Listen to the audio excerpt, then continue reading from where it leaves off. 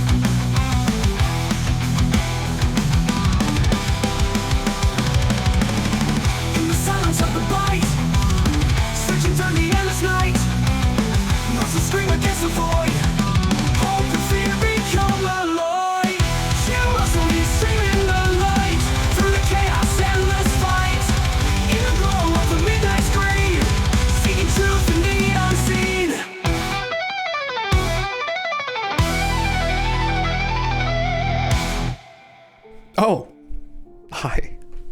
Welcome back, everybody. Here we are once again. More memes. Welcome, Digi Pambo Rabbit. Did the blue ones already come visit you? Unfortunately not, man. Fuck. All weekend. I was patiently waiting, right? Last night, night before, had a couple drinks. I'm just gonna have what's left of the beer I had here, so it's not sitting around for the rest of the week. I'm waiting. Still sleeping naked every night for them, but still they don't come. Do not come. That's what they've been telling themselves. Yeah, this evening, everybody, Mr. GALENTV will be in later. We'll read some stupid schizo stories, maybe. In the meantime, asteroid hysteria begins for 2032. Uh-oh. I got a couple memes about that. Mass UFO sightings in China. I forget which province, but that's been memeing around there. And Planet 9 discovery soon. Some stuff shit out past the Kuiper Belt, out in the galaxy. Some interesting discoveries, conversations being had by the mainstream media. I wonder. I always get suspicious that maybe they've already found it and it became classified information. And they're slowly going to be dripping out to us over the next couple years, as they have been. But it could also be completely off base. We could just be blind and not know what we're really looking for. And who knows? We'll figure it out, right? Turn the music down just a touch. There we go. The NPC theme song there, Harvest On. Fitting. Egg prices, Jesus Christ. I noticed this at Costco, actually, this weekend. It's not just in the United States. Egg prices hit record highs in the US after we lost 150 million chickens from the bird flu over the last year. Couple years. Egg prices hit all-time high due to Biden admins killing over 100 million, I guess 150 million in the last 3 years over fake reports of avian flu outbreaks. Fake reports. Well, they're not fake reports. We've been following these. 100% they're not fake. It just happened in Nevada. They had another spout of the bird flu. And then there was this mysterious cough going around Nevada too. Anyway, crazy shit. I mean, you know, I had no idea it was that many. It's this thing. It's like, thanks, Obama. It's just one day you wake up and you get thrown these statistics. You're like, holy fuck.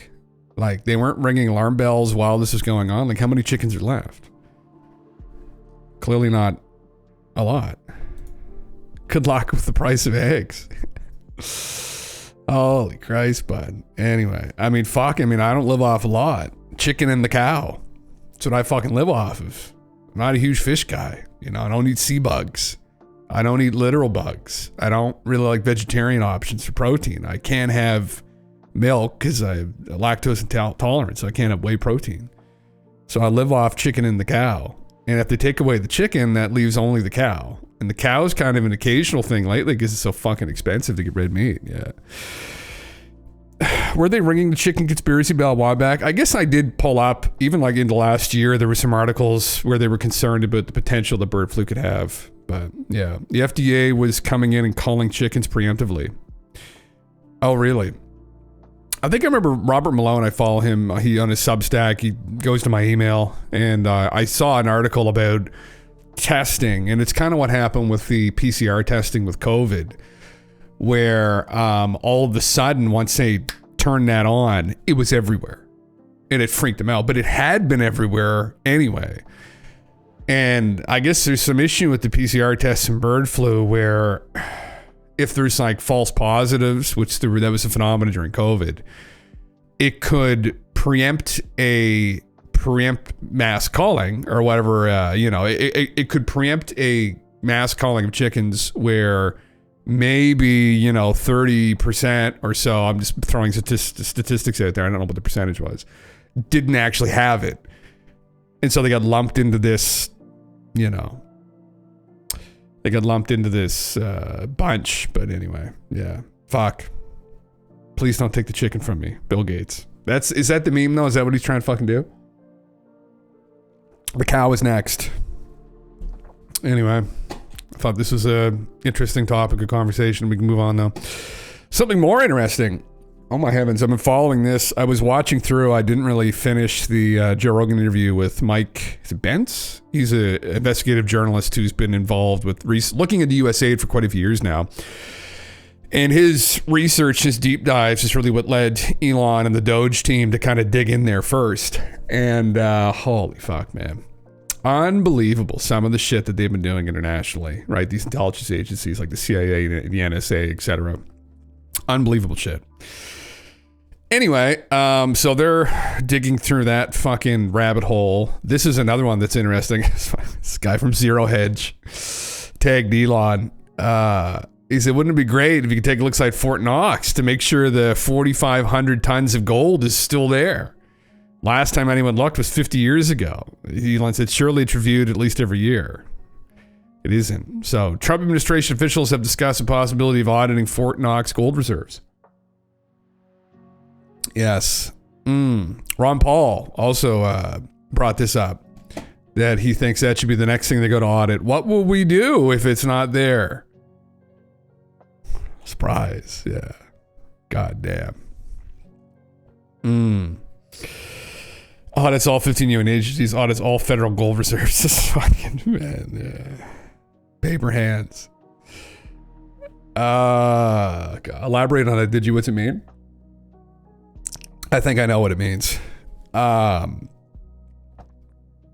Jesus Christ.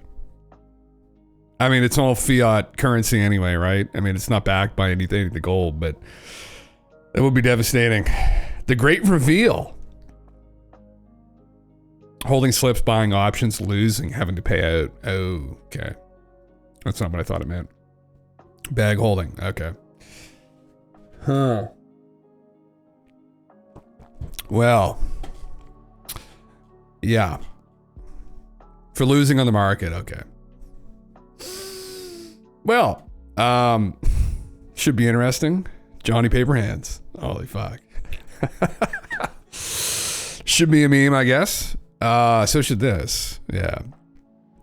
A federal judge has just sided with Elon Musk and Doge, rejecting an effort to block them from accessing government information systems. This is a huge win. Doge now has the green light to fully dig into Elizabeth Warren's CFPB, HHS, and the Department of Labor.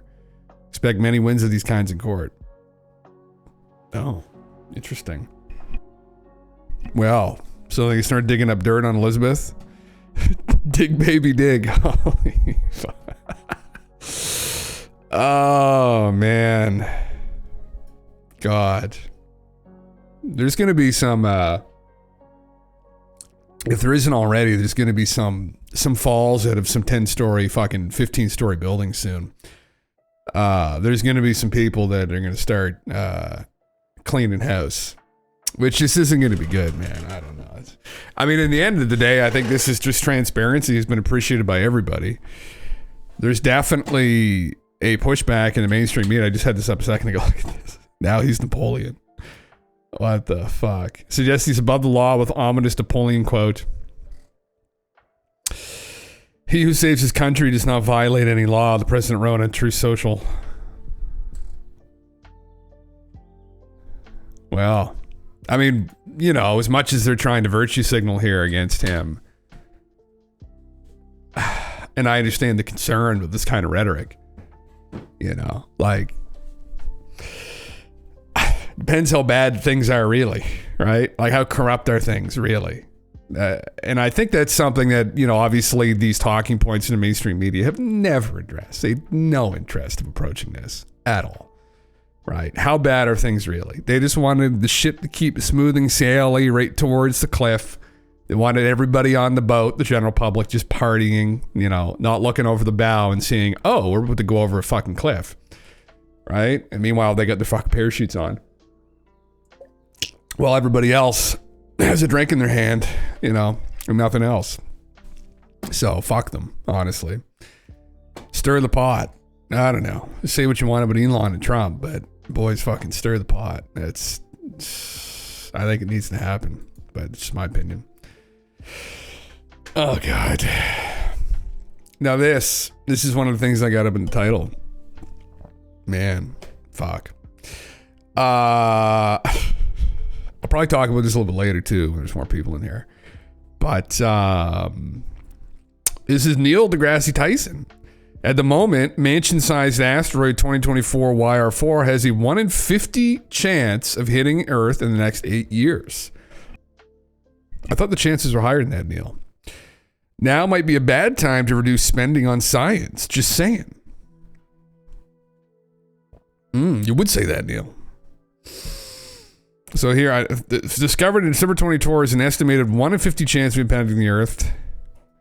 That was back in December. It's gone up since then. These boys are kind of late to the game. What's been going on here? It classified it as a level 3 threat on the Torino scale, meaning it requires close monitoring. Upcoming James Webb Telescope observations in 2025 will find its trajectory and composition. We're in 2025 now. So what's been happening? Well, there's been more talk about this. It's been circulating. This is Chris Hadfield. He's a David Bowie space astronaut. Spaceman. A biggish asteroid may hit Earth just before Christmas in 7 years. We'll know soon when NASA Webb tracks it next month. Then we need to decide how best to deflect it. Good luck with that. Think of the destruction we wrought on each other in Hiroshima and Nagasaki.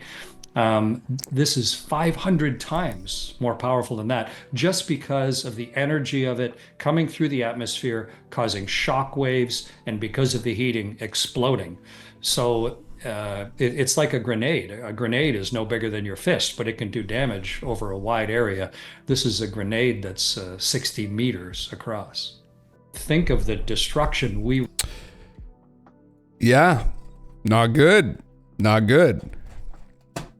I meant to pull this up. What was the, fuck. I was gonna grab the name, actually. What am I doing here? Go back. Because there was another article I meant to pull up in regards to this, which was talking about its new thing, yeah. Harry, what's up? The Illuminati hid this knowledge in plain sight in 2002's Morrowind. I would believe that, Harry. I'd have to go back and replay it, though. It would give me a reason to go back and play Morrowind again, actually. I wouldn't be mad at that. Yeah. 2% chance. I guess it is 1 in 50, isn't it? I thought it was more than that. I thought it went up. Yeah, 2.3. I thought it was approaching like it was 1 in 40 or something is what it actually was. But the conversation's being had. Yeah. You're playing the first Kingdom Come Deliverance. Oh, fuck yeah, did you? Hell yeah, brother. Hell yeah. And the second one's supposed to be really good. I've been told that by multiple people. But I'm going to be playing Monster Hunter in 2 weeks, so I don't anticipate I'd have the time. What's being done about it? I'm curious what they're going to say here. Now, what could we realistically do about this? Well, yeah, it's not even close to the size of the planet killer asteroid that slammed into Earth 66 million years ago. It's estimated to be about 6.2 miles, 10 kilometers in diameter, right? Which this is only 40 to 90 meters. So it's like a pebble in comparison. I believe it is the same size, roughly the same size as the piece of space junk, the rock that impacted over Chicxulub, how the fuck you say it, in Russia about 10 years ago. There was a big explosion up in the upper atmosphere that knocked all the windows out of this area. I think it's the same size as that. So, you know, like we've danced with these kinds of rocks recently, you know. So, you know, it's, is it, why are they, I guess they picked it up is a big thing. There's tons of shit that they don't pick up, right? There's tons of shit that they miss. So I guess maybe we caught this one. They did the calculations. So we'll wait and see what happens with it. I guess that I'm speaking about space stuff. I was going to go over this. I'll just go over this now because this is kind of relevant. I'll pull these articles up ahead a little bit. Not those ones per se. But like these ones here. So I've been following this. Now, I don't want to bring up the pole shift stuff. I want to bring up this stuff. They're going to save us and either speed that mofo up. Imagine they strap a fucking rocket to it here. You fucking increases destructive capabilities. Becomes a planet killer all of a sudden, right? Oops. The real question is if I pour myself another beer. If they found one that was gonna kill the planet, would we hear about it? And I am very suspicious that we would hear fuck all. But what do I know? Webb telescope uncovers strange new worlds beyond Neptune. NASA's most powerful telescope just flipped the script. We thought we knew about the outer solar system. Scientists expected a bunch of frozen space rocks. What they found was way more interesting. Turns out these distant objects aren't all the same. Some are coated in water ice, others in strange organic materials. Oh. And a few have carbon dioxide ice so pure it's never been seen in nature. This mix of ingredients suggests they formed in different places before drifting to the edges of the solar system. We thought Pluto and its neighbors were just icy leftovers. Now Webb is proving they're holding secrets we never even imagined. What's next? Well, I could tell you what might be next. Oh, Mario, do I wish that you would share the fucking page? The actual link. Because I want to go to the article itself. Just a second. Now, why is this relevant? Well, a couple reasons. One reason, because I've been about this here before, right? With Velikovsky stuff, that there's a couple different theories out there for how the oil reserves of Earth have been created, right? It might be a complicated affair. It might not just be decaying plant material from like Jurassic era, right? That's probably a part of it.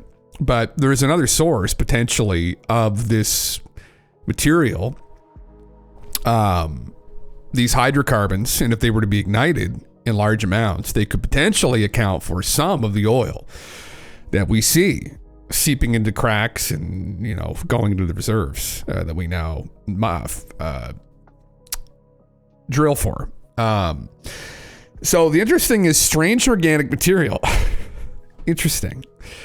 There's a couple memes of this strange organic material or hydrocarbons, or however you want to put it, that was found on the moon and that may be present in ancient stories from times past.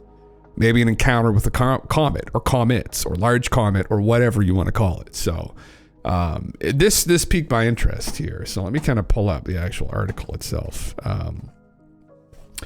Talked about these before. TNOs, what they're called. Trans-Neptunian objects or icy bodies that vary widely in size from large dwarf planets like Pluto and Eris, each about 1,500 miles in diameter, to smaller objects such as Arrokoth, which is only a few dozen miles across.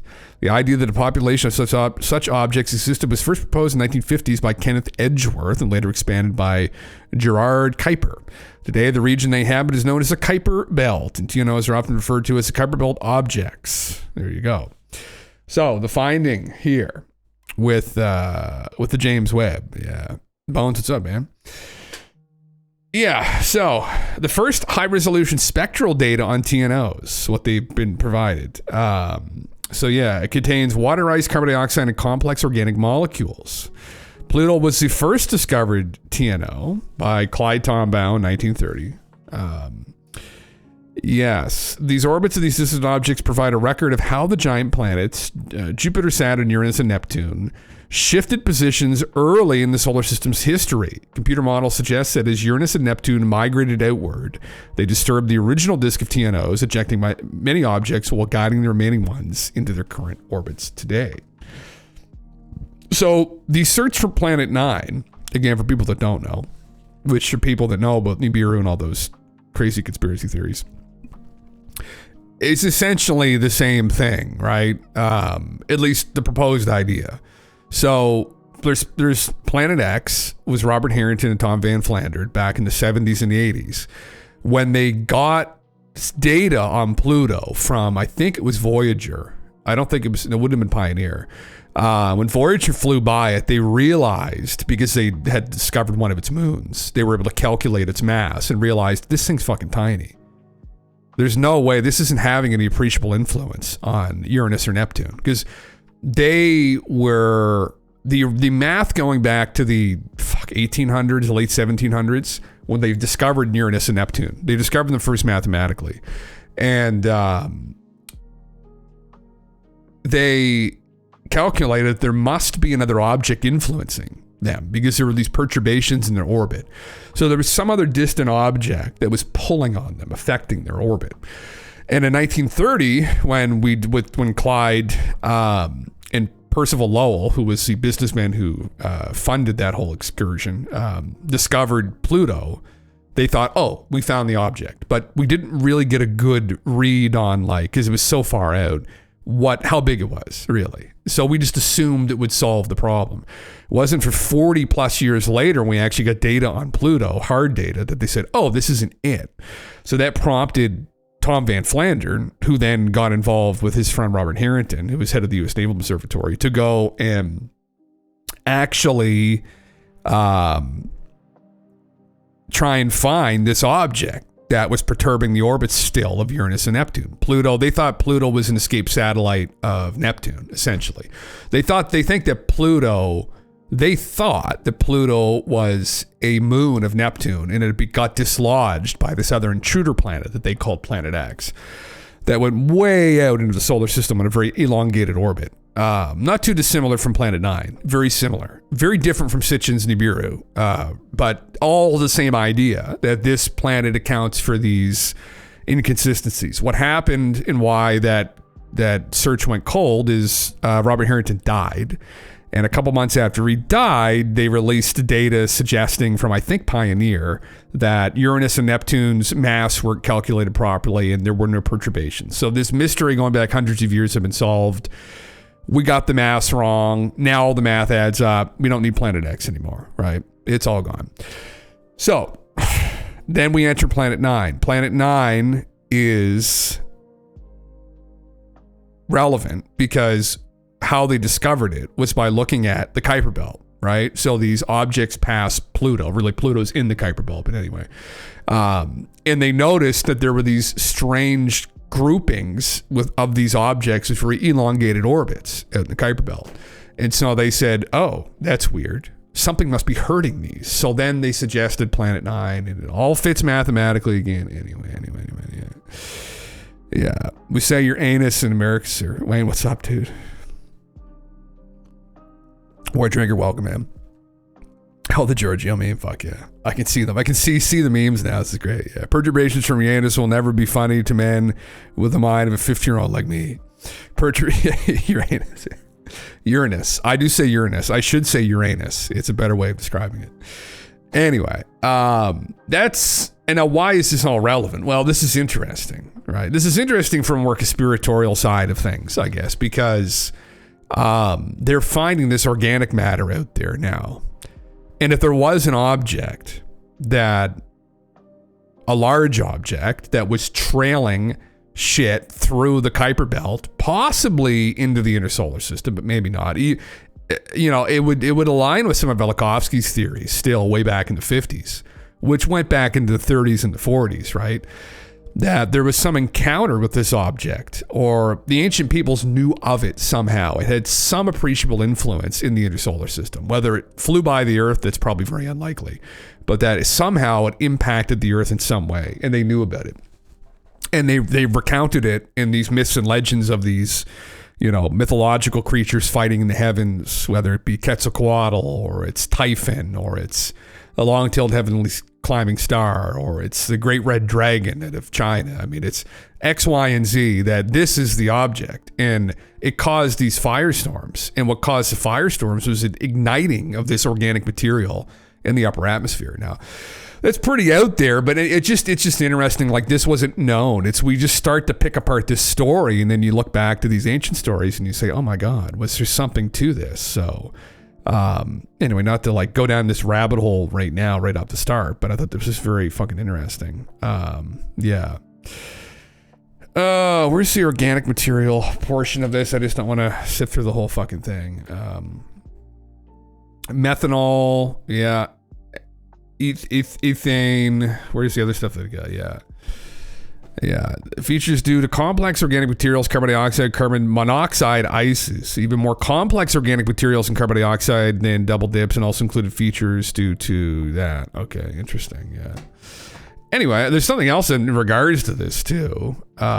This wasn't the only article that I saw. There's a couple weird things. This was another interesting one here. Yeah. I found the other article on this. I was going to post it, but figured it didn't say much more than the one you posted. Oh, yeah, man. Yeah. Blade, what's up, man? This is another interesting one, too. So, kind of in relation to this, kind of not really, but in a way. Astronomers have discovered what seems to be a star racing through the Milky Way at 1.2 million miles per hour, dragging a Neptune-sized planet along for the ride. These are called, well, rogue planets, but it might be a brown dwarf that's pulling it. I'm curious as to see what they're going to say here, because this again relates to this discussion. Is it a bird? Is it a plane? No, it's Super Neptune, but this Superman mimicking planet is now blasting through space on its own. It's being dragged along by its parent star. Oh, sorry, I'm choking on my spit. NASA scientists have discovered what they suspect is the hypervelocity star racing through space with a Neptune-like planet in tow. The system appears to be moving at an incredible speed of 1.2 million miles per hour. If the discovery is confirmed, this will be the fastest extrasolar planet system ever seen. We think this is so-called super Neptune world orbiting a low-mass star at a distance that would lie between the orbits of Venus and Earth if it were in our solar system. If so, it'll be the first planet ever found orbiting a hypervelocity star. The star and the planet it drags along with it were first hinted at in data collected way back in 2011. Gravitational lensing becomes useful to planet hunters when planets pass behind a background of stars so they can see them more clearly, yes. Interesting. A star and its planet, or a planet and its moon. In this case, the team detected a micro-lensing signal that indicated two cosmic objects. They determined one of these lensing bodies is a mass around 2,300 times greater than its companion. Interesting. So that just gets into math. Alternatively, the first object could be a closer rogue planet with no parent star and a mass around 4 times that of Jupiter. That would have made the second lensing body a moon associated with this planet. Interesting. How crazy the galaxy is, right? I mean, our sun is obviously also moving through the galaxy. I mean, we have this kind of model in our head of how we think things work, but that's actually it turned on its side, right? In actual fact, we're swirling kind of behind the sun. That's really what's happening as we move along through the galaxy. People think we're just sitting on this plane, just orbiting around. We're actually, the sun is moving around the galaxy and we're trailing behind the sun, right? So, interesting. These rogue planets, there's theories, we haven't observed these yet. There's theories that these rogue planets move unbelievably quickly. Like approaching something like, was it like 10% the speed of light? Hypothetically, like the math is there that maybe they could be going that quickly, which is insane. I mean, just absolute insanity. Yeah. Yeah. Fuck yeah. Asteroid, what's up? Just crazy. Yeah. Oh man. Yeah. Is that it there? Yeah. Here's the gift of the solar system. Oh fuck yeah. Thank you, man. Yeah. This is literally this is what's going on. Which is crazy, you know, I didn't see this until maybe, it was probably a couple years ago, but I thought it was just so intriguing that this is an actual fact, how we look going through the galaxy. Minus the trail of shit behind the planets, right? I mean, that's not it, but yeah. Mr. Voice saying crazy madness in your background, the weekend wasn't the same. Yeah, you should take a break. Yeah, give my voice a break. Yeah, but we're back. We're back. I thought it was interesting too because this motion is incredibly intriguing. As someone who has an interest in Mesopotamian history, it looks very similar to the Caduceus. And the Caduceus has been called for years by Leif Sitchin, you know, these kind of like, you know, alternative researchers as like a symbol for DNA, which I never really bought. You know, it could very well be a celestial object with shit trailing behind it, right? That's kind of what I always thought it resembled more, was a comet, personally. But you can see how this forms and how that could very well be, as above, so below. There could be something to that as well. The helixes of DNA kind of, you know, entwining around. But anyway, yeah, I thought this is really cool. And like this rogue star, like its companion, it's swirling around it, and like this other planet in our solar system they're currently looking for, it likely also has shit trailing behind it. So Planet 9 likely also has a small system around it. That's another hypothesis that's out there. And I spoke with one of the astrophysicists a couple years ago about this, because he proposed searching for it through the trash in its tail, using the infrared spectrum to find the trash in its tail, not necessarily the object. And he proposed that it would have to have shit swirling around it, kind of like our sun has a solar system around it, just scaled down, right? And so then you look at the Caduceus through Mesopotamia, and it's really interesting. You know, I mean, it's what did people know in the past? How did they know it? If there's anything to this idea, right? Or it could just be a meme, right? Who fucking knows? But anyway, that's what it reminded me of. So I saw that again. I was like, oh my God, there's a couple articles here about this shit. And we're always learning. We're learning more and more about the galaxy and how strange it is. And, you know, there are stars flying through the galaxy 1.2 million miles per hour. Hypervelocity star. There are rogue planets moving 60 times that speed, potentially, hypothetically, that you can't see, actually.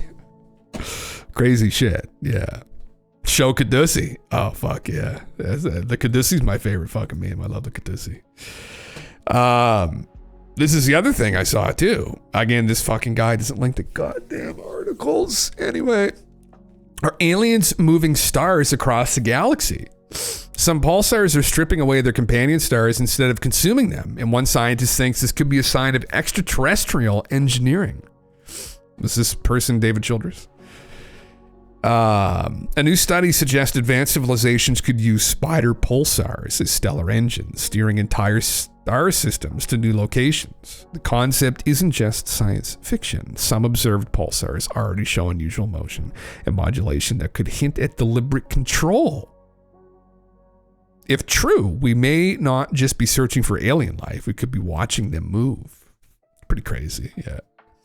Move the stars to you. Well, man, you know, if you're a type 3 civilization and when they're out there, I mean, it might make sense, right? Yeah. I want to go again. This guy just fucking like steals these. And then how many views did this get? Oh, only 83,000. Sometimes they get like 17 million. And he'd make a couple grand off of this post in ad revenue, probably off of Twitter. And he doesn't even fucking link the article of who wrote the fucking thing. It's not fucking believe they fucking hustle these people, man. This is actually back from November. So again, why is this getting reposted here now? Interesting. I didn't see this either way. So it's still cool. This is from a paper, so it may have just gotten peer review or something. Who knows? Yeah. Just lasso it, man. Well, that's what they're doing. Yeah. Intelligent aliens might not need to turn their home stars into natural spaceships, a new paper suggests. Now, couldn't that go wrong, though? Just think about that for a second. You're pulling in these pulsars, the amount of energy they give off. That'd be quite the light show, too, right? Bring it into your local neck of the woods, and then, like, you know, nobody sleeps, right? If there's a day-night cycle, now there's just a day cycle, depending upon where you drag it into. It's like, oh, great idea, guys. On the night side, it's just a fucking disco party, just a fucking EDM rave. And on the day side, you know, it's normal, I guess. But, yeah. Oh, he's a philosopher. Gee, interesting. A philosopher at the Vrije University Brussels in Belgium pointed that the most stars are not solitary, but rather belong to binary systems. This means we might be missing half of the potential artificially accelerated stars. Even better, binary systems offer many advantages over their solar counterparts, Vidal wrote in his paper, which has not been peer-reviewed or published in a scientific journal. It's interesting to pick up on these. You know, anyone could, anyway. He took a model system consisting of a neutron star with a low-mass star tightly orbiting it. This setup provides the most flexibility and steerability and thrust. The alien civilization would have to figure out a way to eject material from the star. Interesting hypothesis. A black widow pulsar. Interesting. The redback pulsar. That's what the hell? Oh, that's cool. This cannibal star system could be a gravitational wave detecting machine. Wow. I never even heard of that. Here's the paper there. He's a philosopher. Oh, there you go. Well, I mean, it just goes, you know, it doesn't really mean you do anything you want at that fucking degree. Just, yeah. Chad, what's up, my dude? Yeah. Interesting. Well, he's asking the question. Could the aliens be doing this? Maybe. Maybe not. Possibly. Intriguing. Yeah. Cool. Anyway, that's a couple articles. This one, I guess, is old. The other two are very new, though. So, and read the whole comet meme. Yeah, hopefully it doesn't hit us. I just saw while I was scrolling through here that on space.com, I should go pull this up. They were talking about it. It could hit the moon instead. Fuck. City killer asteroid could hit the moon instead of us. Interesting. Wouldn't that be that'd be a fucking show, wouldn't it? What is it, 500 times the explosive capability of Hiroshima? But that's if it hits us in the atmosphere. If it hits the moon, there's no fucking atmosphere, so it wouldn't slow it down at all.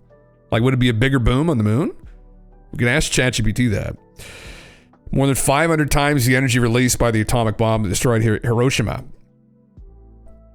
Really? It has a 0.3% chance of hitting our natural satellite. The effects of this unlikely collision would likely be invisible from our planet. We'd probably be unaffected. Interesting. Intriguing. Yeah, how would that work, actually? These are the kinds of things that I find interesting. Yeah. Spaceisfake.com, golf brother. Yeah. What is all this stuff anyway? Speaking of the moon, I figured out something interesting yesterday. Oh, you did? What did you figure out, Astromir? Tides of the moon goes. Let's see what old GPT has to say.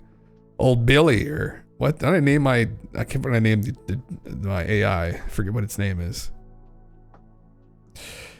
Interesting. if it hit the moon, would it be a bigger explosion though, due to no atmosphere? Or well, it does have it's like I think it does have some kind of an atmosphere. It's just like literally almost nothing. Would it even do the math? No, not really. In a vacuum, the asteroid would slam into the moon at full throttle, releasing the same kinetic energy.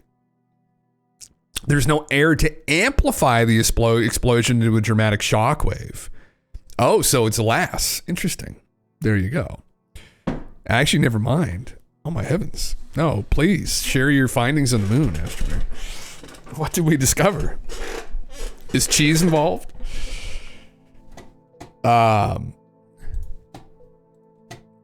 Fuck me.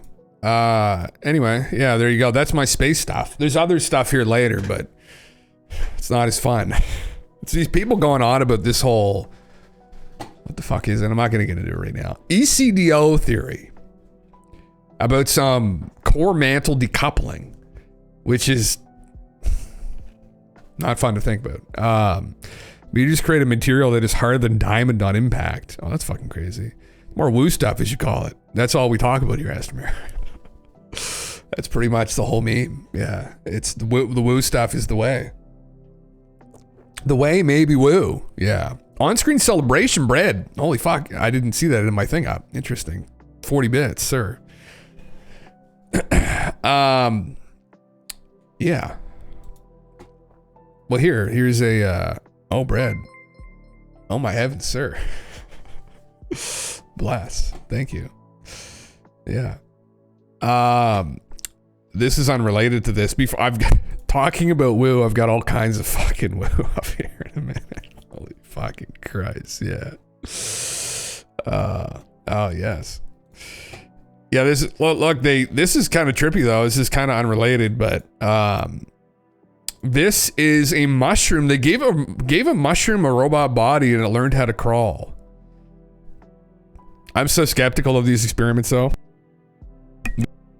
Sorry, they make these claims, but it's like,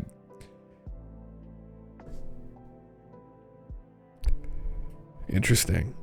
You imagine if it's not even AI that kills everybody, it's the mushrooms somehow discover, maybe mushrooms are conscious, you know. Maybe there's some consciousness to them. They just can't do anything because they're just fungi. They just like infect shit, but then they have bodies and then they take over. There's some hypothesis, it wasn't Terence McKenna that put it forward, but that mushrooms may, or well, fungi in general, is an alien species that actually came on like a comet. Same the whole thing about octopus. Some people think that maybe it was there were eggs on an asteroid that were frozen or something, and it was from like another, planet, and it ended up here, and how the fuck that some kind of panspermia, however that makes sense, I don't know. But mushroom does put off electrical impulses, but are they aware of what they are doing? Yeah, man, there you go. Yeah. Fuck, there you go, brother. We're connected. Yeah, I once partied with a mushroom. He was a real fun guy. Fuck, brother. Was his name psilocybin? Fungus literally terraform the earth. They are capable of hacking DNA. The cordyceps will literally rebuild an ant's nervous system and musculature. They don't actually control the ant's mind. They recreate the ant with 100% mycelium.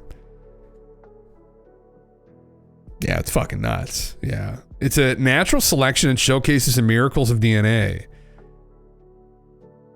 Interesting. All these takes on what this could all mean. Jay, this is a fucking fire post, brother. Everyone's on it. Yeah. Crazy shit. What could it mean? I know that mushrooms taste great. It's got that je ne sais quoi, what's the chefy word people use to describe it? Oh my God. Same with like truffle. It's not je ne sais quoi. It's, there's another word. Fuck it. Umami. Bones, you got it. It's got the umami. That umami flavor. That's literally it. Yeah. Umami. Has that kind of umami. Yeah. I love that umami kind of flavor. That it's je ne sais quoi. Yeah. Umami. Is there an udaddy flavor? Is Udaddy a thing? Speaking of Space Daddy, man, I don't know why I even pulled this shit up with this fucking guy, man. I'm so fucking done with him, but says he's personally briefed Luna, Burchett, and Moskowitz on UFOs. Yeah, right. I'll let him We're at speak. a point where I believe everything is poised to come out. There's growing bipartisan support in Congress for this, as you saw yesterday in the press conference with Congresswoman Luna, who I have personally briefed on this issue, and others who were there, like Mr. Burchett, but people like Mr. Moskowitz, who is on the task force originally, who I've discussed this with. I think there is strong bipartisan support to get to the bottom of this. The problem is they're being advised very badly by people who swoop in and create these false narratives of threat and false narratives of we don't have anything like this. Because we're at a point where I believe. Could Steven not invest in a decent fucking microphone? Like, he's all about the iPhone, free iPhone fucking headphone mic in all these goddamn interviews. Like, buddy, you're multi-millionaire. Like, come on. For the listening experience. He's got a fucking podcast now, too. Yeah. Career 2 weeks. That's fucking me. Yeah.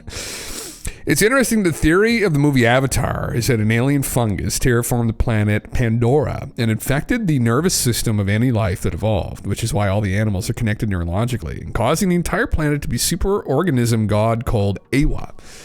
Yeah, I really enjoyed that movie. That was a really interesting idea. Yeah. James Cameron. Yeah, I haven't seen the sequel to it, like the water one, where they like latch onto the water beings or whatever. Yeah. It's an interesting theory. I think it was Terrence McKenna that, maybe it was him that had this theory. Like, he had all these like visions and interpretations, and Terrence, for people that don't know, was convinced that he was speaking with, while under the influence of mainly DMT from ayahuasca, and I think other synthetic means, that he was speaking with some consciousness that was giving him information about things. And I'm pretty sure he thought that like psilocybin mushrooms were some kind, maybe fungus more broadly, was some kind of alien organism that came to the earth somehow. I think he may put the idea of panspermia forward for it, but like in regards to this fungi. But who knows? I mean, it's just like, yeah, I got high as fuck in this vision. They told me the mushrooms came from space. It's like, fuck, that's crazy, bro. You know, he puts it a bit more eloquently than that, right? But still, that's like the argument. It's like, well, fuck. You know, people have learned stuff. Some people have supposedly solved mathematical equations through inspiration, right? In a dream, some being came to them and inspired them how to do it. And it's like, I don't fucking know, really. You know, yeah, you got two chocolates yesterday, and Amanita one and a psilocybin one, and had an interesting day. Oh fuck, that does sound like an interesting day, brother. I wouldn't be down for trying that, actually. Just straight up, like, getting the shrooms from fucking Jim Bob, right, who got them off his dad's farm, always kind of sketched me out, where I was like, you try these properly, like, could I die off of these? Possibly, you know. But if it's in that kind of format, I'd be more interested in trying psilocybin. I always avoided it because, again, I didn't trust where ultimately it was coming from. But yeah, I know you can get them in chocolate. Here in Canada, isn't it? It's not legal here right now, but I think it was in BC they're selling the chocolate, because technically all drugs are legal in small amounts. But yeah, they're all in cahoots, man. Yeah, he's having to tighten the budget after turning down that $2 billion. Oh, brother, he had to sell his Jeep. He had to liquidate all his assets. Someone was going after his assets, literally. Anyway, yeah. The one with the water being was sad. Cool graphics. So sad, isn't it? Made me want to cry the whole time. I have 2 syringes of spores to inoculate grow medium. It'll take 3 months to have fruiting bodies. Oh, interesting, man. The whole mushroom game is very intriguing. Yeah. It's we have this hot chocolate. The fuck's it made it of? It's Rishi. I think it's Rishi. I fucked around with, like, you know, there's lion's mane, there's reishi, and there's another one. Now, I used to buy this coffee back before I got onto like really good coffee, like grinding it myself and shit, like freshly roasted beans. I was drinking this mushroom coffee, which had lion's mane mixed into it in little packages, just instant coffee. I was busy at work. I just threw it in the cup and went. And I didn't notice anything. I had had it for months. I didn't notice any reduction in anxiety. I didn't notice fuck all. It's one of those things you probably have to like really slam a bunch of it back. But I think it's reishi, but I actually do feel like a calming. It's with milk, and milk does kind of relax, calm your nervous system down because the calcium, it's a muscle relaxant. But I think it did kind of work a couple times I tried it, but you know. It's one of those, who knows, right? It could be some placebo too, where you read that back in the labels. This will calm you down. And you drink it, you're like, oh, I feel so calm. It's like, you can literally calm yourself down right now by just consciously relaxing yourself. So, you know, there's a store maybe that sells that stuff. They're not supposed to in the state. Being social and kind, you get things. Brother, isn't that true though? That's how you get it. Yeah. It's very intriguing. Yeah. Oh, fuck them, man. Trying to control this stuff and go fuck themselves, right? There's certain things that should be regulated, right? Like meth, crystal meth. Holy fuck. Someone shut those goddamn labs down, right? Same with fentanyl. It's Chinese mainly making it, right? For Alzheimer patients, but then it gets into the drug, the kind of the illegal market. But things like, you know, like weed and mushrooms, and I guess LSD would fall in that category of manufactured substances. But I don't know, some of the more natural stuff, I think I was always like, why are you like, weed always, especially, man, just used to piss, because I always used to use it quite a bit, you know, but it was something that I never understood why they felt the need to regulate that, honestly. But there's arguments back and forth on it, honestly, for why it shouldn't have been. Same with psilocybin. I mean, you know, especially with some of the incidents lately with, at least in Canada, with edibles, like for a while, I know in Colorado they had this problem too, because they were like putting out like 500 milligram fucking stars of death. I think they were going to 1,000, and there were kids that were eating them, getting a hold of them from the end of their parents' cupboards, and then ending up in the fucking emergency room having like psychotic breaks and shit, as you would if you were a child having that kind of an edible. I would have a fucking psychotic break if I had 500 milligram fucking star of death. Right? No, fucking thank you. Like insane amounts. Like I'll take like 15, 20 and that's it. Right? But anyway, I could see with psilocybin, you know, kid eats one of the kids, kid eats a whole chocolate bar, doesn't know, like that could fuck you up. I've met people. I'm not that this is even really very relevant, but I went on a date with a girl once, and I remember she told me this whole story. Like, it's for people that use it a lot, and it probably everybody who knows people that knows these kinds of people, right? They use it all the time. Like every weekend they're getting fucked up on it. There's like a look. And remember, she had told me that she in the last year had like 8 car accidents. I remember thinking, I was like, what?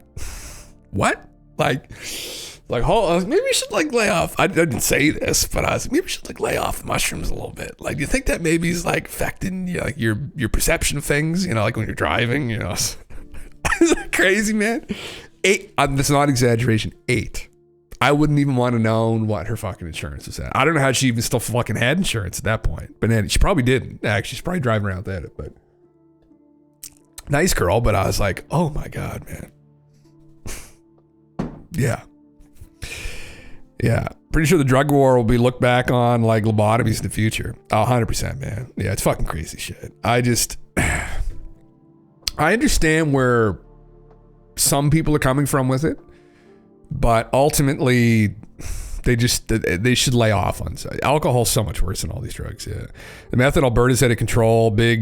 Oh really? Oh man, the math, I know, man. Like, listen, St. John, you know, which is the capital city here in New Brunswick. You drive down fucking the Water Street there, or, oh my God, I probably shouldn't name the street anyway. Holy shit, man. Just fucking people just like hung over in the middle of the day. What do they call it? Well, it's fentanyl too is what they're on, but they're like little zombies. Yeah. Me freaking out for 4 milligrams on edibles at Red Rocks. Oh, really?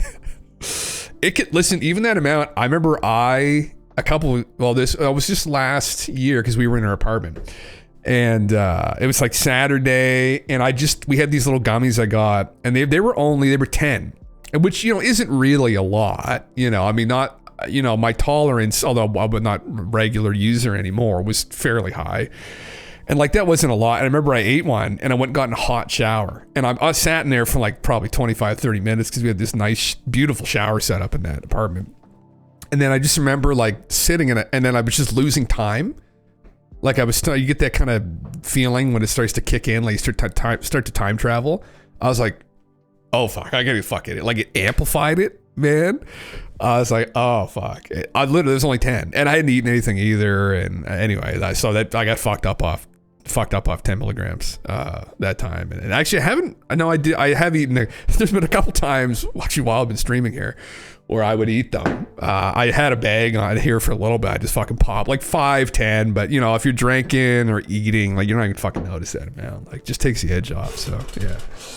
Anyway, yeah, I haven't in a while. I laid off THC the THC, it was just, it was starting to affect me, the heat, man. Yeah, it's weird, those things, right? Same thing with alcohol, right? Same thing, like on a hot summer day. Sometimes in a hot summer day, it won't even affect people if they're sweating it out, but certain things will amplify it. Yeah, the effects of the substances. So yeah. You smoke because chronic pain, and my neighbors stopped trying to keep up with me if we're casually smoking. Oh, you can develop a tolerance to it, man. 100%. Yeah, I mean, I've known people in the past that have had quite a tolerance. It is what it is. But yeah, man. No, it works wonders for that shit, Bones, and as you probably know. But I remember back when I hurt my back. Fuck. Yeah, I noticed it was funny because I was using pain pills a lot, and I noticed that, holy fuck, like it when I could smoke a joint, and it was hard to. Actually, it was probably around when it became legalized too, though. But especially, I think it's more indica-based strains are better for pain relief, aren't they? Well, because it's got the CBD in it, and the CBD is one of the things in it that helps with the pain relief. Isn't that what it is? Isn't that how it goes? I'm pretty sure that's what it is. Yeah, yeah. You just pop every here and there. I could get a script if I wanted, though. Yeah, fuck yeah. Oh, really? Oh, yeah. Yeah, fuck, man. Yeah. Oh, yeah. Fucking right. One of those things, like in the summer, I always feel like the need to go out. Same with cigars and shit, tobacco. In the winter, like, I just don't even want to go outside. So I'm like, fuck it. Yeah. Yeah. You've connected tissue bullshit. All my joints are loose and my muscles are super tight, and the indica is what helps loose things up. Yeah, that's what I thought. Yeah. Yeah, you were at a concert once and my friend said, we'll be back in 2 minutes, heading to the bathroom. That shit started stretching time. In reality, 2 years passed and my friends didn't return yet. Oh, Jesus, it's been another 4 years to develop the blueprints for a time machine in my mind. My friends came back. Holy fuck. God damn, that'll do it. That'll fucking do it, Asteroid. God damn. Yeah, the edibles are no joke, man, like... They will fuck you up. I've known people who have never used substances. I think I told the story before, but this guy I used to be buddies with. He, and I warned him not to, but he was a huge dingus, and he just kept eating these gummies. And they were like 10, 15 a piece. The whole bag, I think was like 120, and he ate the whole bag. And like, he had no experience with THC at all, especially edibles, because it's like a psychedelic experience. If you take enough of it, you will absolutely trip balls. And I remember he started tripping balls, and then then the time came, and I was like, well, but I gotta go home. Like, I'm fucking tired. I'm gonna play on my computer. And then I remember like 3 a.m. I got all these voicemails of him just progressively freaking out more and more. And then I got this one where he was like laughing and crying. And then I guess he thought he was going to die, and then he ended up passing out. He woke up and he's okay. But I was like, holy fucking Christ. Like, it's nothing to be fucked around with. It can fuck you up. Yeah. Yeah. Conversation reminded me I have herb butter left over to make brownies. Oh my God, bacon tonight. Oh my God, brother. Fuck yeah. I don't know if they're doing like baked goods at the weed store. I haven't been in there in a while, honestly. I'll probably go back in the summer, but yeah. But that can make you think, who's to say the time scale we're used sober isn't just hallucination too? Well, depending on what the brain is, right, Asdemir, I mean, if it's some kind of quantum machine, as Roger Penrose and others seem to think, these microtubules that have some kind of quantum properties to them, like there's this phenomenon. I think everybody's experienced it, but depending upon what you're doing, time will speed up or slow down. It's almost like if you're more cognitive in the moment, time slows down. Like on Friday night, I was cooking these steaks in the barbecue, and I was waiting for them to cook, and I was out there cold, and I didn't want to go back in because I want them to burn. And I was just sitting there waiting. I was like, holy fuck. And it felt like forever, right? But then, you know, eating them, it's like everything's gone in 2 seconds, right? And it's like your perception of time changes depending upon certain situations and how perceptive you are of the moment as well, right? There's ways to speed it up. Like you play Monster Hunter, you're like, oh my God, fuck, 3 hours has gone by. You know, and it's interesting. There may be something to that. Honestly, if it turns out to be some kind of quantum machine, there's some quantum element involved with it. It could very well be, it'd be very strange. Reality is undoubtedly going to turn out to be very strange, in my opinion. We don't know, right? I mean, people from philosophy just ask these questions, and it's people from usually theoretical physics or quantum physics that'll end up finding the answers. But if reality turns out to be information-based, it could be very interesting. Right. Specifically like the subjectivity of experience, like for people, although we're all interfacing with people here, but there is a subjective element to people's experiences that can be kind of modulated. The consequences could be absolutely insane. Yeah. I'm looking forward to it. I'm looking forward to living in that world. I mean, I think we live in that world already. We're just not really, you know, conscious of how strange it really is. My wife is super sensitive to THC, CBD, and I'm jealous of how hard a little amount hits her. Granted, I weigh almost 100 pounds more than her. That'll do it too, man. Edibles too, like, yeah, that definitely, it's like alcohol, right? Like, and I don't know, I think women's tolerance is pretty similar to the men's. It's just alcohol. Women have a harder time digesting it, but I don't know if it's the same applies for THC, but I know weight definitely, but 100% play fucking role into it. But if you take enough, and this is fucking, like my buddy there, I'm not really buddies with him anymore, but he was a 300-pound guy, and you know, he took that 120, and it still hit him like a fucking bus. Fucked him up bad. Like, oh God. It's entertaining. It's not fun to be in that moment. I remember when it first became legalized here in Canada, it was a big deal for a lot of people. Like for me, but for people that had like, you know, kind of grown up smoking weed, and we felt like criminals, and you know, every time you go out, you're worried if you have a joint in your pocket, you know, or the police pull you over, you're like, oh fuck, there's any fucking weed in the car, you know, like you always feel like a crook, and it was liberating. It was funny because as it became legalized, I started to peter off from using it really. But I remember when it got legalized, you know, I went over to a buddy's house with his partner, and there's a group of people, and so I went and we got some strong shit, right? Because like fuck it, you know, like I didn't really. It's hard to get a hold of this stuff before we're going to the moon. And anyway, I remember I went and like rolled a huge joint, and we smoked it, and I remember it said. You know, I didn't even know what to expect, right? But I was prepared to go on a roller coaster because I know what it feels like. But they hadn't really ever smoked weed before because they didn't really want to, you know, it was kind of illegal. They didn't trust where it was coming from, whatever. And I remember us going inside, and I remember I felt it first, and I was like, oh no. And this is the last thing you want to hear the first time you get high with somebody, is someone to look at you and be like, oh no. I was like, this is going to be rough, guys. And then that freaked me the fuck out. I didn't mean to do this, but I could just feel the anxiety off of it. I was like, this is going to be a rough one, guys. I remember just a look on their face, just sitting down in the chair, just wide-eyed. I was like, oh, fuck. It was a good memory, though, right? They got through it. But fuck, man. Good times, right? Not good times for some people, but it depends on how you look at things, you know? It's all an experience. You just have to look at even the bad experiences are good in some way, right? It's a memory. It'll be good in hindsight. Yeah. I didn't have a higher fat in their body, and it plays a role too. I guess that would be the case. You're 41 and started smoking when I was 30. I wish I started sooner because of how much it helps your Crohn's to get rid of pain on my side faster than any other medication. Oh yeah, man. Buckle up. Yeah, I was like 19, 20, probably. I was probably closer to 20, really. because I wasn't a huge drinker really. I didn't really like alcohol, and it wasn't until I was probably 19, 20 I started to get into like craft beer and wine and stuff, and I was like, oh, like this tastes good, and then I started then from there. They're down fucking rabbit hole, you know. Fucking, it's fucking, you know, this fucking is fucking is what it is, you know. Yeah. Anyway, yeah. Dabs are insane. Completely turn your world upside down. And Hall, everyone, what's up, man? Happy Sunday, Bear. Yeah, the shatter was never. Oh my god, man, no.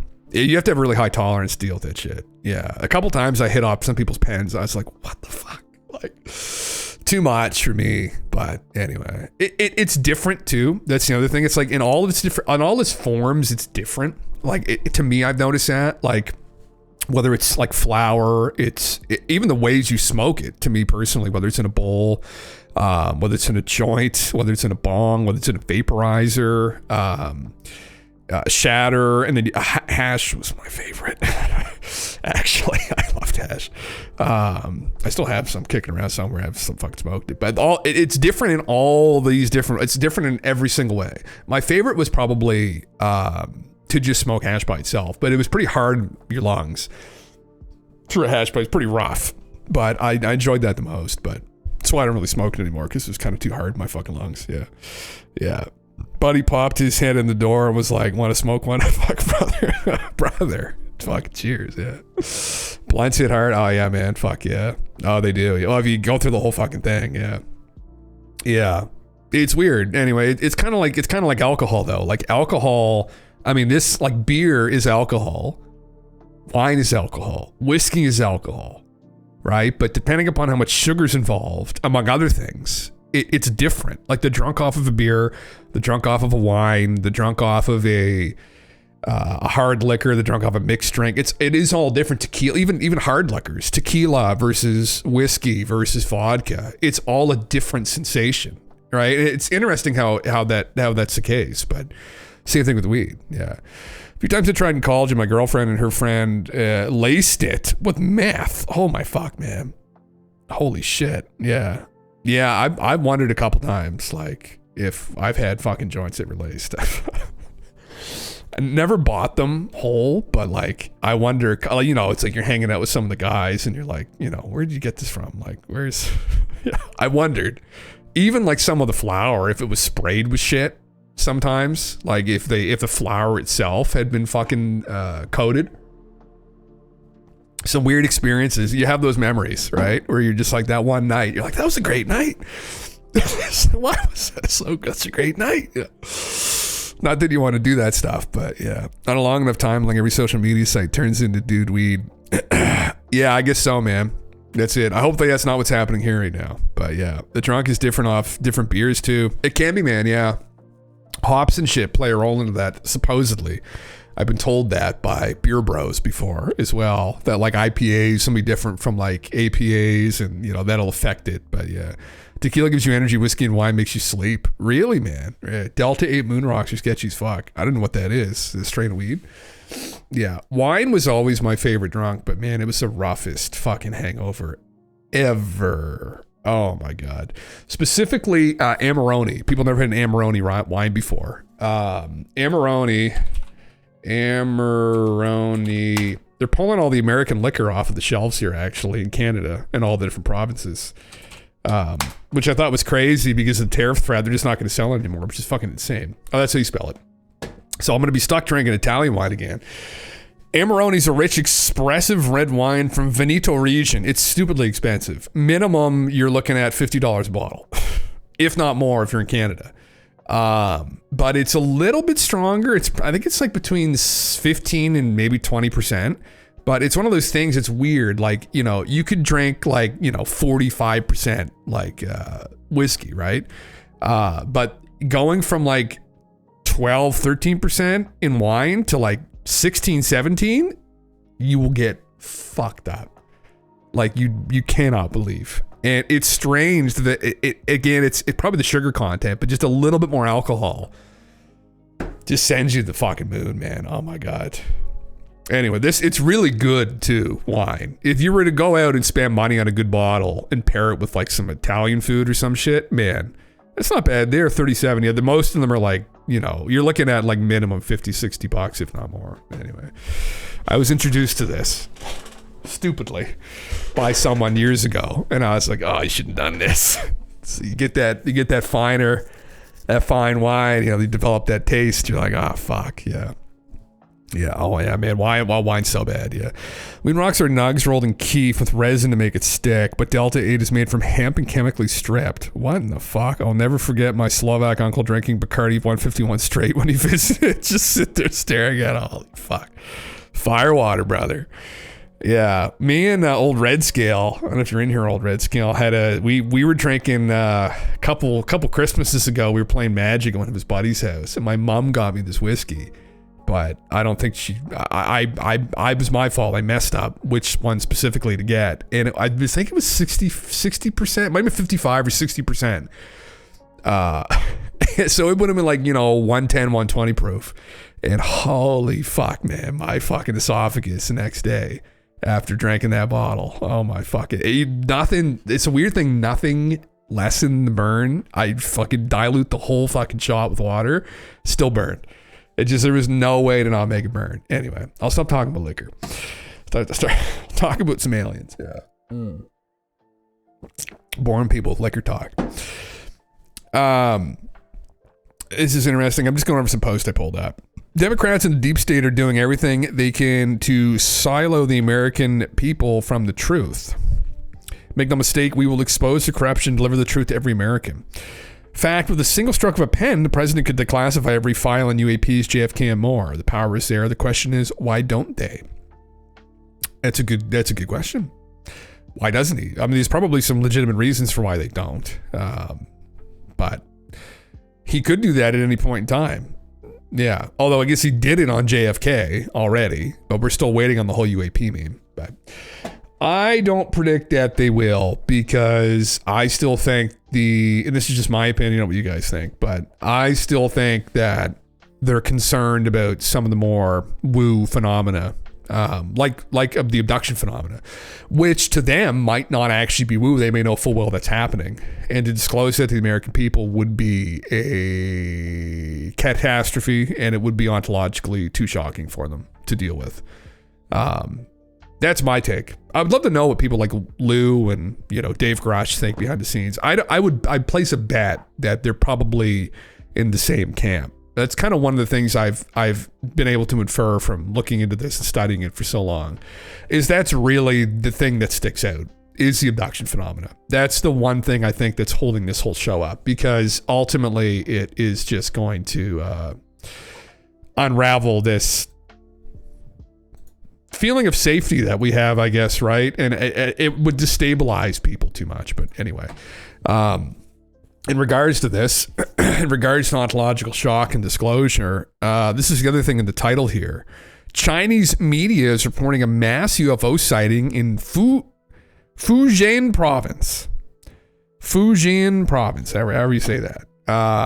Now, we're not going to be able to understand any of this. 手机拍到了。好，我们先来看到出现了不明的飞行物哦。当然呢，这个根据目击者的说法是哦，刚开始呢呈现这个点状。然后呢，最后就散开排成一字形的队伍。好，一刚开始呢，民众觉得说，应该是无人机吧。可是呢，后来这个飞行物数量增多，而且形状还突然变成了圆形，所以大家就开始怀疑说，不对，这应该不是无人机哦。旁边这个画面呢，很多网友也有说，感觉好像这个七星连珠，然后穿破云层，而且呢，时间大概持续了1分钟左右。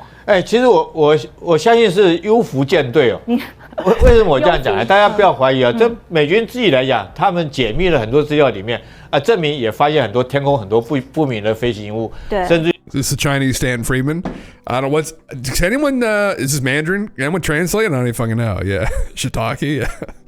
The invasion started already. Well, yeah, they went to China, I guess. Fujian province. Yeah. I would love to go to China if the government wasn't so fucked. I would love to go to Sichuan province and try all the spicy numbing hot pots. 美 Awesome 国 food. 飞行员在天上也看很多，但是那时候都被封存。世界毕竟很大，宇宙毕竟很辽阔哈，会发生什么事情有什么很难讲。但外星有没有科技比我们更进步的，比我们地球更进步的也有。但是我看这影片。Well, considering we can't understand what's being said, no. 南海的事情就蛮多的因为呢，1月份美菲先举行了海上合作活动。Right. Let's continue. 太平洋。Do they show a video of it? Like they got picture stills. 更年轻，抚平皱纹，超。Okay. All right. I apologize. I thought there'd be an actual video.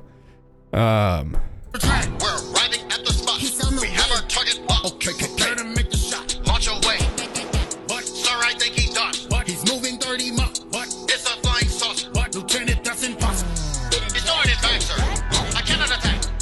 He's throwing it back, sir. Okay. All right. Here's the Reddit post. Zhangzhou in Fujian province, China, February 10th. This case, I think, is very strong. Filmed from many separate locations with the zoom in out. The lights are low in the sky because we can see the illuminating the clouds. The saucer-like shape seems to dismiss the debris or satellite hypotheses. It was no army training because the army said they have no knowledge about the events. Seen by multiple witnesses reported on TV. We have 2 parallel trails. More POVs. Oh. Holy fuck. That looks like debris. Like, that looks like something breaking up.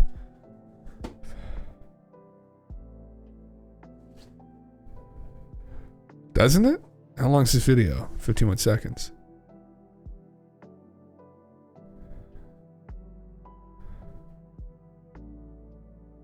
Oh, that 100% looks like debris. Oh, it's 100% some satellite or something breaking up. 100%. It's weird how it's continuing though. But it follows with it. Doesn't look too dissimilar from the SpaceX. Obviously that was during the day breakup that happened recently. But let's go back. There's another angle. Mike flares? Maybe? I don't know, man. Oh, we got the scary music on here. X-Files music. Okay, we don't really need that music. I don't know. Well, the military said it wasn't them, supposedly. I mean, how the fuck did we really know that? Yeah, I don't know. Could have been secret spy satellite breaking up, maybe. American satellite, probably. Any news? None. Okay.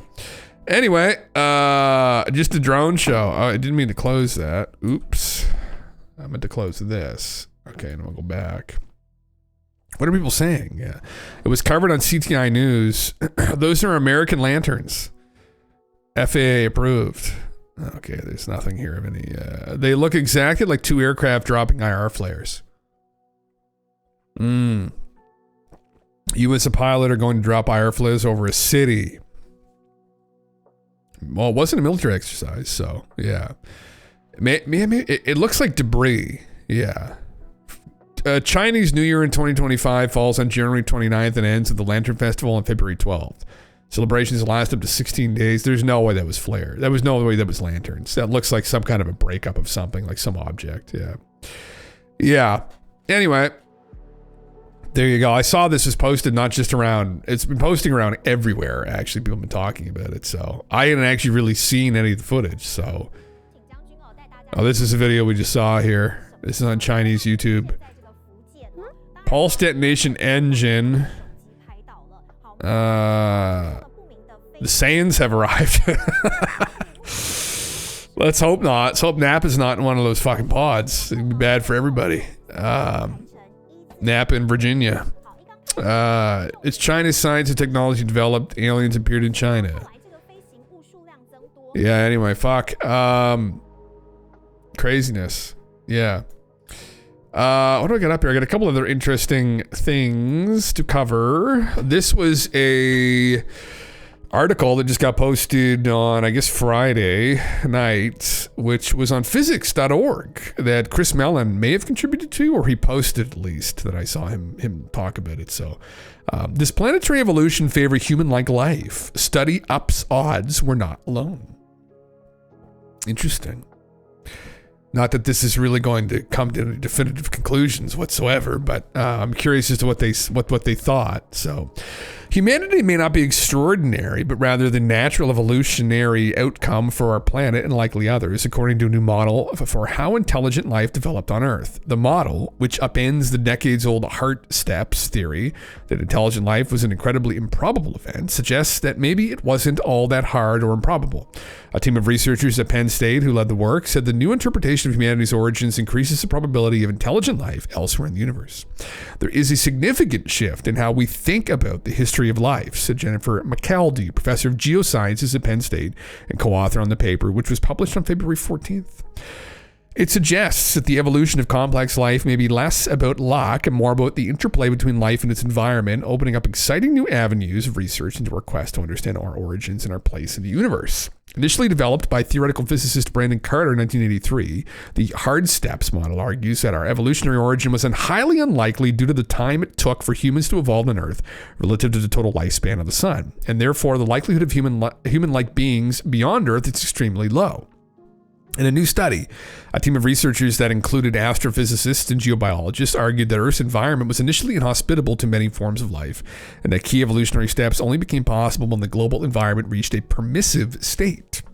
For example, complex animal life requires a certain level of oxygen in the atmosphere, so the oxygenation of Earth's atmosphere through photosynthesizing microbes and bacteria was a natural evolutionary step for the planet, which created a window of opportunity for more recent life forms to develop, explained Dan Mills, postdoctoral researcher at the University of Munich and lead author in the paper. We're arguing that intelligent life may not require a series of lucky breaks to exist, said Mills, who worked in McCallidy's astrobiology lab at Penn State as an undergraduate researcher. Humans didn't evolve early or late in human history, but on time when the conditions were in place. Perhaps it's only a matter of time, and maybe other planets were able to achieve these conditions more rapidly than Earth did, while other planets might have taken even longer. The central prediction of the hard steps theory states that very few, if any, other civilizations exist through the universe because steps such as the origin of life, the development of complex cells, and the emergence of human intelligence are improbable based on Carter's interpretation of the sun's total lifespan being 10 billion years and the Earth's age of around 5 billion. In a new study, the researchers propose that the timing of human origins can be explained by the sequential opening of windows of habitability over Earth's history, driven by changes in nutrient availability, sea surface temperature, ocean salinity levels, and the amount of oxygen in the atmosphere. I'm not familiar with these hard steps before by this gentleman in 1983, but I don't know where he's coming from with that, because there were dinosaurs that were alive, possibly 65 million years ago, that were just as smart, if not smarter, than the little shrews running around in the woods, which were us. So, I mean, the conditions were there a couple 100 million years ago, right? So it took us from, that point, let's say 65 million years ago, to where we are now. What facilitated that? How did it happen? We don't know, actually. That's the other problem with all of this, is that we really don't know what jumped us from monkeys swinging in the jungle to self-conscious beings, right? Human beings. There could be some intervention that occurred. We really don't know. That would be a wake-up call. It would be a shocking thing to find. But there are some people, I'd correct me if I'm wrong here, anybody that knows about this stuff. Like, I think it was Crick, right? Wasn't it Francis Crick? Crick was involved, right, with DNA. He was the one who discovered DNA, or, laid the foundation for understanding it at the very least. And he was surprised at how complex it seemed, and that it should have taken a bit longer than it did for it to develop, he thought, which maybe signaled that it didn't originate here. that maybe it came from somewhere else. Maybe the theory of panspermia is more correct. Maybe there's been some manipulation going on with it. Hard to say. Maybe we're all living in a simulation and there are manipulations that happen on the other side with source code we're not really cognitive of at times to allow for conditions to happen, right? That's something else we might have to factor into things as we learn more about reality. I mean, we might find that there are butterflies in other planets, that there are octopus and zebras in other planets, and be like, oh, someone's reusing all of this, right? Maybe that's a thing. Maybe there's influence from this other side of reality onto how things develop here, right? I mean, up until this point in time, really, we don't necessarily have any strong evidence of that, but there have been people that have done experiments with consciousness that have been told just that, you know, without there's no way to really verify if that's true or not, but it's just interesting to consider that, you know, there might be some very strong influence from the other side of reality. If there's a thing to this, if that exists, there might be influence in reality here, and assets, things may be reused as well. So then the idea that there are other like upright hominid looking beings out in the galaxy, you know, may not be as surprising. It's like, oh, somebody's pulling strings behind the scene. We thought this was all random. It wasn't. Oh shit. You know, it looked like it was. Maybe there are elements of it that are, but there are elements of it that are intentional and something's manipulating things. Yeah. Some animals exhibit self-awareness. Orangutans, for example, they also have an opposable thumb. They do, Wayne. Yeah. They're not self-conscious to the degree that we are, but they show signs of it. Yeah, that they had the potential for it. Yeah, which is interesting. So, I mean, that's another interesting thing too. I mean, some people think we're watching the chimps go, and orangutans specifically, I think, right? Isn't it? They're entering the Stone Age where they're starting to fish with spears and stuff. Yeah. What caused that jump, right? What caused that leap? Did it just it could have naturally happened, right? But there could still be potentially some interference we're just not aware of. It may not even necessarily be alien that caused the interference, right? Who knows? Who knows how strange things get, right? All we know really is what we can observe here. And I think that's a good place to stay to some degree. That's what we truly know, right? But there's potential for things to get weird, obviously. We shouldn't discount those possibilities, right? But we shouldn't like hang our hat on them either, per se. Given all the interplaying factors, they said the Earth has only recently become hospitable to humanity. It's simply the natural result of those conditions at work. Is it? Would we not have been able to exist during the times of the dinosaurs? There's more oxygen in the atmosphere, right? It wouldn't have been hospitable because we would have had fucking, you know, giant lizards the size of houses walking around eating us, but there were creatures kind of in similar sizes during the Ice Age. The fucking giant ground sloth was like the size of a fucking stegosaurus. And probably more terrifying, honestly, because its claws were like the size of a person. Yeah. This paper is the most generous act of interdisciplinary work. She also directs Penn State's Astrobiology Research Center. Our fields were far apart, and we put them on the same page to get this question of how we got here and are we alone? There was a gulf, and we built a bridge. Intriguing. Well, yeah. Interesting. Yeah. What was the TLDR here, though? Okay. All right. Yeah, that's kind of it, I guess. Okay, because it was what was her conclusions? I'm just kind of, I don't really see that. Yeah, it was a collaborative effort between physicists and geobiologists. Yeah, good. I mean, that shouldn't be. I don't know why is that a big deal? There should be more interdisciplinary work, right? Maybe between what's another good interdisciplinary connection? Engineers and archaeologists. Maybe we should be getting those two together more, huh? Looking at these megalithic structures. What the fuck's going on here now? You know, so they just figured it out. It's like, what do you mean by that? What do you mean they just figured it out, bud? Fuck. Anyway, yeah. Yeah. This is okay. Beyond the proposed projects, the team suggested the research community should investigate whether innovations such as the origin of life, oxygenetic photosynthesis, eukaryote cells, animal multicellularity, and Homo sapiens are truly singular events in Earth's history. Could similar innovations have evolved independently in the past, but evidence that they have happened was lost due to extinction or other factors? Could we have lost civilizations that rose and fell, maybe, right? Could there have been another race of reptilian-like humanoids that cropped up? You got to think, it's interesting, but we had very intelligent dinosaurs. I forget what the species is called. There's a theory out there that, you know, look how long it took us to go from the shrews to where we are now.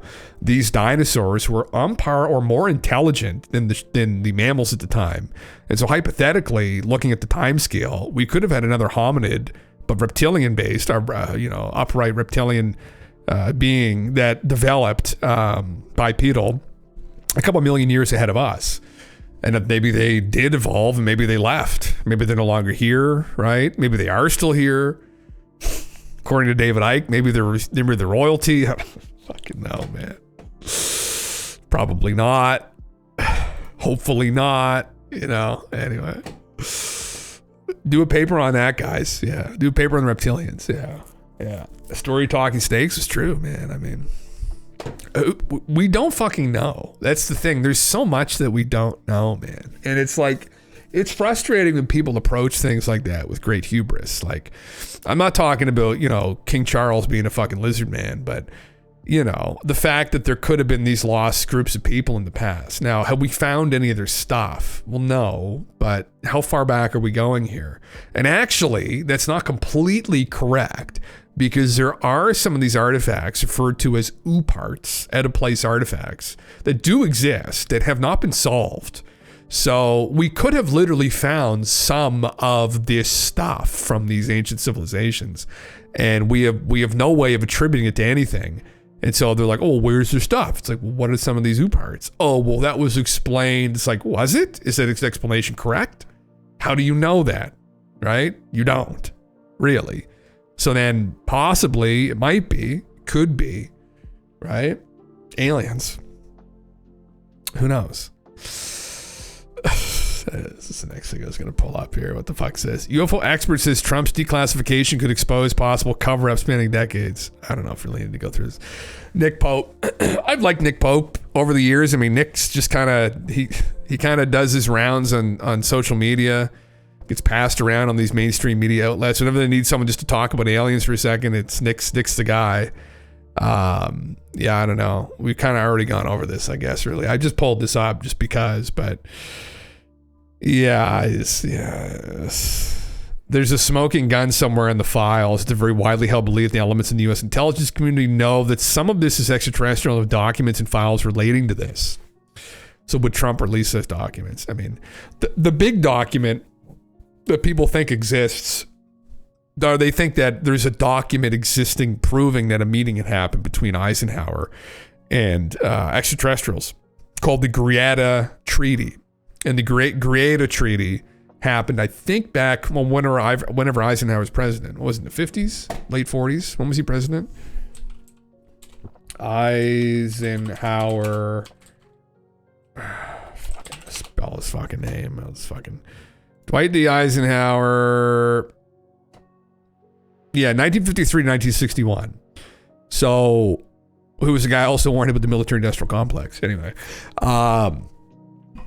that I don't know when the meeting, again, sometime in there, supposedly, I thought it was in the mid 50s, that a meeting happened between ETs after Washington got buzzed, which I think was in 1953, wasn't it? There was some meeting that happened, that took place, and he supposedly had some emergency dental meeting, but it wasn't actually a meeting with his dentist. It was a meeting with Skinny Bob and all his friends, from Zeta Reticuli, wherever. And there may have been an exchange of technology as well that happened. These are the rumors, right, that have been floating around ufology for decades. That there was an exchange of technology, and the exchange was authorization to abduct people and conduct genetic experiments and whatnot. And that was signed. It was a formal treaty that was signed between ETs and humans. And that would likely exist somewhere in some filing cabinet somewhere, if that's true. And that would be something that could be declassified. Now, would they want to open that can of worms? Probably not. They would probably just want to say, oh, there was a crash, right? But if in talking about like declassifying documents and what documents could exist that could prove this beyond a shadow of a doubt, that would be a big one. It would explain too kind of the Bob Lazar stories. It wasn't just Bob Lazar who told these stories, that there are recovered craft that they have in their possession. And that if there's anything to Bob's story, if he's telling the truth, they didn't dig all those motherfuckers up. And they weren't crashes either. They're a little bit too pristine to be a crash, if Bob's telling the truth. They must have gotten them from some kind of exchange that happened. And then what did they exchange? Well, then you get into the abduction phenomenon, and that's still the linchpin to all of this, where that's what's holding up all this disclosure, is disclosing to the American people, oh yeah, they've been taking people, and we signed a treaty which allowed them to. Oops, right? Although all the people that did that are now dead, maybe it's still in effect. That'd be terrifying. That'd be big bad. It'd be big uh-oh, right?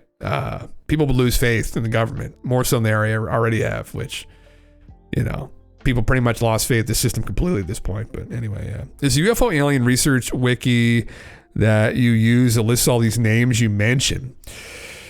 Fuck, man. Probably. There probably is. I can't think of one. All this shit's just piled up in the back of my head, honestly. I just pick little pieces out here and there and hope that I'm getting the connections right. UFOtimeline.com. There you go, Digi. I thought that there was one that someone did recently that's a pretty good compilation of all this information. Yeah.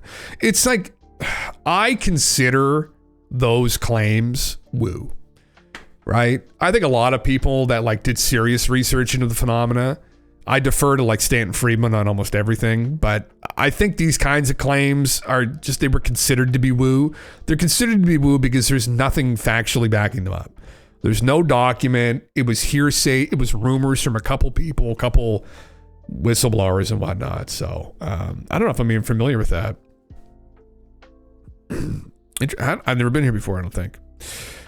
90. Oh, wow. Okay. Select a filter below. Sightings, famous cases, documentary, news, books and docs, quotes. Oh, wow. Going back, you can go all the way back. How far back does he go? Oh, my heavens. 1561 UFOs over Nuremberg. Oh, my God. There you go. Yeah. The Nathan Twinning memo. Yeah. J. Edgar Hoover. Do they have the meeting here? Limerick Lights. The Washington, D.C. incident was in 52. Sorry. So just preceded Eisenhower, I guess. Where do they have it on here? I'm curious. Betty and Barney Hill abduction, 1961. No, they don't have it here. Lonnie Zamora sighting. Yeah. These are all, this is great resource, actually. Yeah. This is a really good way to kind of visualize the reality of this. Pretty good. Antonia Velez Bose, we just went through that recently. It was involving an egg. As was Lonnie Zamora's incident in Socorro, New Mexico. That's Jacques Vallée's most compelling incident is the Lonnie Zamora sighting. I don't know if I don't think they were involved at that point. Were they? That was a bit before their time, maybe. I think. But I think he probably had met with him. I don't know if he met with Lonnie, but that was one of the most compelling incidents he thinks it's ever happened, which is interesting. I'd heard of it. Essentially, Lonnie Zamora was a police officer in New Mexico. I think it's in Mexico. It's in Socorro, New Mexico, I think. And Lonnie had been driving and came around a corner and just saw this craft landed with these beings who were just outside looking up at the craft, and they turned around, saw him, and got back in the craft, and then it fucking took off. But it was this egg. It was an egg-shaped craft, which is why we're talking about it recently. But yeah, the Mothman encounters. Wow, okay. Cool. MUFON is founded. Yeah. Pascagoula abduction. Yeah. Wow. Cool. No, they got nothing about the Greada Treaty. I can probably look that up. Yeah. I wonder where it's going to point us in. UFO conspiracy theory, see Space Force as evidence. Yeah, here it is right here. The Greada Treaty is a topic that appears in various forms of media discussions. According to some sources, it is alleged that in 1954, Dwight D. Eisenhower signed a secret treaty with alien races, particularly the Greys, during a visit to Palm Springs, California. That's a good place to meet. It's a good place to sign a treaty with the aliens. Under this treaty, the United States would receive advanced technology from the aliens, while the aliens would be allowed to conduct experiments on livestock, minerals, and small group of humans. The treaty is mentioned in podcasts and music tracks where it is discussed in the context of conspiracy theories and alien encounters. For example, Room Talk podcast. There you go. We don't need to hear that shit. But anyway, I don't know where it originated from. I thought it was from some people that were close to Eisenhower who had talked about it. But ultimately, I think it's just woo. Yeah. Ultimately, it's just woo. So anyway, that's kind of how I look at it. There's nothing really substantial to back it up, I don't think. But anyway, yeah. Oh, yeah. What a fucking meme. Anyway, yeah. Let's move on here. The Guardians, the Ark of the Covenant in Axum, Ethiopia, said to go blind from cataracts and die within 3 years of taking the role. No one else is allowed to see the Ark, and a new Guardian is chosen before the last one dies. Why does this keep happening? Most of the Guardians treat this as an honor. Relics from aliens, right? Fascinating, because you say that the guards that are guarding it in Axum currently seem to have radiation damage in certain cases. They have cataracts. They all have cataracts over their eyes, and by and large, once they are appointed guardian of the Ark, they have a lifespan of about 3 years. And they all say, because I've interviewed a number of them in succession, when the previous one has died, I've gone back, found a new guy there, and he said, yeah, my predecessor died, and the Ark did it. And he shows me the cataracts over his eyes, and he says the Ark is doing this to me. And fascinating, because you say that the guards. Yeah, and this is kind of not to jump around, but this was I just saw this post. This is the Ark of the Covenant, famous biblical relic. Who knows? Graham Hancock's first book about alternative ancient history was in dealing with this phenomena. I don't know what to think of it, honestly. I have no idea. I mean, Graham's been there. He's talked to these fucking people. There's some breadcrumbs, people think, scholarly breadcrumbs, that may lead some people to think that it ended up there in Ethiopia, the Ark of the Covenant. Possibly there's influence that went down that far. Who knows? It would absolutely be radiation too, right? People think the Ark of the Covenant was this nuclear reactor, essentially, right? And that you could communicate with God with it. The booming voice of God would come through it. It's some kind of communication device. It's crazy shit. I don't know when that interview was from. Is that an older interview? I'd never seen that one, actually. I usually try and watch everything I can from Graham. 3 months ago, I missed that one. Interesting. That's very interesting. Yeah. I'll keep that for myself. Yeah. I love Graham. I mean, Graham's just kind of fearlessly goes after this shit, as I think people should. So, yeah. Is that something that talked about in the Bible? Yes, it is. Let me get the whole breakdown of it, because I'm not an expert on it. Ark of the Covenant. Get the whole breakdown of it here. It's from the Old Testament. Let's see. It's a legendary sacred chest from biblical lore, ostensibly built under Moses' guidance to house the Ten Commandments. It's a golden design with cherubim is iconic, yet its final fate remains a mystery as your missing left sock. Okay. Fancy a deep dive in historical or archaeological puzzles. Yes, the history of it. Yeah. Yeah. I'm not a fucking religious scholar either, Brad. I do have some interest in, the Old Testament and in the Exodus. So I know a little bit about it, but not a lot. Yeah, it starts in the Exodus, God's DIY project with Moses to build a golden chest with the stone tablets. It was Israel's mobile shrine carried into the battle, the divine secret weapon, and later enshrined in Solomon's temple. Post-Babylonian conquest, it vanished into legend. Some argue it's hidden in Ethiopia. Others say it's mere myth. Archaeology has confirmed its existence, leaving it a tantalizing mystery. Did Jesse Michaels drop 4 minutes ago? Did it actually? What's it about? Did it? The alien apocalypse. Oh. Oh, this is this guy. Oh, Christ. Refresh my feed. You just posted it. Oh my God, brother. There you go, brother. Well, let me go get my Sketty maybe. I'll go throw my Sketty in the fucking microwave and watch through a bit of it, I guess. See what he has to say. All right. Is there like a TLDR, what they talk about? He's the executive director of the Bitcoin Policy Institute. Explore how Bitcoin's meteoric rise mirrors the evolution of UAP disclosure from fringe taboo to strategic low-level concern. He describes the geopolitical and technological forces reshaping global finance, drawing striking parallels between decentralized digital money and the emerging reality of non-human intelligence. Maybe skip to some of the interesting parts. The Alien Apocalypse is a hell of a title. Bitcoin, yeah. Bitcoin is the way. Put all human lives in the blockchain. All right. Give me 2 seconds, guys. Let's throw my shit in the microwave. I'll be right back.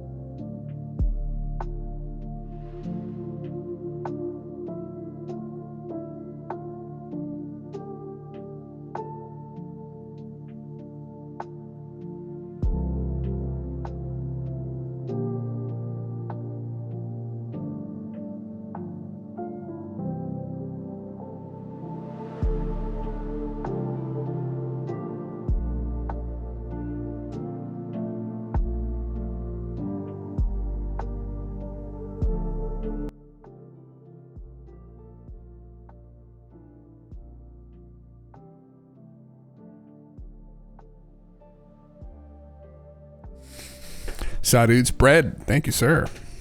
Sharon, fucking right. Thank you, sir. All right, well, to fill my cup. Thank you, man. Keep me full, fill my belly, huh? I mukbang tonight is a chicken Alfredo I just made earlier, so I just heated it up. But, you know, the broccoli and chicken, and there you go. Look there, wonderful. It's just on the menu, so yeah. Fucking right. Well, let's see what this guy has to say. Maybe I'll skip around a little bit. I don't know. This whole Bitcoin talk. Fucking Christ. Like, what is this? The philosophical what? Nature of money. This guy has some knowledge inside of what's going on. I don't know how he got that, but in UAPs 4 or 5 years ago are now like increasingly like normie. The reality of non-human intelligence was like fully out there. Yeah, it was now so it's weird. like coming in, and now you got psionics. It's like, oof, well, okay, that's the new thing out there. But that's probably also coming in. Consciousness and light beings and meditative practices. It's like we're rediscovering a lot of like ancient sort of knowledge, right? It's just being reinterpreted through our modern frame. What sort of disclosure are we gonna get? And also like, what is the curve that you think is like behind these data points? Is it the non-human intelligences, alien civilizations, and some advanced spacecraft coming here to monitor us curve? Is it time travelers? Is it cryptoterrestrials? Is it interdimensionals? It does feel like this sort of Pandora's box. You have hope, but then there's like a whole lot of like, you know, bad stuff that comes with it. Not all knowledge is just, oh, this is a rainbow. Oh, this is like forever knowledge. There's no guarantee that the box of knowledge humanity's dipping its hand into is gonna be like good knowledge. Bitcoin and UAPs and AI, like these are fully at the center of what's going to drive major strategic dynamics over the next few years. Different parts of the brain have different activities. Well, you know that, don't you? I mean, depending on what happens, you might not even need a currency. The aliens give us unlimited energy, but I'm here with Matthew Pines, who is the executive director at Bitcoin Policy Institute. I think if I were to handcraft a podcast guest, you would be it. You just are always such a deep wellspring of knowledge across many, many domains. And so I'm very, very excited to have you here as things get very weird in 2025. Yes, sir. Thanks for having me. Absolutely. So, I mean, there are a million ways or places to start.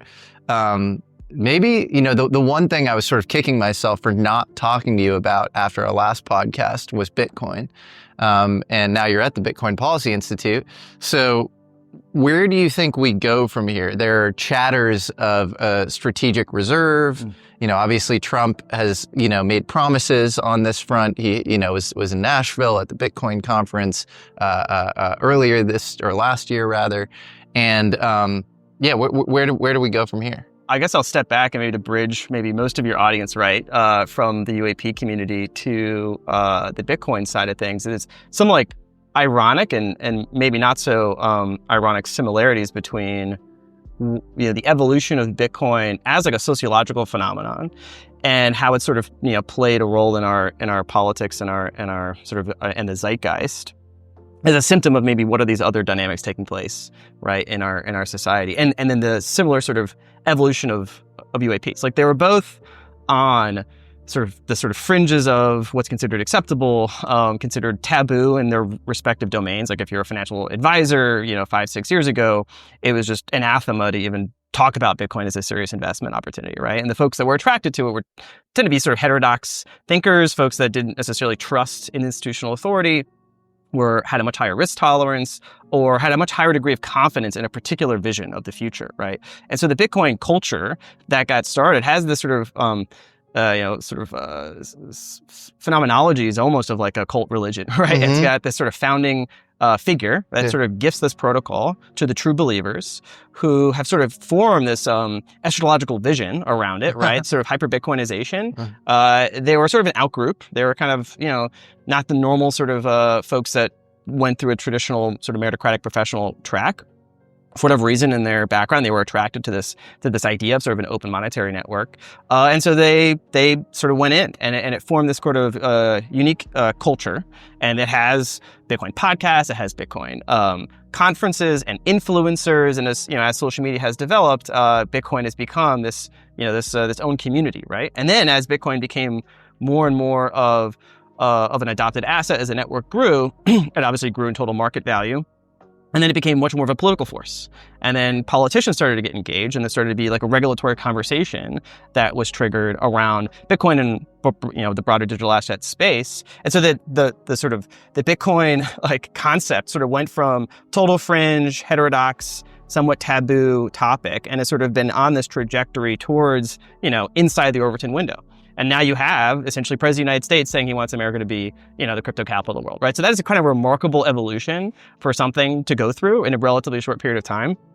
And I think that there's some interesting parallels to that kind of trajectory for Bitcoin and the UAP topic, right? I think whatever underlying reasons for that similarity we can explore, but just as a first level set of observations, is similar sort of fringe, somewhat taboo subject. People are attracted to it via some idiosyncratic mix of their personal experience and their professional or psychological focuses, and it has its own insular sort of canonical lore and influencers and podcasts and conferences, and it has also undergone this evolution, right, from since 2017, where it was completely somewhat fringe and kind of this outgroup culture, and then had gone through this period of gradual semi-official legitimization, right? So starting with the New York Times articles and then progressive engagement, correlated to direct sort of legislative engagement and acknowledgement as well. And it just so happens like one of the course sort of senators involved on the pro-crypto legislation, Senator Gillibrand, is also the same senator who's been involved in some of the initial sort of UAP legislation. The Gillibrand-Lummis bill on the crypto side and the Gillibrand-Rubio amendments on the other side. And they happened around the same sort of time period. And now we're at this particular moment in time, right, heading into, the first few weeks of the Trump administration, where both Bitcoin as a policy issue is pretty highly salient and a topic of contention and focus at the senior-most levels of the administration. At the same time, UAPs are also like increasingly a subject of White House level, cabinet level, like discourse and speculation, right? The speculation in the Bitcoin community is like how serious and how pro-Bitcoin is the White House really going to be? Who's really going to, what sort of executive orders are going to be passed? What sorts of pro-Bitcoin policies are going to be put forward? The same sorts of questions are happening on the UAP side. How serious is the administration about disclosure? What sort of pro-UAP, cabinet secretaries are going to be confirmed, and how forceful are they going to be in executing on that pro-UAP policy position? Very similar, right? Like we've got potentially pro-Bitcoin cabinet secretaries, and the question is like, how pro-Bitcoin are they really going to be? In many ways, often they're the same people, right? Like you have Tulsi Gabbard at DNI, who's apparently, pretty pro-Bitcoin, and also now I think in her testimony was talking about sort of UAPs explicitly in her. Do you think she'll get confirmed?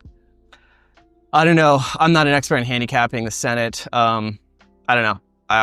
50-50. I mean, it'll probably be decided by the time this is like aired. So whatever prediction I make will look. I think she's like slightly above 50% in poly market or whatever. So yeah, and I think I haven't seen most of her full testimony or what the reactions were. So I can't necessarily judge, because I think it depends on how the senators perceived her testimony and what the media reaction is. But just stepping back, like, so I just find a remarkable sort of fact about our political economy and our sort of the sociological process underway, that these two sort of outgroup, somewhat fringe topics, UAPs and Bitcoin, also just my personal preoccupation for the past 5-6 years, like thinking intellectually about these things in a very serious way. But, and for me professionally, these things started out on like the side, just things I was interested in. I just happen to be really sort of obsessed with these two topics, like not for any particular reason or like why they were related to each other. Just that's just sort of how my intellectual interests sort of evolved. And then they both kind of been embarking on this process, the last 4 or 5 years, coming into the Overton window, and now becoming subject of very serious sort of policy, sort of deliberation and decision now at the highest level of the U.S. government. And so that's just like the way I would start. It's just like you seem like these are disconnected phenomena, there must be some underlying reason. I don't know. We could dig into speculation about why these two things are all happening at once. At the same time, you also have AI, I think, also undergoing the similar evolution. If you look at it, right? The blog posts about, artificial superintelligence, the sort of less wrong, hyper-rationalist, effective altruist movement, they were kind of fringe in-group, internet conversations. Totally. That had their own canonical debates and lore and, little internecine, factions, et cetera. Same thing with Bitcoin. You had sort of factions split off about the core vision about what Bitcoin is. You have factions in the UAP community, right? All these sorts of things develop these same dynamics. And then the AI question has gone from those blog posts to now, again, strategic level conversation. Stock market swings 10% in a day because one Chinese lab releases an AI model, right? This is where we are now. And I think Bitcoin and UAPs and AI, these are now fully at the center of what's going to drive major strategic dynamics over the next few years. So it's one of those things where if you want to try to read the future, and I have been obsessed with trying to understand what's really going on and what's likely to happen in the future. And you kind of have to pay attention to these things coming from the tails. These little bubbles of phenomenon, whether it's this idea of AI, this prospect of Bitcoin monetizing, the prospect that UAPs are not a total fiction. It's like the what if AI turns out to be a real thing at scale. What if Bitcoin monetizes significantly? What if UAPs are real? Each of those things individually has massive strategic implications. It does. And I mean, specifically in regards to UAP, I think it's trended for a while in the direction that they're absolutely real. I mean, it's the level of conviction we have in that, I guess, that statement. It's looked like they've been real for a long time, actually since the beginning. So anyway, some people are just late to the party in researching and getting to this because, I mean, the mainstream opinion on it was that it was nonsense and it was based upon, honestly, a psyop that started back in the late 60s with Blue Book, with Hynek and Jacques Vallée from the Air Force. So, people have been waking up to that reality that this was never a ridiculous topic. It was always something that was unbelievably fascinating. And there was always a strong possibility that it is real, that it was a very real thing that's been happening to us. It's a metaphysical thing. There's a physical element to it, but there's absolutely metaphysical components to it as well, which is also why it kind of stayed in the realm of woo as long as it has. But anyway, interesting. And they all happen to be leaning towards the yes, right, of that what if at the same time.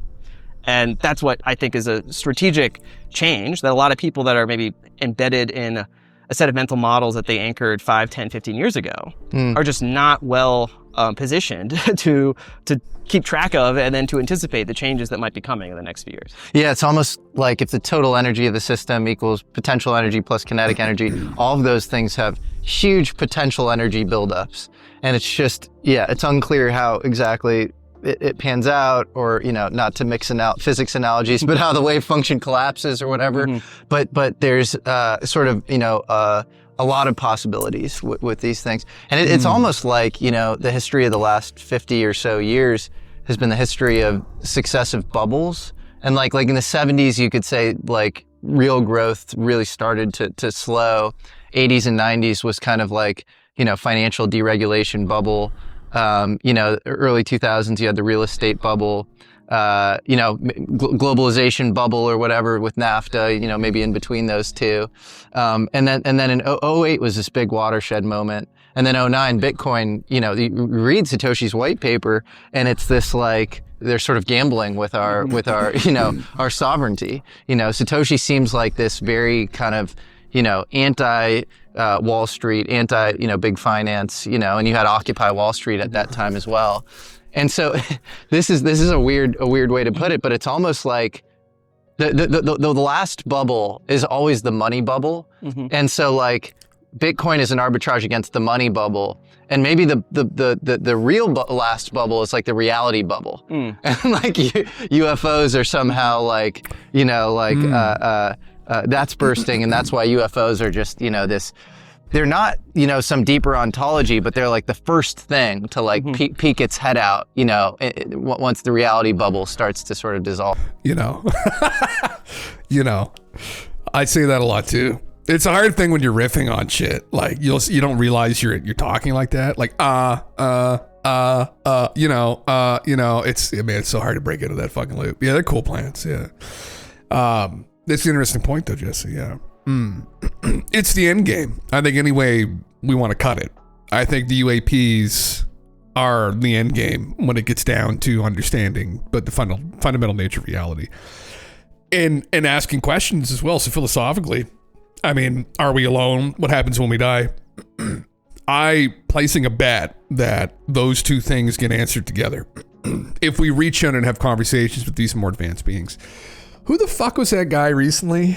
It was the psionic on Jake Barber's team. Said that he reached out to one of these crafts once and some consciousness reached back out to him.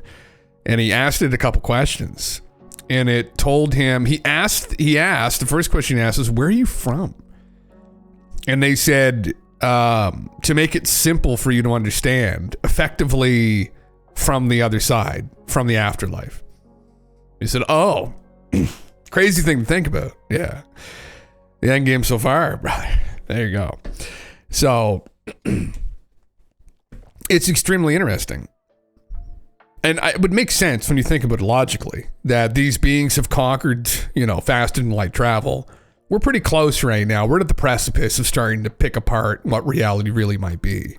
I bet that it has to do something with like a simulation theory. And so then if you've got civilizations, beings that are thousands, tens of thousands, hundreds of thousands, millions of years ahead of us that interact with us. I mean, they probably figured this out, right? So, if we can have a conversation with them, then we might get answers to those questions, right? About the afterlife. What happens when we die? They may know. They may be from this other side. That might be what happens. You become cognitive of the game that you're playing. Who knows, Yeah. I think the Tedesco brothers should put that video out. No reason they shouldn't. Oh, fucking absolutely, man. Yeah. We probably have science all wrong somehow. There's been people who've said that, man. Yeah, Brad. People have made comments about that before. And I think some fairly accredited people have made comments about, and I need to speak to somebody who could speak to this more eloquently, but that we've gotten onto the wrong foot. There's definitely some foots we've gotten on, that are right. I mean, like general relativity. There's been a lot of correlations with that, right? That was a huge step forward with Einstein, but not all of it might be correct. I mean, there's little nuanced details here and there we might have to walk back to move forward on. Yeah, so yeah, just bits and pieces of it, man. Yeah, there's bits and pieces of it that might have to be trimmed. We might be off in the wrong path, very possibly. And that's something too the aliens might be able to expand upon for us. And yeah, it's so the thing with ufology, which is like other, and not that this was necessarily always ungrounded, because it was fairly grounded in testimony, in documents, which is pretty grounded. I mean, there's been evidence out there for a long time that it's legitimate phenomena. But it's knowing with complete conviction, right, that what we're dealing with is alien, and that's what people have been struggling with, that it's just been documents and hearsay and testimony, and that's it. We haven't got anything more than that. It will definitely be a wake-up call when we know for sure, but yeah. That bubble will burst, right? And that's where the ontological shock comes in with the abduction phenomena. But if we start to have conversations with them, if they're here, if there's different groups here, what will they start telling people, right? It'll shift their whole perception of reality. And for some of us who maybe aren't fundamentally religious or are fairly open-minded, I think if you're here in this channel, you have to be pretty open-minded if you're still watching. So that's not everybody, though. The vast majority are not that open-minded. And their ontology is still based in religions, in Christianity and Islam. So those are the two most predominant ones out there, right? Buddhism's another one, but that's their worldview as well. And I think we probably underestimate just how ontologically shocking some of these revelations may be for the majority of the population, because we are absolutely in the minority that are thinking with an open mind about all this. Yeah. Said the Tedesco part 2 to my mother, and she said she got the chills too, and they were very brave. Oh man, I know. It was, hopefully they release a video. Yeah. Many people are blinded by pure hatred. Wayne, man, there's a lot of it out there. And there's a lot of dogma out there too. And it's the problem with subscribing to some of these. It's fine. There's a cultural element too to some religions, which is I understand. Even Christianity, right? There's a cultural element to it here that I participated in over the years and celebrate Christmas, right? Easter, get the chocolate eggs are all out, right? Same thing with other religions like the Jewish religion, same thing with Islam. There's a cultural basis, but I think people's ontology, their beliefs about being and the nature of reality and God, and that being based in these kind of archaic scriptures, and that people that are looking at the world through that framework are absolutely going to have a wake-up call if this comes out to be true, and if we start having conversations with beings. I mean, that's really the problem. So yeah. So we'll get back to this here. That's from Skywatcher though. Oh, let's see what it says. Skywatcher part 2, the data. Oh, very interesting. The Skywatcher team has been hard at work over the last month, and we feel very confident in our recent progress. Skywatcher Part 2 will focus on exactly what everyone wants, data. Our release will involve 3 components: a video interview and analysis of the UAP data, including multiple videos captured by the Skywatcher team, and an elaboration on our data collection and analysis strategy moving forward. No, this is not cell phone footage. 2, a proposed stages of disclosure framework compiled by our team of advisors that can collectively use to reframe and gauge progress based on existing and future releases. 3, an independent analysis of the full data set conducted by a qualified third party. We are currently open to proposals and suggestions for groups to work with to conduct this analysis. Please DM us if you have a qualified lead or suggestion. I guess I could. Our objective is to complete all 3 of these components in the next 4 to 6 weeks. This plan is subject to change, but this is our target. Skywatcher's mission remains the same. Take a scientific approach to validating or invalidating the supposed claims related to UAPs. So many of you have reached out to assist, and we're doing our best to scale and expand our operations. We do need your help. This is a community effort, and we are still at the very beginning. We will have many more opportunities where we will need your support and assistance, and we appreciate everyone chiming in. Much more to come. So an independent analysis of the full data set conducted by a qualified third party. Is that McWest or more qualified? More qualified third party. Not just a skeptic third party. Yeah. Intriguing. Very interesting. What else have they posted? Just these 2 posts. Oh, they've been, okay, this is it, yeah. The data. Yeah. Cool, guys. I don't know. I mean, listen, it's good to have more people this is an investment, right? I mean, these guys, this gentleman, whatever the fuck his name is here, I forget, but he's a wealthy dude. There have been a bunch of different parties that have invested into this effort. Should follow them probably. And this is what we've been asking for a long time. Now, I mean, this is what we're getting still. This is the problem we might run up against too, which, I mean, they must consider, is that this is not just our playground to get out of this from what this isn't just, how many words is that being completely fucking retarded? This isn't, this may not be up to us necessarily. We may deploy all these assets, all these cameras, collect data. The data may come back and still be subpar, and it may not be their fault. This might be subject to the aliens ultimately. I mean, they may really be, or whatever we're dealing with, may not want that level of clarity to come through. That is unfortunate, but we keep thinking the ball's in our court. That's what I was trying to fucking get in my mouth earlier. That the ball's in our court and we can dribble it and do whatever we want with it. Put it between our legs, alley-oop it. But we might be looking at this from the wrong perspective here. It's not our ball. It's not in our court. And it's a delusion to think that we can just do whatever we want with it and alley-oop it, right? It's the ball in the courts with the aliens. That might exist. That might be the case for everything right here on Earth, where for the most part, among ourselves, you know, this has been the Wild West and we can do what we want, and we want to set out to do something, we can accomplish it. But when you're trying to get high resolution footage of these things, if they don't want you to get footage, and these are just anecdotes that have been out there for years anyway, right? From the fringes. But if they don't want a photo to develop, doesn't develop. If they don't want to be in a photo, they're not in the photo. If they want to be in the photo and you get footage of them, it's because they wanted to be in it, right? And it's that level of control that I think we might have a hard time wrapping our heads around, that they're able to exert that level of control. And again, that's just us not really functioning with a fully developed imagination, I think. But ultimately, it's our brains just cannot wrap our heads around the level of complexity that they're dealing with, right? Similar to like a chimps in a zoo. It's like, what the fuck is all this? These look like rocks. Like they come and they feed me. Like what? Where am I? Like they have no framework to understand what they're dealing with. I think it's probably in a similar situation. So as interesting as these efforts might seem, it might be fruitless. And that's something that we might have to contend with, that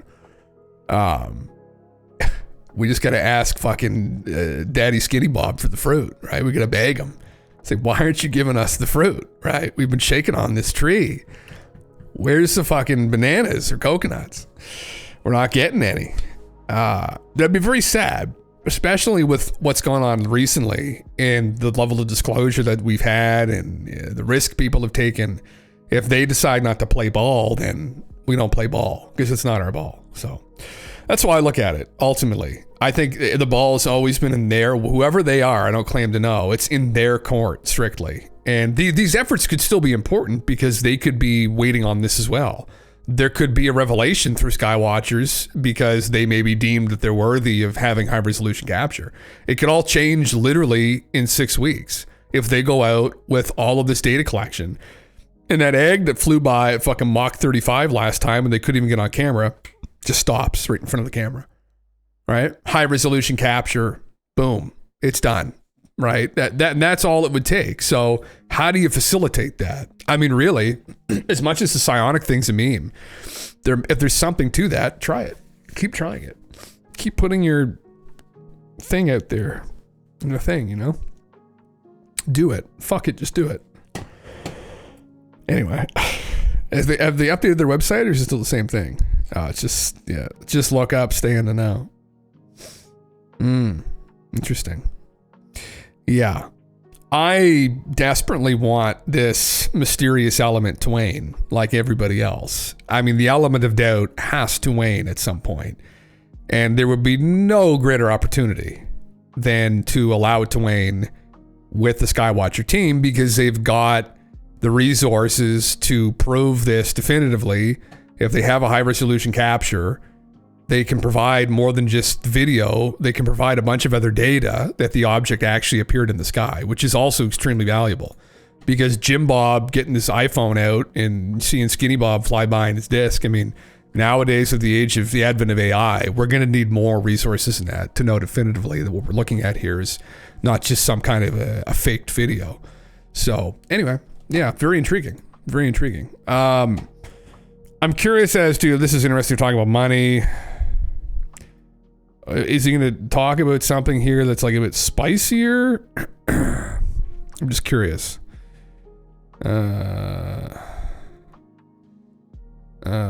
Interesting insights. Legacy of UAPs, Trump and UAP connections, role of institutions, Bitcoins as a global asset, future of Bitcoin and UAPs.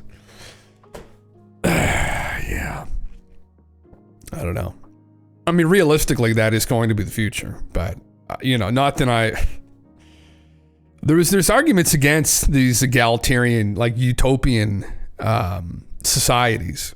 I saw one that Jordan Peterson made recently. I mean, like, not that I'm like, a fucking socialist or communist here, but it would be amazing if the aliens came down and gave us some kind of unlimited energy. And the problem is the responsibility that comes along with that. And there's a lot of corruption. And ultimately, you could argue that the problem really here, what we're dealing with, is with people's souls.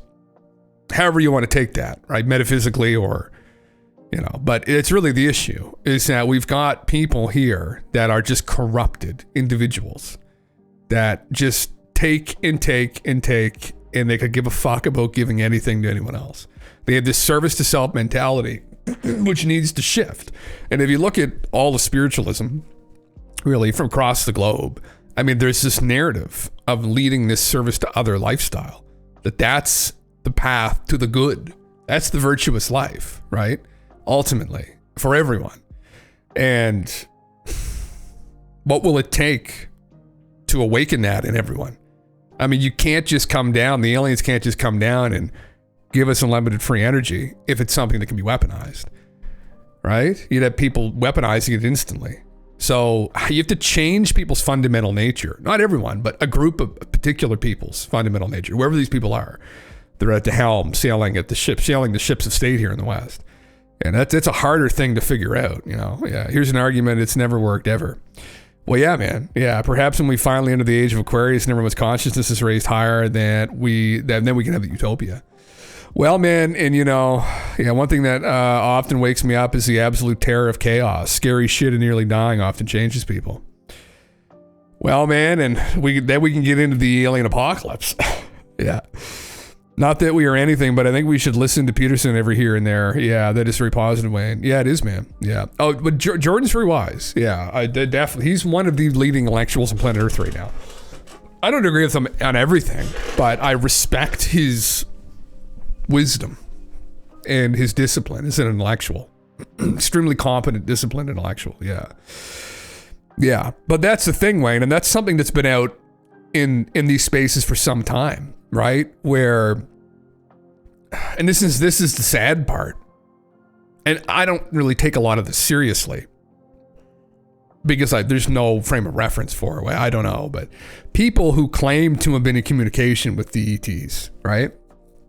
Whether it's through contactee status, right? Or it's through abductee status, meaning they got regressed or they're having conscious contact, whatever. There's a theme that's emerged, which is that they have no interest in necessarily coming down and fixing the problems here. That what they think is going to happen is an absolute apocalypse at some point. And after that happens, after people have been reoriented, then they may come down and then contact will be facilitated. But it's not until that happens that they decide to come down and help us change. So to your point, Wayne, yeah, it often makes we obviously absolute terror of chaos, scary shit and nearly dying often changes people. That there's a shift that has to happen in people's very consciousness maybe that would allow us to walk towards this utopia that could be brought by them. But it isn't until that happens that we get there, all right? And there's all kinds of theories. I've listened to a lot of intellectual, intelligent people try and figure out how do we get out of this mess that we're in, because there is legitimately a mess. How do we get out of this, right? And some people think through decentralization that we pull back away from the system, but we almost need a reset of sorts, which is kind of a scary thing. It's a dark thing, but we almost do really need some form of a reset. And if the aliens are here and if they give a fuck, which I think they may, right? Whoever, I don't know who they are, but it seems like they might. Some people have said that from studying the encounters and inferred that from, them shutting down nuclear silos and whatnot. Maybe the best way forward is for some kind of collapse to be facilitated or just to happen. And then through that chaos, people will have this kind of spiritual shift and that will align us more clearly with them where they are, maybe, if that's where they are, which some indicators point they may be there.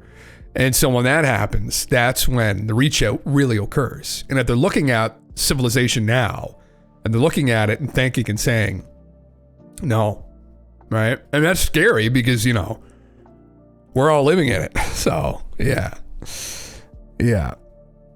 Can't set ourselves for failure, just make sure to consider every possible aspect you can think of. Absolutely, man. Yeah. That's the only way we learn as humans, at least in my opinion. We are reactive. That could be it, right? And so, it's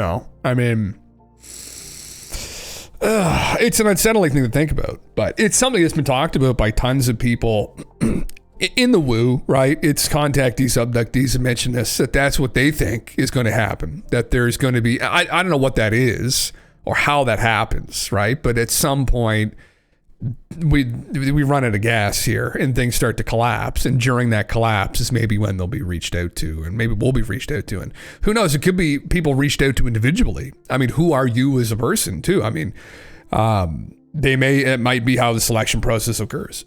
Stories of people in the past speaking about, these utopias or even heaven, right? That people have to be aligned correctly, spiritually, ethically to get into heaven, right? That you have to cleanse your soul. You have to have good intentions, and you have to, align with God's plan, whatever that really is. I don't really claim to know, but to be allowed in. And that might have something to do with it, ultimately. And that's where that spiritual aspect comes into ufology, and with this phenomena, where it might be very spiritual in that ultimately what they're concerned about is the player, right? Not necessarily the avatars, and in the decision-making process that player makes, right? What are your intentions, ultimately, right? Are you going to align to this higher purpose, right? The good. Or are you just going to align to these lower purposes that just serve yourselves? And then in that instance, they don't want anything to do with you. Now, that assumes that all aliens are good, and I'm not necessarily saying that, but at the very least, with the predominant force that might be present here now, which at least seems to be talked about across the board in the abduction phenomena and in the contactee phenomena, which I take much less seriously than the abductee phenomena, but it's still there. And ultimately, I don't know.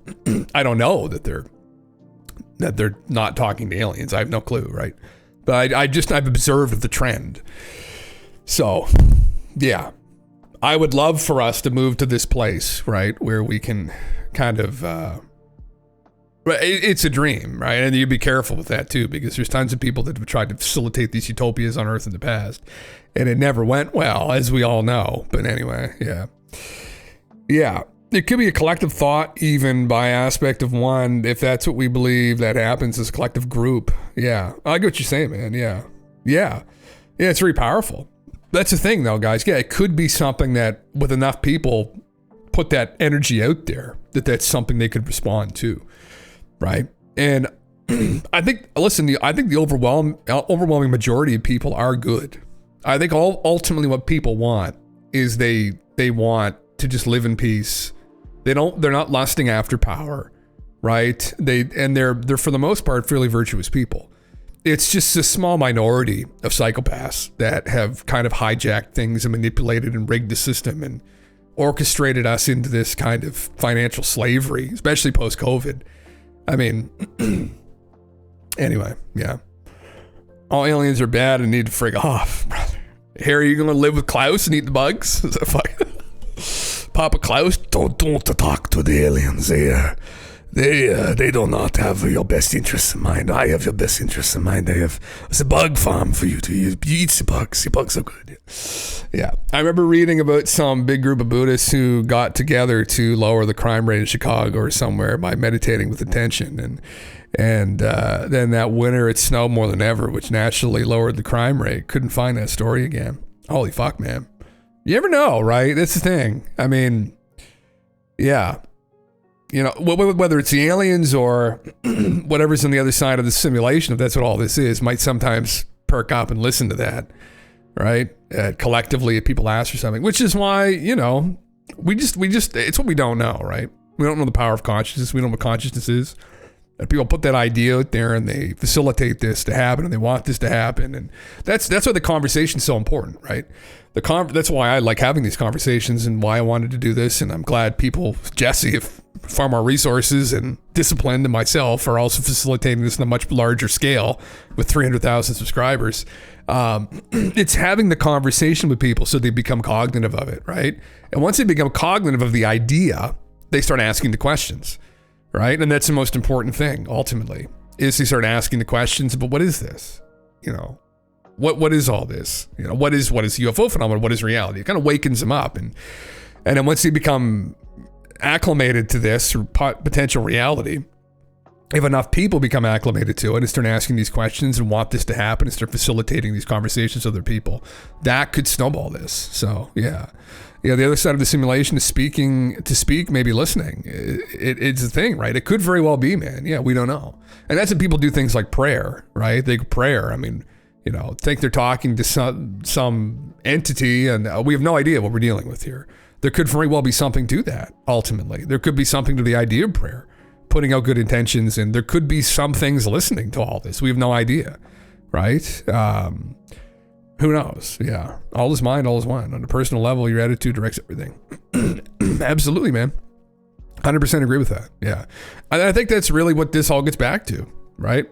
Is moving forward. And that's why I became so interested with this and why I started talking about it online, because I think we were just heading for this wall. We're still going for it, but this is the one thing that could really facilitate some kind of a deep awakening in all of us to everything, to reality, ultimately. I mean, these beings, if they're out there, are more advanced than us.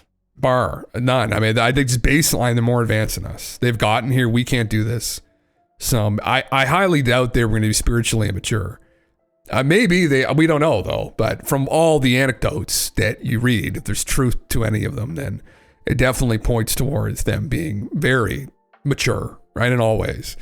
So it excites me that we could be contending with like and we seek out knowledge here all the time from masters, right? Like, whether it's leading intellectuals of today, people go to Neil deGrasse Tyson on YouTube, or, you go read about the Gnostic masters that are still out there, these seers that explore these astral realms and these higher portions of themselves, and for me, like philosophical masters, great thinkers, deep thinkers who ask brilliant questions like Wittgenstein or Nietzsche to some degree, Plato, Socrates, Aristotle, those guys, right? And the ultimate masters, ultimately, they're not going to be here from here.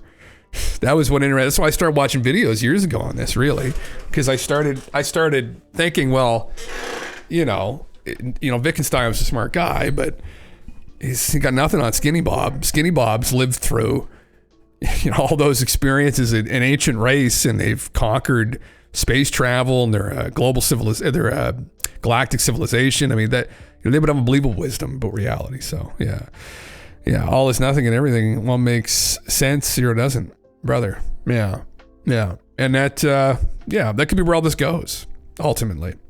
I think it's going. My bet is that personally, I feel that it's going to go there. Yeah, I feel that's where this is going to go. It's going to get very spiritual.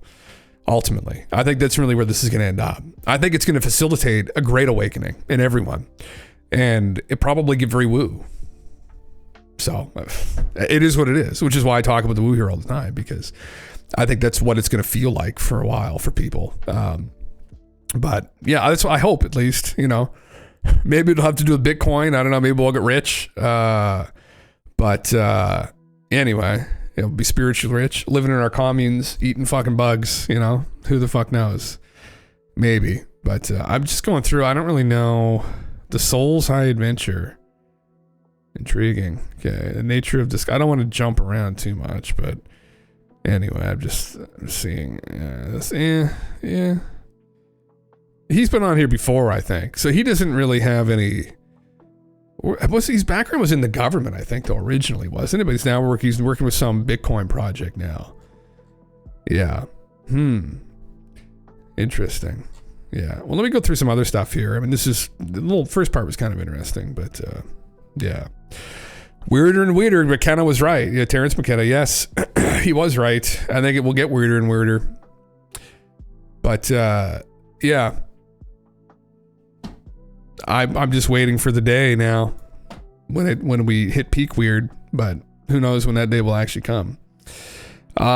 Speaking of which, I got some stuff up here, the Ross, before Mr. GALENTV chimes in here. This was in relation to what I was just talking about, I guess. I'll just read through it. I don't know if I really need to watch through the whole fucking video clip, but this is in regards to these catastrophes, which is something that's talked about in ufology. I mean, again, not to rattle on about it ad nauseum, but people on Twitter talk about it ad nauseum now, right? Ever since we've had a couple people talk about these dates. Ross Colford has heard stories about 2027, 2034 catastrophes and arrivals, but says they're just stories you can't corroborate.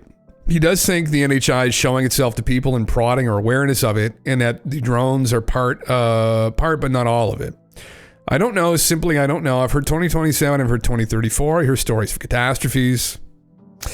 I hear stories of arrivals or just stories. I mean, how do you corroborate things like that? I mean, that's the problem I have with, for example, things like abductions and mutilations, unless I'm there to see it. How do you prove this stuff? So if somebody says to me, has been said to me that 2027 is going to be a big year, and later on I hear 2034 is going to be a big year, frankly, I don't know. I really have no idea. Okay. I think the NHI, whatever it is prodding humanity's awareness of itself. And I think that these so-called drones are part of that, not all of it, but part of that. I think that what's happening is there is a deliberate engagement by the NHI with certain people. They're trying to prod human consciousness. And I find it really interesting the number of people I met who suddenly developed an interest in the phenomena after they've had one or two weird anomalous encounters. It's like what's happening is the NHI is showing itself to people. Yeah, I think that's totally it. Yeah, he is joining us tonight. He'll be here in a little bit. He'll be here around 8 o'clock. Yeah, yeah, that's true. Interesting. I mean, it's floated around. It's floated around before all this shit started a couple years ago too, like on Twitter properly with Crush, that there were these dates in the future that were going to be catastrophic dates. What was it? 2030 was one. 2029 was another that I'd heard someone talk about. 2026 was a date that isn't talked about on here as much. It had been talked about in circles for a long time. There was a Buddhist master who talked about the year 2026, like in the 80s. He talked about 2026. And he had said that there was going to be some great adjustment that happens in the year 2026. So that was talked about. 2029 and 2030 were talked about too in conspiracy circles for years. And then the World Economic Forum put out this 2030 agenda a couple years ago. And that kind of ramped that up, where people are like, oh my God, like they know something's going to happen. Like they're trying to get the world prepared. It's like, it could just be a fucking coincidence. I have no idea. You know, there's no, from what I know, as someone who's an interested in catastrophism and has heard all these fucking theories, man, there's no definitive proof of anything. No. It wouldn't be the thing about all these dates too. There's really only two things it's going to be. It's not going to be a solar flare, unless maybe the aliens are aware of some sun cycle, but you can't predict those things, right? It would be some kind of celestial phenomena like a comet or something, or an asteroid, or aliens arriving. But the aliens have already been here is the other meme too, is what we're talking about here. So the aliens have already fucking been here. Then I don't think it's anything to do with them arriving. It has to do with some other event, right? And again, I know from remote viewing people that there are those events that they have seen in the future. Now, there's no firm date on any of that either. It's just at some point in the future. Some point in the 2020s, usually. The late 2020s is usually when it's seen. But that there's some kind of massively destabilizing event that happens. It is to do something with the Earth's atmosphere. Is what I've heard, and what I know people have remote viewed, and what I've heard from remote viewers personally about that is that it's some kind of atmospheric phenomena that happens to the Earth that causes a catastrophe. So that can literally be anything. That can be nuclear detonation. That could be a solar flare. That could be a comet hitting. That could be anything.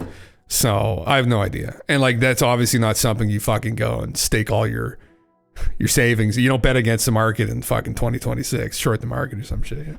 Now it's 2032, Barry. That's exactly it. Now it's the comet coming. But yeah, the last big date, maybe 2012, was at the movie. Yeah, it was. Yeah. It's yeah. But anyway, that's what I've heard. That's what I've looked into and researched and have heard from people in the woo that they think that that's what's going to happen at some point. But to be more specific, because you hear these dates float around and you don't understand the origin of them, but I think a lot of it, and this, I don't know this for 100% certainty, I'd say I would bet that almost all of the talk, even going back to John Ramirez, who was the guy from the CIA on here that said that the CIA was aware of a date, that date came from remote viewers, is my bet. That all of this ultimately came from remote viewing. And when you're remote viewing things, you don't fucking set out hard dates like that. They have no fucking idea. I would wager that all that shit came probably internally from the government, probably from Stargate, that there was some kind of an event they saw, which other independent remote viewers had saw too, which I had heard of, and which I talked to John Vivanco about a little bit. But he doesn't know who the fuck I am now, probably. I talked with him via email a couple years ago about it. But that's what it was.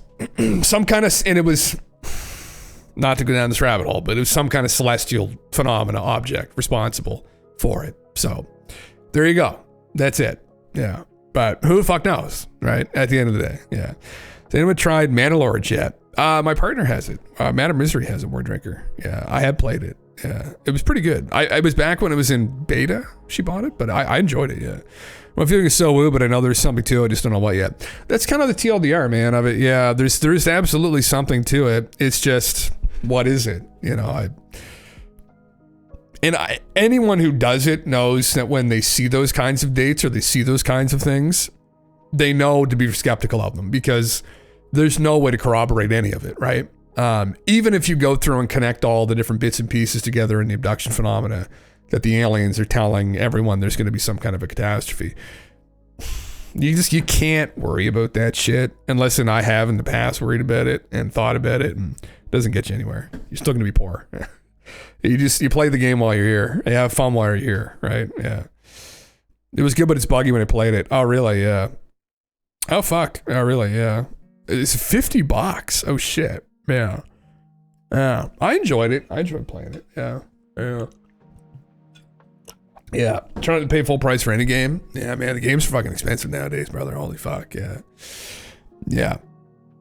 I'm looking forward to Monster Hunter. Monster Hunter is, I've been playing the beta again. I was playing it on the weekend, but I'm kind of done with it now, and I'm glad because 2 weeks it's going to be coming out, so I'm going to be playing that a lot when it comes out. We're going to be on that fucking grind. I wish I could stream it. I might try to the day it launches on Friday. I may stream it, but fuck, it was so intensive on my computer that if I'm streaming it at a decent, 1080p, 60 FPS, it's going to be on fucking low settings, unfortunately. It's a shitty thing with modern games now. You get a 4060 and you think, oh, I should be able to do this no problem. It's like, no.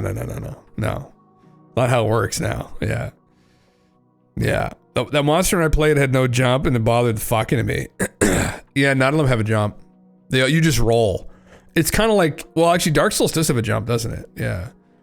Yeah, I can see that, man. It's an eccentric game. It's a hard game to get into for some. It was hard for me to get into too. I got into it on the 3DS back for 3 Ultimate. All the guys got it on 3DS, and there was only one fucking analog stick, right? So it was terrible. Well, you had a little nub, but it didn't really work very well.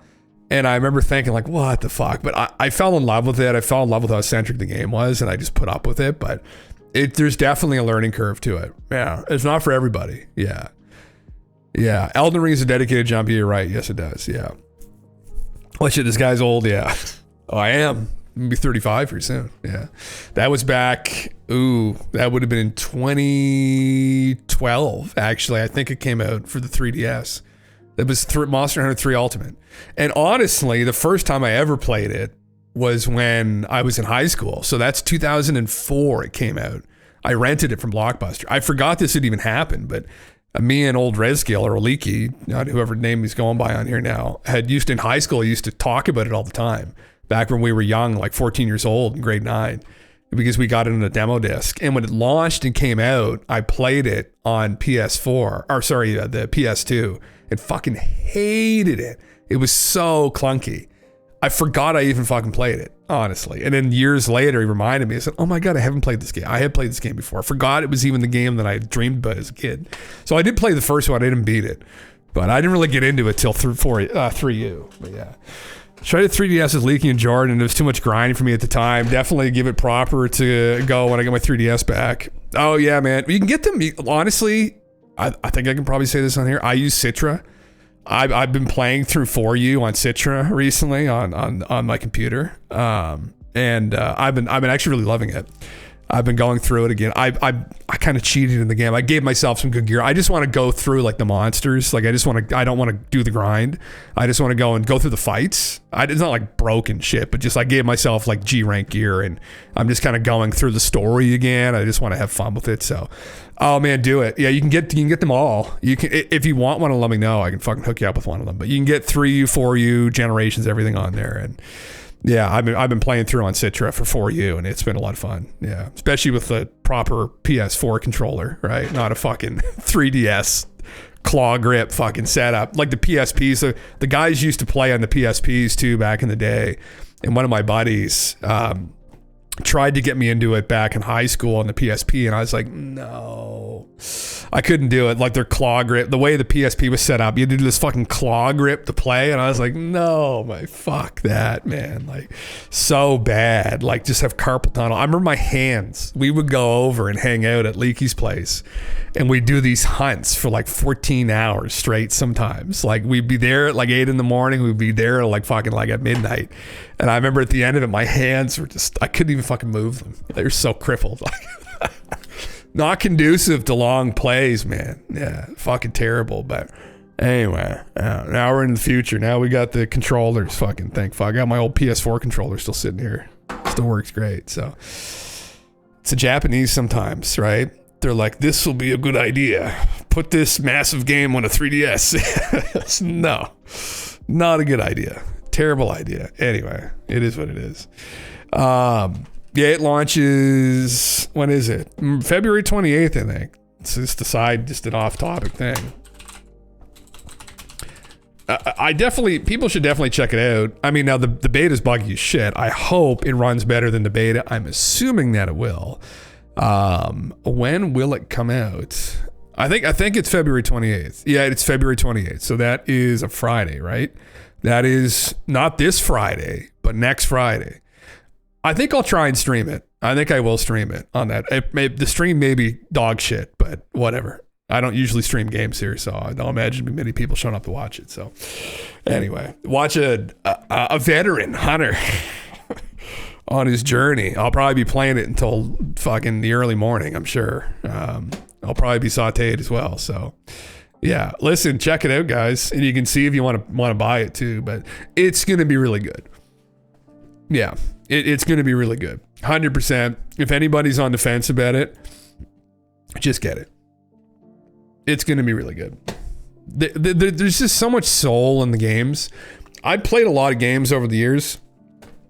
There is no game that is more fun to play with your friends than Monster Hunter. Now, it is four-person hunts, but you can cycle out, but it is so much fun. Like, I remember back in World was the last one. They had this event. So the big dick monster in the series, his name is Fatalist. They're all wyverns, so they're all like, well, I guess you shouldn't call them dragons because they're technically different. But Fatalist is like a proper dragon. And he was in the first game, actually. I never got to him because I returned the game to fucking Blockbuster. But this was an unbelievable fight. I mean, I played through the Dark Souls games and Elden Ring, and it was so fucking good, man, this fight. I remember all the guys we had it on PS4 got together when this dropped. And I remember the first, and we've all played for a long time. And I remember the first, and we all had like endgame, like meta fucking build gear and shit. And I remember the first time we fought it, we're like, this is impossible. You can't beat this. Like, it was that fucking difficult. And it took us like, I think it took me like a week and a half maybe, because I was working. So I would come home and after work we'd grind it. And it was so fucking good though, man. Especially when we killed him. I was like, oh my God. It's just such a good way to end the game. Like, yeah, I'd like to get another game, but pretty hard when like get one day off a week. Holy fuck, man, you're on that grind. That's a shitty thing, man. Yeah, it's finding the time. Yeah. Oh, the big dick monster was Kezu. It is Kezu GALENTV. I see you're here now. Yeah, Kezu is the old meme. I think he was in the first one too, I think. But he famously looks like a giant sloppy dick, and he drools, and he's slime coming out of his mouth. He is the dick monster. Yeah. Actually, this Discord used to be called, the fuck was the Discord name? It was our guild name. Something to do with Kezu. I forget what it was now. Anyway, some kind of dick joke with Kezu. But you could see his slime come out. And his neck, like, he stands out, like, oh, yeah, he's fucking gross. That's Rise there. Anyway, yeah. Yeah. Oh man, that's so good. Yeah, like I live vicariously through you and listen to the enjoyment when I'm at work. Oh really? Man, at work right now? Holy fuck, brother. Thank you. Yeah. Oh yeah, it was Order of the Swollen Kezu. That was it. Yeah. Yeah. It's been a joke in the Monster Hunter community for a long time that Kezu's just like this dick that drips cum out of his mouth. Like it's just fucking Anyway, there's another one called Giganox too, which is another sloppy version. So yeah. I consulted a remote viewer and they told me that in 2030 the authorities will admit that the Earth is flat. Checkmate, globe earthers. All these fucking globe tards, huh, buddy? I'll go fucking these fucking globe tards. Yeah, see-throughs. I saw the truth. Oh, that's an interesting shrine that guy's put together. Anyway, yeah. Red Kezu. There you go. GALENTV, welcome. Oh, good day. Good evening. Good evening, sir. How have you been? That was pretty good the last few days. I just enjoyed a little sippy here. Oh, you're having a little sippy. Having some of that long branch, huh? Yeah, not the short branch, not the medium branch, but the long branch. I was mad and misery for Valentine's Day. Gifted me a bottle of bourbon, actually, an expensive bottle of double oak barrel aged something. It was really fucking good. I had a sip of it the other night. Yeah, I should almost grab myself a sip, but I just had 2 beer too, so I don't know. But fucking right. It was the weekend program. 2 beer a day keeps the doctor away. 2 beer. That's literally what it's been. On fucking Friday night, I actually had 2 beer. Or how many did I have? No, I had half a bottle of wine. And then I had a little sip of that whiskey. And then last night I had 3 beer. Oh, smokes. And then I had 2 beer tonight. A half bottle of wine. God, half bottle of wine. Yeah, I got a nice little bottle. That nice little bottle of wine I got. Yeah, it was nice. Yeah, sippy sip, Jimothy, brother. It used to be used to be Schizo Sunday here. I'd always have a nice little glass of fucking liquor to. You know what? Maybe I should go get myself a little sip quickly. How about that? GALENTV, do you want to entertain the audience? Well, I'll be back in 2 seconds. I can't not. I can, but I'll try. Just try. I'll be 2 seconds. You got me thinking about it now. I have to drink it. So just give me a second. Be right back. Yeah. So.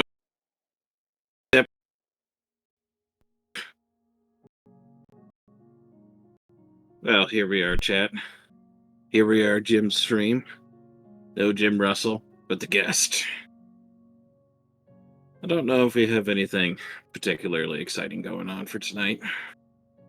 But we'll see how it goes. This feels like kind of one of those rift days. Well, you're talking about Monster Hunter. I gotta say, I was it's probably in the same boat, and I might even be a little bit more not a particular fan of Monster Hunter. I haven't tried it a whole lot. I tried it a little bit. Not as much. I don't know if I'd say that was I could see it being kind of fun with like a couple players. And I would like to get old Jim's take on this. He's going to tell me, he's going to swear, he swears by it. And he said he had the same initial reaction that I had, where you tried and you go like, you know, this it's not for me. It's not for me, you know. But we'll see how it goes. I do have Monster Hunter World that I have yet to try. Personally, I've been playing that Elden Ring just a little bit lately. I've been trying to go back into that, but I don't know. I don't really want to buy any new games right now because it's like as what he said earlier, games they're just expensive. Even ones that are on sale, they're still like $50. And you go, God damn, $50 for a game is like a year old. Fucking ripped off too. You buy the game, it's a piece of shit. Glitchy as fuck. Sit here, look. This is it. Woodford Reserve Double Oaked Kentucky Straight Bourbon Whiskey. I thought you were going to say Woodrow, and I was going to say, is that Woodrow Wilson's Private Reserve? Could be. We're getting double oak tonight. Put it right there, you know. There you go. I think that was a president that started the League of Nations, which ended up turning into the United Nations. I think that was Woodrow Wilson. Was it him? I think that was Woodrow Wilson. Oh, we're gonna get dirty. Don't worry, Brett. Things are gonna get real naughty, real saucy. Yeah. Taste test. Oh, it's quite good. You say Monster Hunter is the most fun you've ever had. What would be like the games you've had the most fun playing with other people? Oh, well, I would say probably first Monster Hunter, just because it's so teamwork oriented. It used to be. I should say it used to be. How Monster Hunter used to work. I won't ramble about it, but you would have your village quests, which were easier, and the guild quests. All the monsters were scaled to be killed by 4 players only. So, and that's where all like the end game shit was. So, unless you were in a group, it was a daunting task to kill one of these like guild quest monsters, because like it was scaled to be killed by 4 people. So you needed 4 people really to kill some of them, like White Fatalist, Crimson Fatalist, like these other boss, like a Cantor, these old boss mobs from the older games. You were getting fucked. So it was exciting to go and play with your friends, because you were like, you needed them to unlock the gear, right, to beat it. And so it was this cool, it was a really good idea. And then they changed it now where it scales depending upon how many people in the party, which is more friendly to like, noobs. But Monster Hunter, World of Warcraft was up there too with fun that I've had playing. But probably like those two, really. Why? What are some of yours? Probably the one that I think I probably had the most fun playing, and you need the right group to do it, but it was probably League of Legends. That was probably the most fun I had ever playing. Really? Wow. But there were 4 other guys, 4 or 5 other guys that I would play with regularly, and everybody kind of had the same, like, it's like, okay, well, we lose, it's not the end of the world, and then we win, we would talk smack, we would showboat, we would fucking do whatever it was just to even get a rise with the other people. But, if we lose, it's just like, whatever. But when we won big time. God damn. And I think it was the teamwork kind of thing was the thing that was, like, pretty fun about it. Yeah, isn't that funny? That's the same thing in Monster Hunter, though. That's like, it's like a satisfying experience to conquer a challenge with your friends together. Like, that's really what did it for me. Yeah.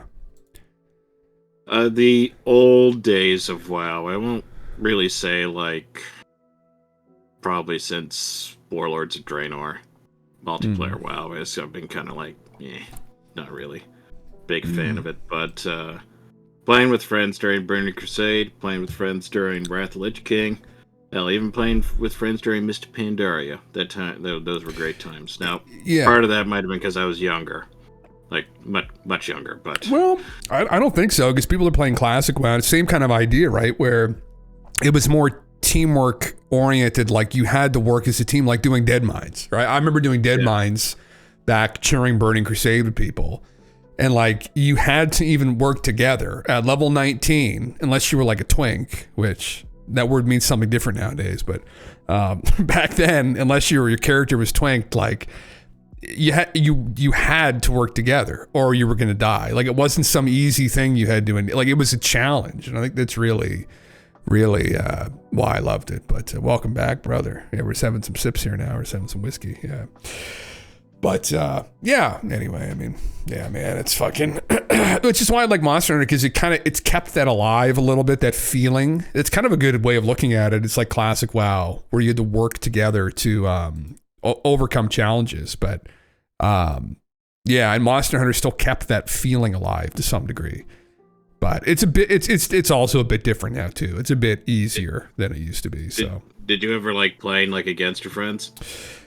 What, like in anything? PvP, say like fighting game or something. Oh yeah, Soul Calibur. That was the one that I usually played with the guys. Oh really? Which one? Fuck, I don't even know. A couple of them. Was it like PS2 one, or was it PS? Well, I played through Xbox 360 one, I think. I played through a couple of them. They've been in a couple different systems. I know Leaky was a huge fan of Soul Calibur, and our other buddy too, was also a huge fan, and we used to always play. And I know them. I know the characters they used to still play too. I think it was 4. Is the one, if I remember it, because I was talking to him for a while about this. I think 4 was the one that would have been on the 360. That was the one with the Jedis. Oh, okay. The Jedis. Interesting. I think 2 was the one that I had the most fun with. That was the one on the GameCube. What was sorry, not to interrupt you again. What was the name of the girl in it? Had the white hair. girl with white hair. This one, what's her? Is it Ivy? Is that her name? Is it Ivy? Oh yeah, fuck her. Yeah. She's my favorite character. My favorite character. Yeah. Actually, you think just thinking about it now. At the time, I was kind of like, her weapon's kind of weird. It's just like this sword weapon. Now, like as soon as you just brought it up, I went, oh, now I see why it's a whip. It's a whip. Is this okay? I made my safe searches on, right? Jesus fucking Christ! Some of these models. Yeah, actually, do you know how I used to play though? I used to play Cervantes, but I used to play Valdo. It was like the weirdest fucking character. Valdo He's such a fucking creep. Like that's how I used to fuck around. I used to meme with him because he's just such a weird character. Yeah. You just have like hissing sounds, and then you just turn backwards and just juggle you, and you'd be like, "What? How does a man move that way, moving backwards?" That's who I used to. I used to play Cervantes, him, and I forget what the other character was, but yeah. Anyway, yeah. Well, I was surprised you played Cervantes, but Valdo seems like a guy you would play the hell out of. Seems like your kind of guy, Jim. Yeah, some fucking creep. Yeah, him and Ivy. Those are the Jim Russell characters. Holy fuck! Yeah, it's essentially it.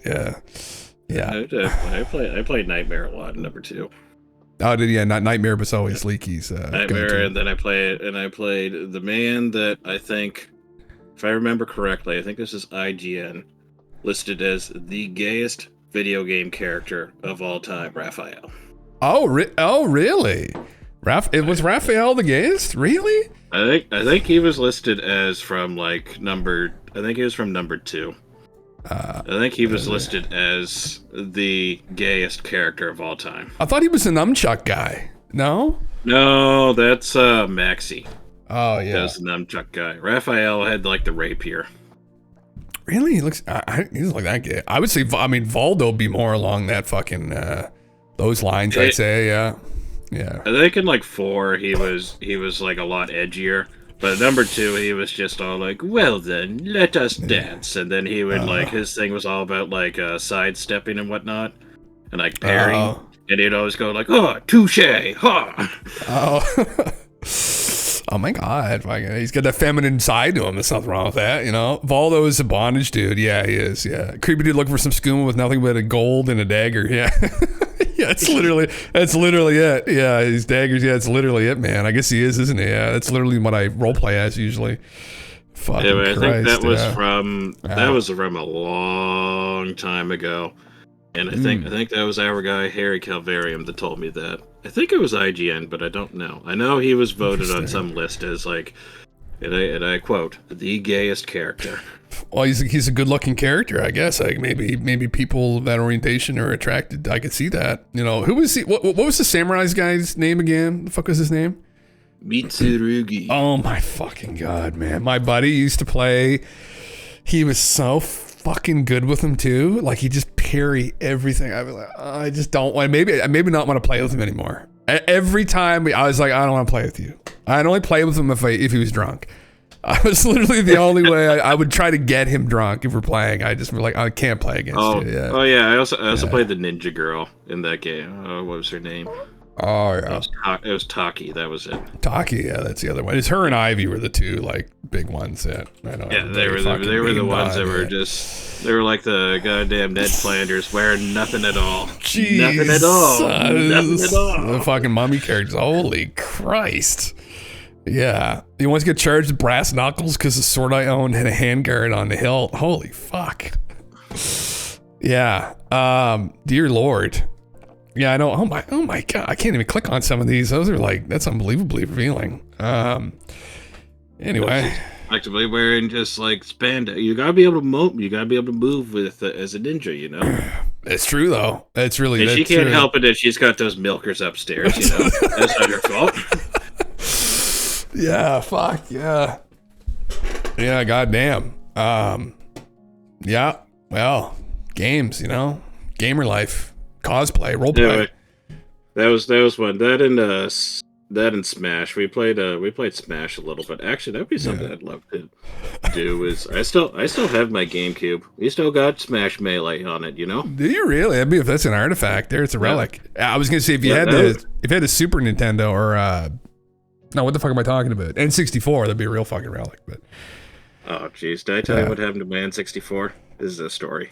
yeah, you sold it. Real men play Minesweeper. Yes. Yes. I think I've told you this before, but I think, yeah, well, you can tell everybody, yeah.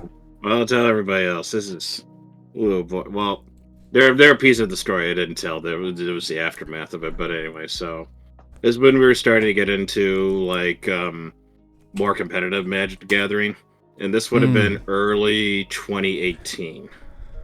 And I wanted to play. I thought the blue-white control deck in Modern was just like the coolest thing. Yeah. Because it had all the planeswalkers, and it was just about just like effectively, well, controlling the game. You control the opponent. It's also known sometimes as a permission deck because you have to give them permission to play the game. Anyway, I just thought that was like the coolest strategy. You would think that, wouldn't you? Yeah, I would, yeah. Yeah, well, you know, with all the decks that I play, it makes a lot of sense now. Yes. Anyway, one of the core cards on it was a land card called Celestial Colonnade, and it was what is now known as a critter land, formerly known as a man land, but that's a non-PC term, I guess. But anyway, the cards were like $80 each. I didn't have a job, and I was looking for a way to scrap some money together, and I saw in my parents' closet there was the N64, and all these games with it, and I thought, you know what, we can clear out. We haven't played that in a long time. We're not going to play it. And I thought, you know what, I'll trade it into the game store. I'll see what they give me for it. Anyway, they gave me for all the stuff. It was about $500. So, no, it was a little bit more than that because I remember I got something else after. Which is crazy, yeah. But anyway, yeah. They get reprinted like 8 months later in another set. No one could have seen that coming. But guess how much those cards are worth now? And you tell me they're like 50 cents or something? No, they're like $3 or $4. It's not that bad, but it's still pretty bad. Pretty bad. And it's effectively that would have been $360 worth of cards that are now worth collectively $16. Yeah, and the N64s now are up even. I think weren't they like $1,200 or something ridiculous? Like they go. Well, here's the other part I haven't told you. Here's the other part I probably haven't told you with it. So later that day, and I remember I was one of the guys I played League of Legends with. He sent a Discord message to me, and he just said, "Was this your stuff?" And he linked a bunch of Facebook posts. Anyway, the owner of that store, the manager, is the guy that I'm sure you know what I'm talking about. Oh yeah. He posted a bunch of stuff on their Facebook page and just said, like, we got a bunch of goodies that came in now. Come on down and buy them. And they were all listed for like 2 or 3 times as much as like what he gave me in credit. Oh yeah. A month later, I went there and like they were pretty much all gone. Oh yeah. So they sold. Well, there were a couple games I remember I had that they were like rare games to get too because they had a very limited print run in North America. Like one of them that I had, I think the second market value for it is like around like $200. Mother of God, man, it's fucking crazy. Yeah. Oh yeah, man, it's more during some of that shit, man. It's fucking Calcimania 3. Oh my God, yeah, like some of that stuff. I see this Mortal Kombat 4 on a Nintendo 64, like in the box with the wrapper still on. Like holy fuck, man. Some of these, Jesus, yeah, they're crazy. What's one of the? Was it Mizkif? Is he the streamer that has a bunch of the N64 games? Like they started grading them like Pokemon cards, where you get these like boxes of the original games and they're graded. But I guess someone explained this to me and I didn't understand why. Aside from nostalgia, why they're so valued. And there's a scene for competitive play with Mario Kart and Smash Brothers. On the N64, there's a serious competitive scene still, and that is one of the reasons that it's driven the games up so much. That mainly those two is what I've heard, but yeah, you got Pokemon Stadium, Zelda, 007. Yeah, oh man, Smash would make sense. A little surprised at Mario Kart. A little surprised at Pokemon. 007 makes sense. I would have figured that Ocarina of Time would be a collector's item. Yeah. Unless they're like speed running. I guess that's a game that's really popular to speed run. Is it? Okay. Yeah. Yeah, I think you can do it in like around 15 minutes is how long you can do to beat the game through a bunch of exploits. Oh, really? Yeah. The Yeah, emulation. but- Okay. Yeah. Yeah, so one of the things too, I guess, is at least with the GameCube, you had to have a certain TV. Right. Like Yes. the new TVs that are out now, like there's like a little input delay. You effectively have to have a TV that was built around like 2002 or 2004. Yeah. To like really get the seamless experience. Yeah, we're watching a video on this like last week or the week before. There's like some Japanese TV that's like valued at like $1 million. It's like it's a big screen, tube driven, whatever the term is for it. Yeah, he ended up finding it in Japan and refurbished it and shit. But yeah, there's a huge scene for that too from the retro games and shit. But I personally always fucking hated the N64 controller. I still do. Yeah. I hate it with a passion. Probably the greatest controller ever still, in my opinion, is probably the PS4 controller. I love the PlayStation 4 controller. Which is why right? I still have a couple of them. Yeah, I love it. Yeah, CRT TVs. I've heard that with the PlayStation controller is kind of regarded as the best. Oh man, it's so good. It's so good. Yeah. I think I like the Xbox controller a little bit myself, like a little bit more myself, but I think generally the PlayStation controller is regarded as the best one. Oh, it's so comfy. The N64 controller, I used to hold it in like in a really unorthodox way. Like I would have like effectively my left hand would like use the joystick, and I'd have it like on top, like at the very top of the controller, and then I'd have my other hand like about where like my right hand where like the in the middle, I guess the middle like handle. Yeah. Anyway, my brother used to tell me that was like the worst way to hold the controller. I said, no, it's going to work. It's just how I got to hold it. Oh, Jesus Christ. Holy fuck. Yeah. You mentioned before, Board Drinker, you know that community that does the speed running of like Metroid and shit. Yeah, you've mentioned that, man. Yeah. Yeah. It's interesting. I get it though, dude. I totally understand it. Like, I find myself playing retro games like somewhat retro, but like, I go back to older games all the time. Like, at this point, like, you just use the emulator for it, Brig. They're good enough now, Well, I guess there is a bit of input delay, is what he's saying. You run the SNES with a capture card on my computer with CRT. Oh, really? It's instant input delay, or as close as you can get. Oh, interesting. Is that right? Okay. Isn't that interesting, man? Yeah. I guess I would have to like be like how the controller's set up, because I know they have like what do you call like a dead zone setting on the controller, like particularly for like joysticks, where like that modifies like how sensitive it could be and whatnot. Yeah. I don't know if like you have it set like a little bit, even if your controller is like just like a little bit, for lack of a better phrase, loose. You can just have your guy just going like way off on the corner without even like moving the controller. Man, it were simpler times. Fuck, not to reminisce, but I loved consoles. I would love to go back to a console at some point. I love console playing a game. Like if I honestly like when I sit at a computer desk, I don't know why it is, but I always feel like I'm working or something. Like I can never really truly relax. For me to really relax, I need a big TV and a comfy couch with a controller. I'm in heaven. And it's shitty because like since we fucking moved, I don't have that. At our old place, I had my couch set up. I bought this like really expensive couch back at my other old place. And I would just sit there. I had this awesome leather chair too. And I lost it in a breakup. Fucking lost the fucking chair. Took the fucking chair anyway. And my favorite chair. And I used to sit in that chair, and I used to play Monster Hunter in that chair. And God, it was so great. I bought the TV we still have here, 52-inch, literally for Monster Hunter World. For Monster Hunter World, back when I was working and making some decent money, I literally dropped I don't know, like probably $1,200-$1,300.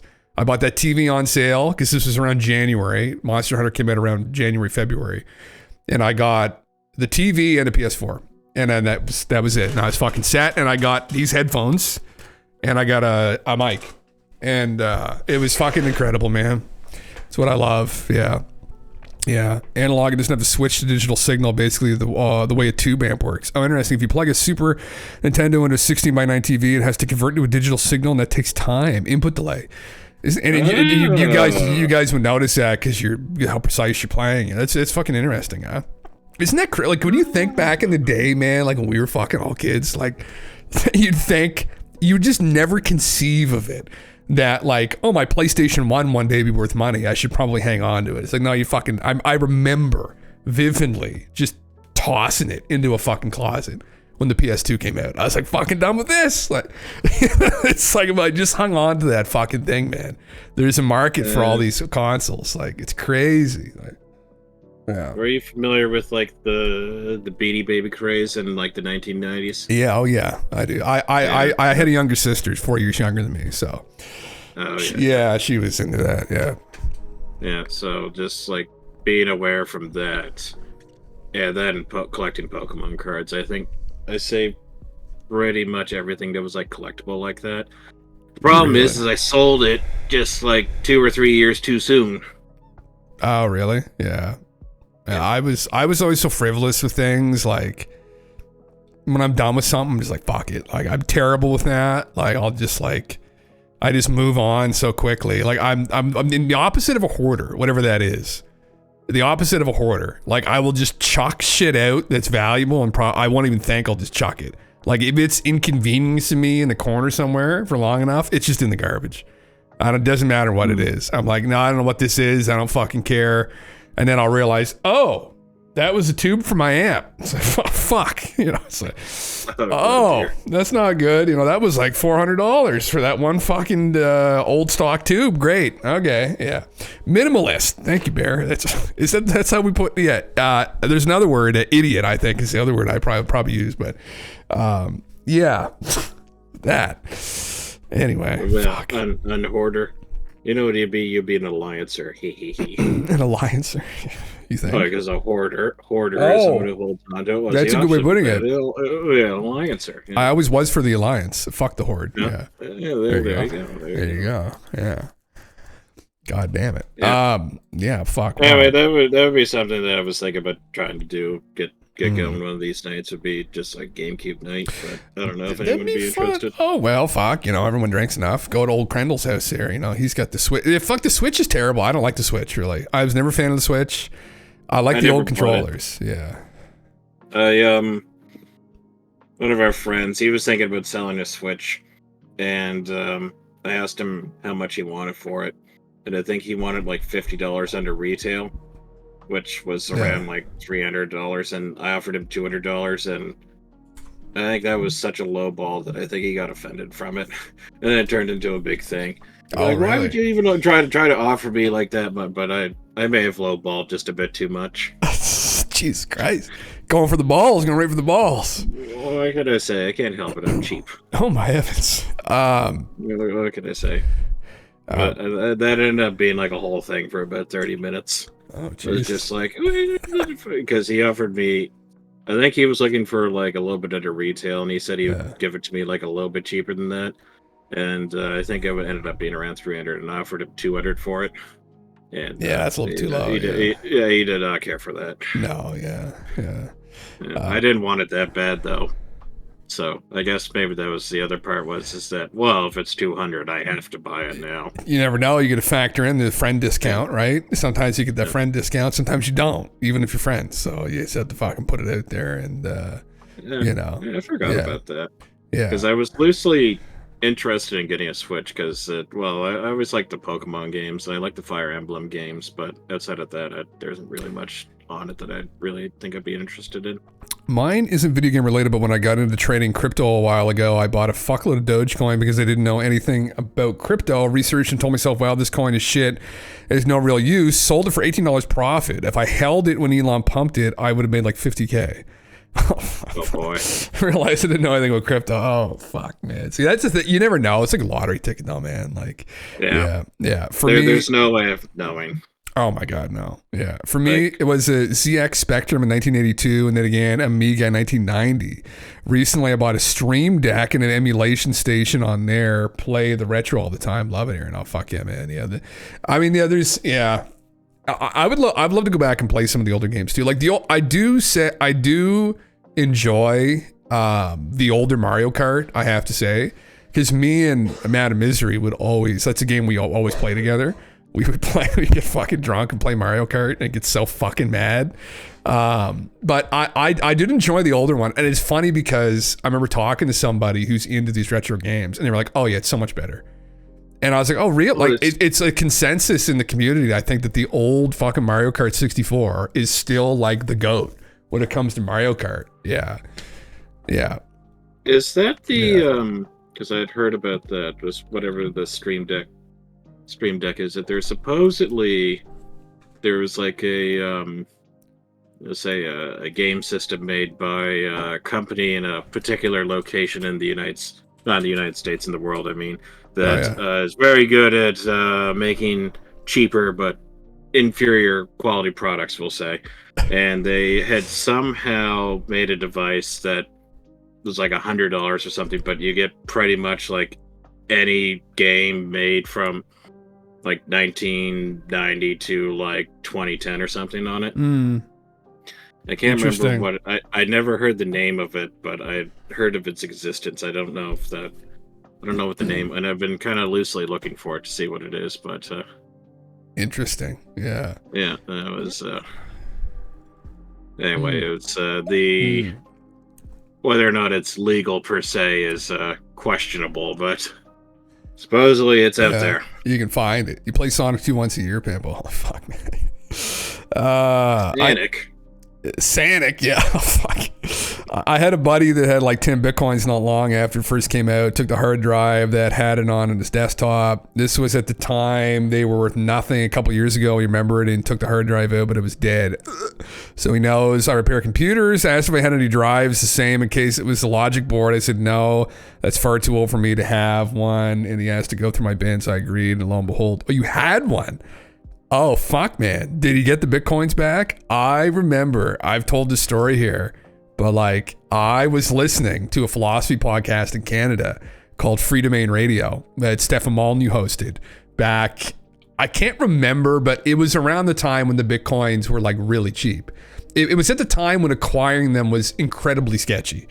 And I remember that Stefan was telling everybody, this is the future. This is going to get us, away from this fiat-based currency system of control the globalists have us in. I'm like, brother, fucking preach. Like, who's this Satoshi gentleman? Like, he's going to free us. He's some Japanese philosopher. And anyway, I remember I was working at a fucking bookstore. So this would probably be, I think it would have to be around the 2010 timeline. I don't know if that's correct, though. But I almost dumped a paycheck of like $1,000 into these Bitcoins. And I think it would have netted me somewhere around the same, maybe a little bit more than 10. But I remember thinking like, fucking Christ, man. Like if I just, and I was free, but I tried to do the whole thing to get a whole, it was too sketchy. Back then, like I was a kid, I was like probably like 19 or 20. And, that was a lot of money. It was a whole paycheck. And like, that was like my food for the fucking couple weeks. And anyway, it's always like could have been kind of scenarios, but that's a different story there. He did. It was weird, but it was like meant to be. Holy fuck, man. That's crazy. Like, holy shit. Does he still have them? Is he still hanging on to them? Or that's insane. Like, yeah. I heard you heard GALENTV. There's a few boxes from China with Sonway joysticks in them and 50,000 ROMs for every computer ever. Oh, Jesus. Yeah. I was kind of looking, I kind of found one or two things. The one that I had heard of effectively just looks like a Game Boy, and I think I found it. Your 12 terabyte NOS drive is full. 12 terabytes? Man, I got 500 gigs still on this goddamn computer. That's my hard drive size. I need to get an external drive too for VODs and shit. Fuck me, yeah. It's fucking crazy. No fucking. Oh, he sold them? Yeah, man. Yeah. A friend of mine said he had a coworker that effectively threw out a hard drive that had something. I think he said it was like 13 Bitcoins on it. What are they at right now? What's a Bitcoin at? It's like 100 and something, isn't it? Yeah, somewhere's in the dump, supposedly. Holy man. It's down below 100. 96 still. Oh, there's worse horror stories than that. The worst one I've ever heard is buddy who like bought a pizza or something with them. I forget what the scenario was, but he pissed away like a lot. He pissed away the equivalent of around $1 million. Like, oh yeah, it was just fucking, this is way back. Yeah. I'm glad like if I had bought them, as soon as that doubled my money, I would have sold them. I was so bad with money, you know. Like I remember when I was younger, the first thing I did when I got a credit card, I went and put a guitar on it.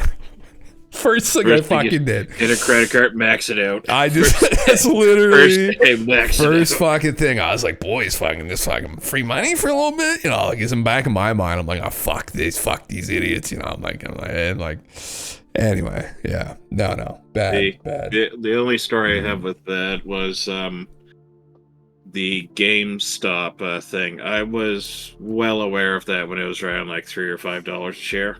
I knew what the game plan was, and I was thinking about it, and then I thought, nah, I need to hold on to the money. Oh yeah. Yeah, sure enough, I looked at the next morning, it was around $300 a share. Listen, no risk, no reward. That's the moral of the story. Well, you got to take risks. Yeah, that's it. Exactly. That's it. The question is would I be okay with just like losing $500 for no reason? At that time, no. Now at the time now, I may very well be okay with that, but at that time I was like, no, I need to hang on to this. Man, oh fucking man, there it is back. What's in 2013? It was $135. I a couple times I bought it. I bought it at around $100, I think. So I would have bought, because I remember the guys were into it a little bit, and it took a dip at one point here. I know it took a dip. Yeah, I only bought a couple though. So I mean, you know, still, if I had hung on to them, I'd have a fucking $100,000 rate. Oh, it's just crazy to think, man. Do you want to hear kind of a funny story? This is just an anecdote I had. Didn't happen to me or anyone I know, but yeah. This is what so I signed up to do this volunteer program at one of the schools in our area back in I think it would have been early 2018. And the first day that I was there, you know, I was kind of talking to some of the other volunteers, and there's this older guy that was there, and he was, you know, he was just kind of making chit-chat and whatnot, so, you know, I kind of talked. But, of course, I was just like, I don't know how to talk to people. I pretty much just said nothing. And he was talking, he was talking to someone else, and he was talking about how his son had just dropped out of university to go entirely into trading cryptocurrency. And oh, really? He was going on. They knew nothing about it because they're going on about like, oh yeah, no. I was like, I don't know if I like him dropping out of school, you know, there, but you know, he seems real intent on it, you know, and hey, you know, if that's what he wants to do, then that's okay there. And there was this other, you know, the other lady that was working there, and like the officer, the secretary, was like, oh well, you know, I don't know much about that. And the other volunteer, you know, little did they know that I knew. It had literally crashed that weekend. Oh, fuck. the Bitcoin, it was like not 2 days ago that I remember hearing that it crashed, and it crashed hard. Oh, yeah. Now, I said nothing at this time, you know, but I remember thinking, it was like, oh boy, he dropped out of school and it just like completely caved in on itself. What did it drop from? Was that 16 and it dropped to fucking 3,000? Holy fuck. Meal, what's up, man? Yeah. You could have bought those for $2 in 2011. That's around the time, it was a little bit before then, I think. I don't want to make shit up here, but I can't recall the date and time, but it was around that time when I could have had a lot of it. And I'd have to go back and actually look through when I was working there, when Stefan put the video out, and how much it was. And then I had roughly, it was around, well, say it's around $1,000 paycheck. So, and I was going to dump it into the Bitcoins in. So I don't know if it was dead $2 in it. I feel like it was more than that. I feel like it was something like 80 or something dollars, something like that. So I would have ended up with like a little more than 10, if I can recall correctly. But I might not be recalling correctly. I might not want to recall correctly. I may have been able to walk away with 1,000 of them, and then I would feel very sick. But anyway, but you know, it's like, so you could have gone to the gas station, and if you bought that lottery ticket, you could have been the one to buy it because the guy that went ahead of you won the lottery, right? So it's like, there's all these could have been, should have been, might have been scenarios, but at the end of the day, it didn't happen, and you're still poor. So, at least in my case. So, remember, you're talking about you were going to go to the store where that guy opened the one ring from the magic. Oh, set. That was I think I've told that story here before. That was literally that. Man, that fucking bothers me too. Thank you for bringing that up. We were in Toronto. Over a year ago, we went with our family. So me, my brother, my sister, my mom, like our partners, we all went to Toronto. They were going to see Ed Sheeran, and me and Madame Misery, we just wanted to go hang out.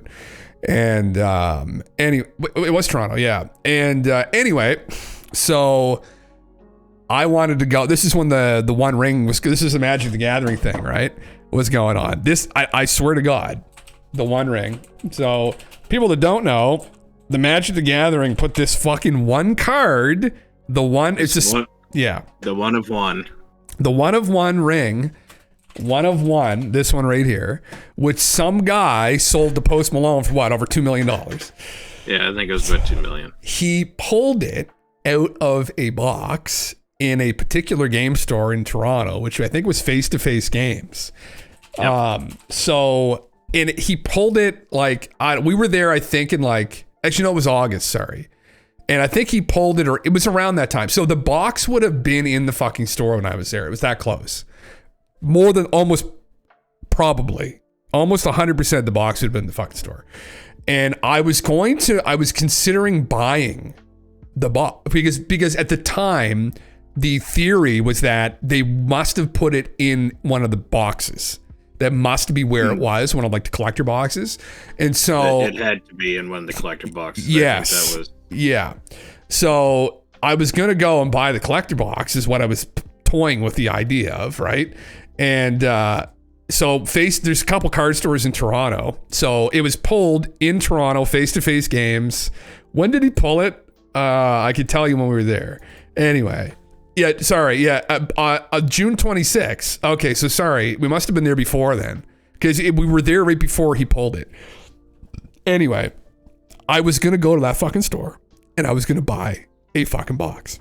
And my brother talked me out of going to the store because there was another game store just down the street. But I wanted to go to Face to Face because it was kind of the card store.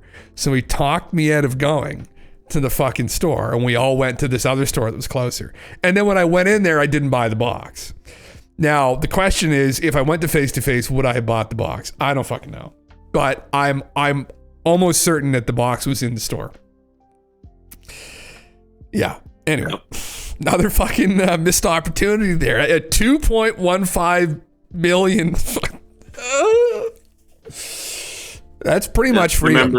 Yeah, because there was a couple days later, I remember I was driving home from work, and one of the CBC programs later in the evening, they were actually interviewing the guy or somebody representing the guy that actually opened it. Oh, really? Yeah. I think it was somebody from that store. They said, and he was just like, "Yeah, I know. I knew it was. We knew we had the connections. He doesn't want to make himself open air, and."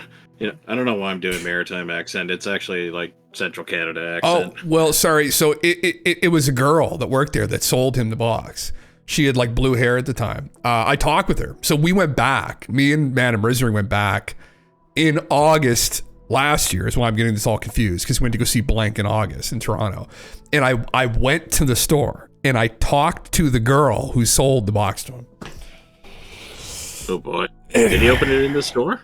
No, I don't think so. He took it home. He didn't open the store. I don't think so. Anyway, it was somebody that knew the guy that I think was that worked with the Face to Face, but I don't know. I don't remember the exact details of it, but I remember it was somebody in Canada. I remember thinking that I was weird because I think the bets were that the box was definitely going to be shipped to like Star City Games or something.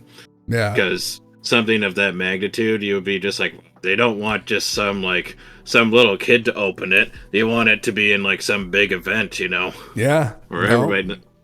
And so the thought would be is that they would have to send it to some big company like Star City Games, but the fact face to face was kind of like a little surprising. Well, face to face is pretty big, but yeah, it's actually quite a small shop. I posted some of the pictures in Discord when we were there in Toronto, but I was surprised at how small the shop was. Yeah, just a little store on the outskirts of Toronto, and crazy shit. Yeah, blue area. Well, I think they're based in Montreal, or is it Quebec City? I can't remember. And I think the Toronto store is like just their other store, but they pretty much run like the competitive circuit in Canada. Whereas I think Star City Games is kind of the one that runs it in the United States for the most part. Yeah. Here's the Bitcoin Pizza Day celebrating. Oh my! I didn't realize it was 10,000 Bitcoin pizza order. You imagine? You fucking imagine, man. Man, I just can't fucking. I can't even wrap my fucking head around it. The terror this man must feel every day. The shame he must feel. Sorry, the shame he must feel. Yeah. Oh my god. Only one circumstance I can think of. Well, there's two, but that I can think of where a cryptocurrency or a non-centralized currency is superior. Mm-hmm. One was a trucker convoy. Oh Jesus, yeah. In Canada. Yeah. So you know what happened with that? Oh yeah. Where they were starting to do like the GoFundMe, or they're funding themselves through like a GoFundMe account. Yeah. And what they started to do was they started to like essentially freeze bank accounts for people that were supporting the cause, and they actually shut down that GoFundMe account. I think is how it went.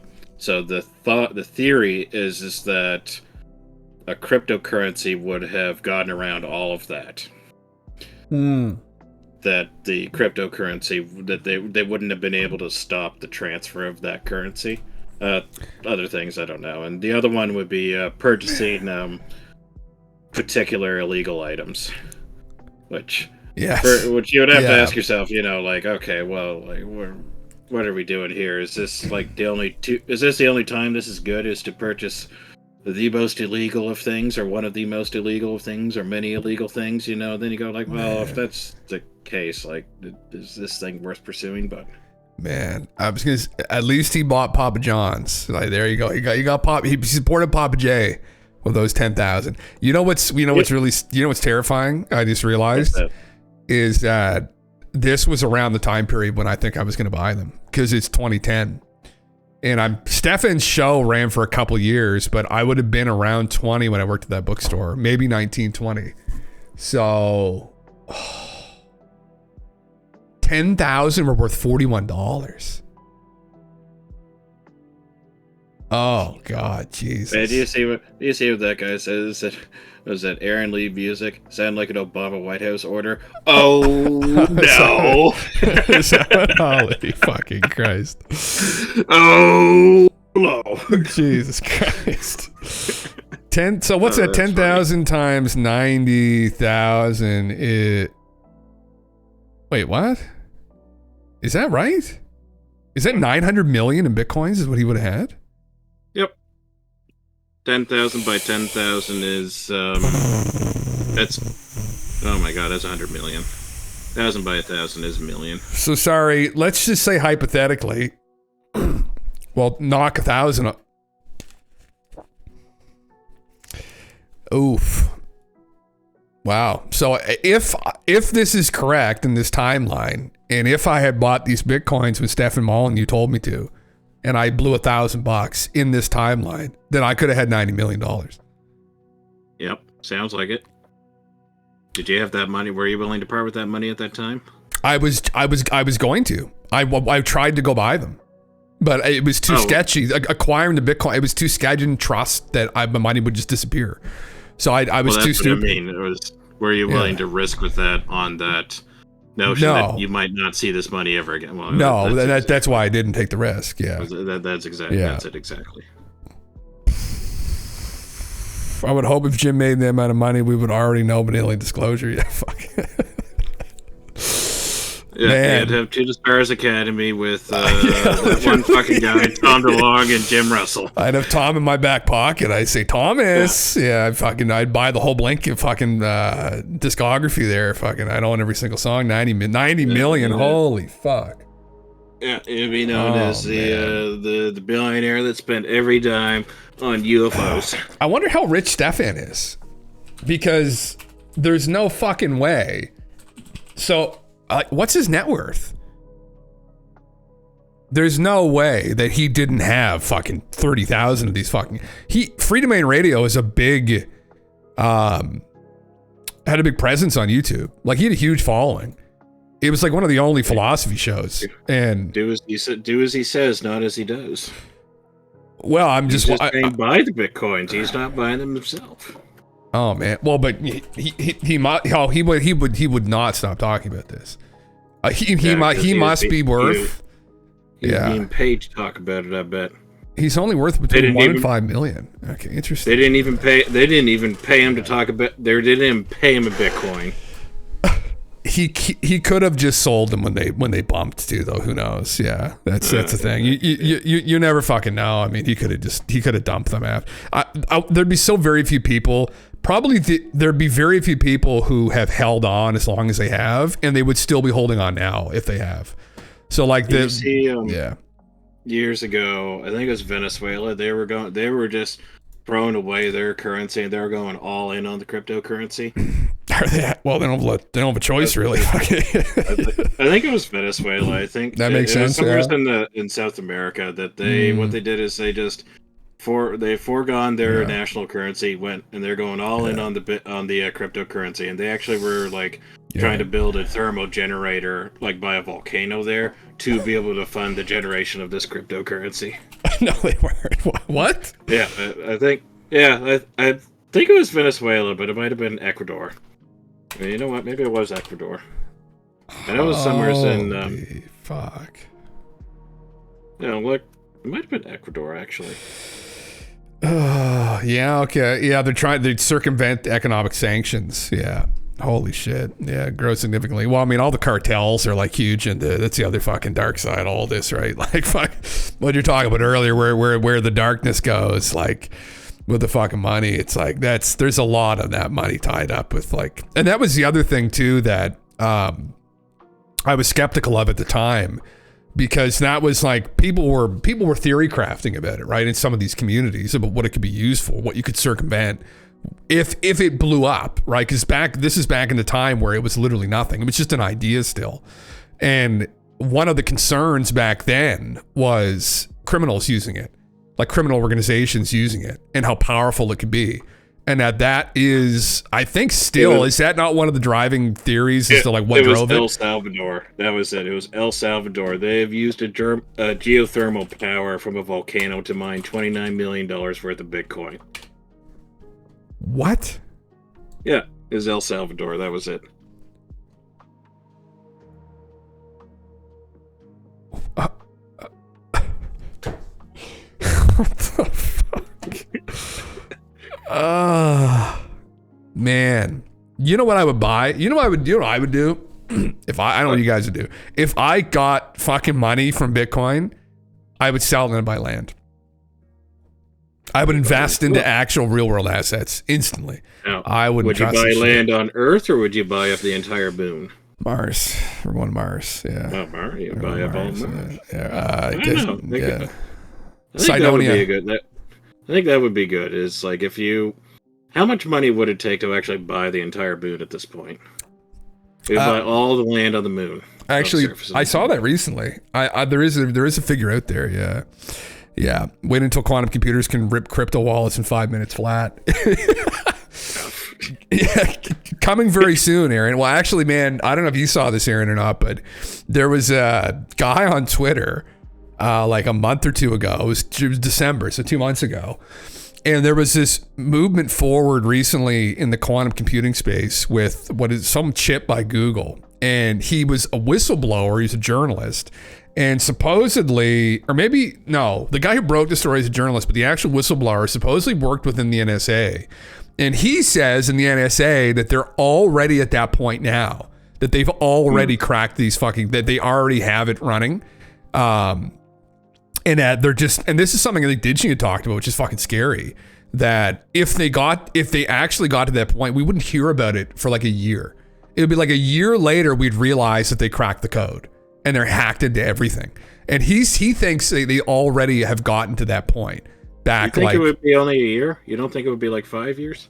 Well, no, because they would slowly compromise everything and get in, and then a year is that just a guessing game? It could be longer, but it essentially was whenever they would get exposed. I mean, yeah, that would be my thought. Is like, do you think it would happen that fast, like within a year, or do you think it would take like half a decade? It probably wouldn't take a decade, but I don't know. I don't know what the logic was for why it would take a year to begin with, and why it just wouldn't instantly be a problem. But I think the idea is that they would be inside these. People wouldn't realize it.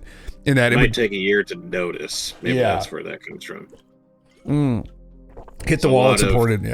Yeah. Well, a lot of these would be checked like quarterly, maybe, and then if you're only taking, it's kind of like there was a fella years ago, and what he did is he set up a way to effectively take just like a portion of a cent out of like a bunch of different bank accounts, so that it would really if you just took a glance at it, it just looked like it was a rounding error. But he effectively was taking this from all bank accounts that worked with that branch or something. I can't remember exactly how the story goes, but he ended up stealing just from doing that, just taking like a little fraction of a cent that took something like $13 million or something. And it was only because they only got caught from it because somebody went and like had to like check something or double check something, because there was like an unrelated issue, and that they even noticed that rounding error. Fuck, man. Yeah. Jesus Christ. Yeah. Radiation on the regolith on the moon surface medium is worth trillions. It can be used as fuel, really. The movie Office Space is based on that. Is it actually, man? It might be. I can't remember exactly, but I know that was supposedly a thing. The guy got arrested for it. I don't remember how long ago that was, but effectively, like, nobody noticed anything. It was only because somebody just had to take like a deeper look into some unrelated thing that they even like noticed that pattern. So with respect to what Digi was talking about, where it might take a year, that might just be like the estimated guess on like how long it would take for somebody to notice. Maybe I don't know. Yeah, it's hard to say. We were reading an article that talked about it too, that a hypothetical situation would happen when they crack it, and man, that's a hypothetical situation. Oh, I see. Well, they were like kind of wargaming. It's probably not quite the right word, but what would happen? But that's one of the reasons, man. Well, the thing, I mean, saying, oh well, if they in that event, the best things to have assets, gold, silver, land. It's like, brother. It's like, why are you going to get that? It's like, oh, well, if the world ends, you'll have something. Like, brother, if the world ends, government's going to fucking take all that from you the next day. If the world ends, all that land is confiscated, and I don't know where your gold is. It's probably in a bank. All that's going to be fucking gone. They're going to run with it. What is gold generally used for outside of just making currency? I know it has applications outside of... In the atmosphere in Nibiru. Yeah, well, I was just about to say, if you go to use to effectively fixing global warming and whatnot, then maybe. Anunnaki, but fucking, you were using her fucking millions of years ago. So I have no idea. Yeah. If you have like, well, land is effectively meaningless unless you have people that are gonna like help you protect said land. If the world in like an apocalypse scenario. Oh, an apocalypse scenario. Oh, yeah, absolutely. Well, an apocalypse scenario, like, all your assets are fucked. Like, I mean, really, by that logic, and I'm not saying anybody should do this, and in fact, you know what, you just discretion, everything I'm just saying is a pure hypothetical. You think you'd buy, like, guns and ammo at that point? You want to have some. I mean, really, I think what you would want is strong relationships with competent people. You build like a storage, like some kind of underground storage. Yeah, relationships with people, and like probably guns and ammo or something. Those would be probably the things that you'd buy. You need food, water, storage, and then guns. So I guess maybe like a little bit of land. Yeah, well, I mean, the concern would be in an event, like depending upon what the apocalypse. People throw apocalypse around all the time. Like, what do they mean? Like, do they mean like a collapse of civilization? Like, is there some kind of a breakdown? What facilitated it? They need to be more specific as to what facilitated the collapse and the apocalypse. Well, here, let's brainstorm. Let's imagine this. You're right inside my ear. Aliens come in. They use this quantum computing that we're talking about. Yeah. And they drained everyone's bank account. The world has no money left. No money in bank accounts anywhere. Yeah. And then they get up and leave. They effectively robbed the planet. That'd be a meme. Would that be a meme? They just turn everything to zero. Like, good luck. That'd be kind of a meme on the elite, really. People would be like, oh, we still got to grow food. You know, they'd be like, oh, what control do you exert over us now? You have nothing, you fucking betas. Like, what happens? They come in and they have a way that just incinerates all like physical cash. Yeah. And they just like take all finances. They transfer all finances onto the mothership. Fuck. And they just leave. They just leave, just take all those numbers. Yeah. You're still broke. I hear you, brother. Yeah. Those numbers. All right. So, all right. This is our apocalypse scenario. What happens? What do we need to own? Again, a relationship with someone that can grow food. Yep. I mean, that's literally, well, like, give the answers like, what do you need to live? You need clean water and you need to eat and you need somewhere to sleep. That's it. I mean, so there, a farmer. I mean, that's literally, you know, that's it. That's what you need. Well, what if you can convince farmer at gunpoint? You know, maybe the guns are the most valuable thing at that point. You could. I mean, he could also just blow your head off and then you're dead. I mean, it's. Like, oh no! You shot the gun out of his hand, his or her hand. Oh, okay. So now you have all the power. Yeah, I guess. But guess what you have to do that night? Yes. I have to sleep with your eyes open, I guess. You have to go to sleep. So it's at some point you close those eyes, and when you start playing that kind of game, when you might not open them again. That's the thing. Like, okay, you know, you're gonna have old Jim come behind you with a dagger and fucking put you down. I'm gonna just fucking stealth shot. That means we got to be friends with the pharmacist. You know, and they'll brew up some crystal meth for us. So we can stay away for 3 or 4 days. Holy fuck. Right, you can cook up any scenario to get it. Yeah, there we go. Okay, so we need drugs. So we need drugs. So we need stimulants big time. Yeah, and then on day 4 or 5, you have a heart attack and you die. Listen, no. At that point, then you get your buddy to help you out. Your buddy, okay. But do you have any buddies at that? This is the argument against, like, you know, violence in that. That's why like advocating for the virtuous life is important, because it's the foundation of civilization. Like, what led us to this point was cooperation, right? And that you have to work together, and like that's ultimately what got us through hard times in the past during other cataclysms, and it's what will continue to get us through in the future through cataclysms, right? There's tons of examples in history where there were all kinds of we've had currency before. I mean, there's currency probably in older civilizations to some degree, maybe not to the degree maybe like it was started in the Roman Empire, but I mean, ultimately it's like, you know, good food, clean water, probably some drink too doesn't help, and then somewhere to sleep, stay warm. I mean, and that's it. And that's kind of the basics. And we're so far from that now. Like, I mean, most people work really to keep a roof over their head and to eat. Look at the middle class nowadays. Like, what the fuck are people working for? Maybe once a year they get to go on a vacation to some mid-tier resort in Mount Mexico. But like, for the most part, like, you're working to eat and to keep a roof over your fucking head. And that's literally it. You think there are people out there that would work just purely out of the sense of duty? Oh, probably. There's tons of people that are like that. Look at people do police officers and firefighters and people in the military, and there's tons of people probably that feel like a real sense of purpose at their job. There's a lot of people that don't, though. That's the other thing. So I mean, yeah. I suppose then it would be kind of like how much value, how much meaning does that occupation give you? You know, if there's somebody that's like. I always hate to pick on the fast food workers because it's a job needs to be done. It's a valuable job. But it's like those are always the jobs where like you just get somebody that just fucking hates it there. Oh yeah.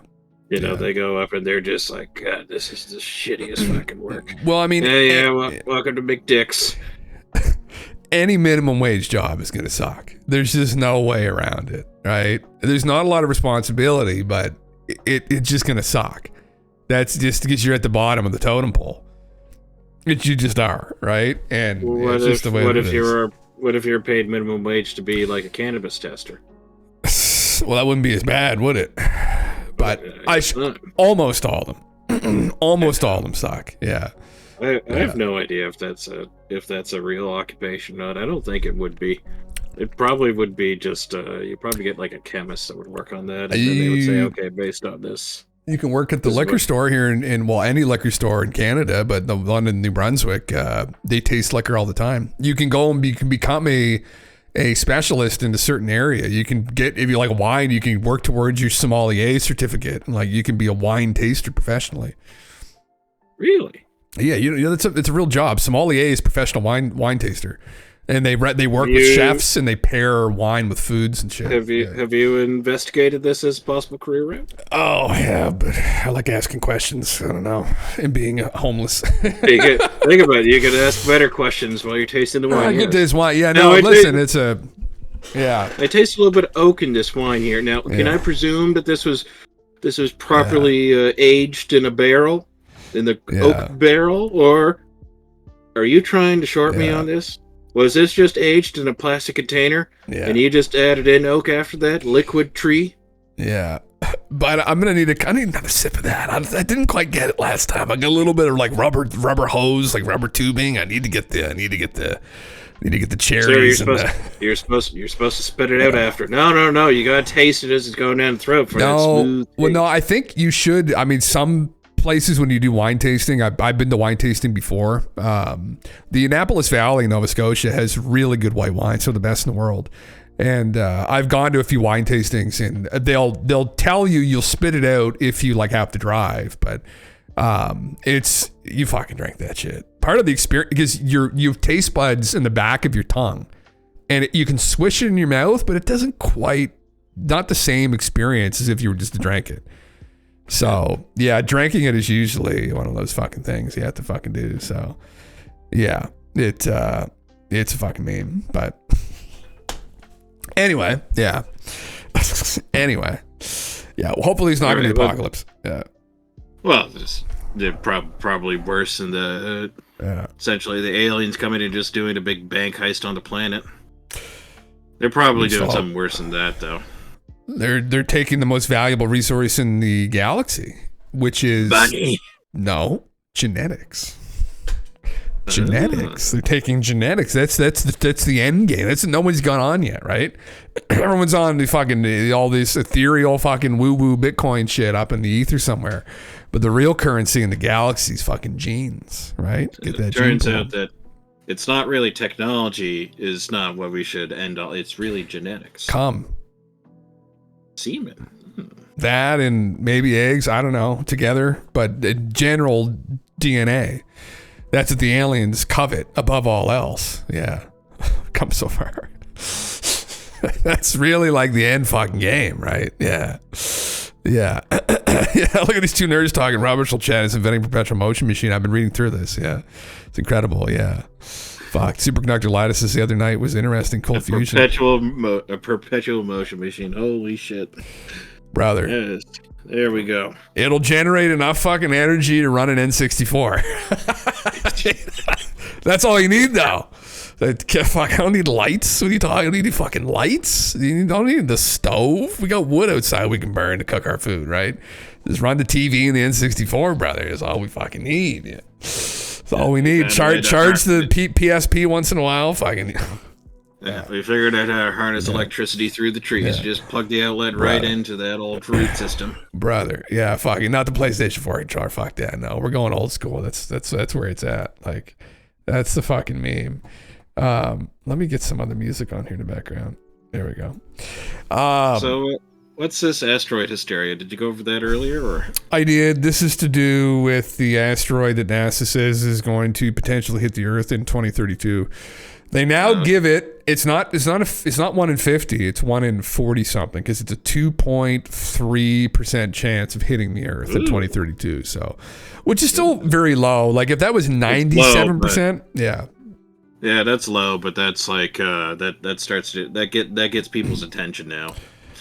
Yeah, it could smash into us. Yeah, I mean, Effectively, you'd ask yourself like, okay, I got a choice to do two things. One thing that I do, there's like a 1% chance I might die here. Should I do that thing? And most people would say no. And you say, well, it's only like 1% though. It's very, very low percent, but it's a very real percent. Well, it's getting in your car every morning and driving to work. I guess that's true. Yeah. Do you think it would be that high? Do you think you would have a 1% chance to die each time you go in your car? It's probably up there because, I mean, think about those close calls, transport truck skids through a fucking red light. Even like, you're not paying attention and you go through a red light, transport truck hits you. It's scary high, probably. Yeah, people don't want to think about it. Yeah. I saw a GIF, actually, a webm, actually, the other day. I'll see if I can find it. Just quickly here, but it was like a transport truck that it was transporting something like fuel, or I assume fuel. I say fuel. And it started to veer off to the side, and this was on someone's dashboard cam. It started to veer off to like the side on the right, and then it just does like a triple lane change to the left with no signal, almost cuts off two cars, crashed into a light post, and just explodes. Man, yeah, it's a plot to Final Destination. Man, every time I'm behind, like we have these wood trucks. I mean, everyone probably has them, but like up here in New Brunswick, there's a lot of fucking wood being cut down regularly. It's a readily available resource, and like, man, I always just instantly go around them. I'm like, no. And you see that old motherfucker. You see this one old motherfucker just tailgating the fucking truck. I'm like, have you not seen Final Destination? Just completely oblivious. Yeah. What about those? Those like transport trucks that have like the bunch of the cars like on like a rack behind them, essentially. Yeah. I always think that like whenever they go over a bump, the car that's on like the very end of the rack is just going to like catapult and land perfectly on top of my car. My God, do I stay so far? I stay so far behind those. Brother, it could real fucking easily. Yeah. Yeah. Let's see if I can find. I don't think I'm going to be able to find this. But. Oh man, these fucking fail videos of people. It's shit you just block in your mind, right? Like we were just watching. What's that fucking movie again? It was on Prime or showed up. They added it again. Knowing with Nicolas Cage.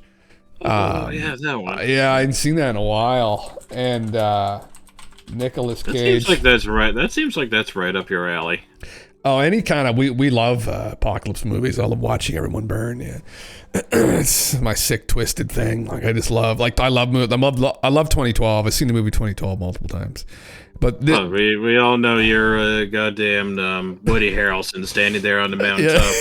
Going, come on, just finish me. Eating pickles. Yeah, fucking right. Yeah. The National Treasure movies were fucking wicked, man. This is like in the Nick Cage era where Nick was like normal. This is before he went off the rails. This is right after Con Air when he was probably still on cocaine. This is when he was sober, and now he's back on cocaine. But yeah, this is really good. They get into like determinism, and they get into this like the idea that everything's just random and. Just the TLDR for the movie, I won't spoil anything, but like his wife dies tragically, and his outlook on life that there's no way that there's any kind of determinism at all in the world. And then there's a young girl who has these predictions, and he slowly realizes that they turn out to be true. And anyway, that's the movie, and it ends in things getting fucked up. Yeah. So Mothman prophecy for the win, brother. Fucking. Yeah, John Keel. Yeah, man. There's tons of prophecies. We've gone over them on here. Well, this is a SKIZO Sunday. We could go through them again, I guess. But we've gone over, what's her name again? Fucking. Oh, yeah, I don't remember, but. I was gonna say Baba Yaga, but that's not. What's her name again? It was Baba Vanga. Baba Vanga, and there's another one too. There was that. It was like Musk's ex-wife, something Grimes. Oh yeah. She had some. Remember, she had those like there was like it was just like marketing for like a upcoming album or song or something, and she set out these like tablets, and they had these little like emoticons on them, and one of them was like it was something, and then something that you would imagine to be like some kind of flu, and then 3 syringes plus something else equals UFOs. And we're just like, holy shit, when we're looking at that. She had some predictions, some predictive capabilities, some kind of witch.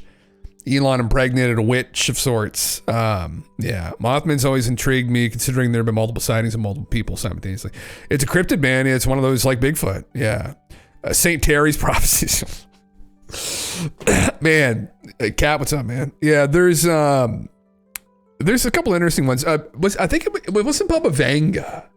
There was another famous prophet from like the 1600s. She was like the inspiration for witches. And I forget what her fucking name was. I can ask ChatGPT. But like the stereotypical like witch in a cave with a cauldron, like long, like nose, is based off of her. Who is the prophet? We'll say not really medieval, probably wasn't that far back, prophet who inspired the... I thought those were all just like LSD or like ergot poisoning trips, which is essentially LSD trips. I don't think so. No. That was supposedly like what was responsible for the big witch hysteria. Oh, sorry. Yes. Allegedly. Yes, but the inspiration for like the stereotypical witch, Mother Shipton. Yes, it's attributed to the English prophetess Mother Shipton. And no one really knows where... Like, it's hard to pin down... Yeah, this is her here. It's hard to pin down what she actually fucking wrote or even what actually happened to her. But supposedly she like lived in a cave at one point. There's one interpretation that was very interesting where she supposedly made one final prophecy and she said she was going to be burned at the stake. So they may have actually ended up killing her. But the prophecy was pretty intriguing. It was based upon revelations, but she was saying that how the world would end, a dragon would lash it with its tail.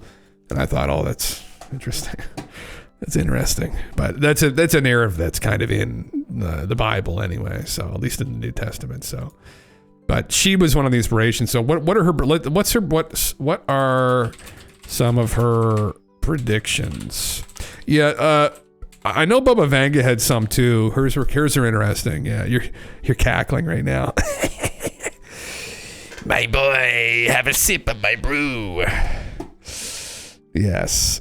Imagine the mentality you would need to have to separate yourself from society back in that time. Man, I will imagine running into people. You would run into people in the woods all the time, maybe, man, but they'd be fucking freaky. Like, and they'd be like more acceptable to do it then than it would be now. Like now, you see somebody living out in the woods, and you know they're just okay. We're not joking around with this individual here. Whereas back then, you know, they're just like, oh, it's just a hermit, it's fine. Would that be like the sentiment or the thought?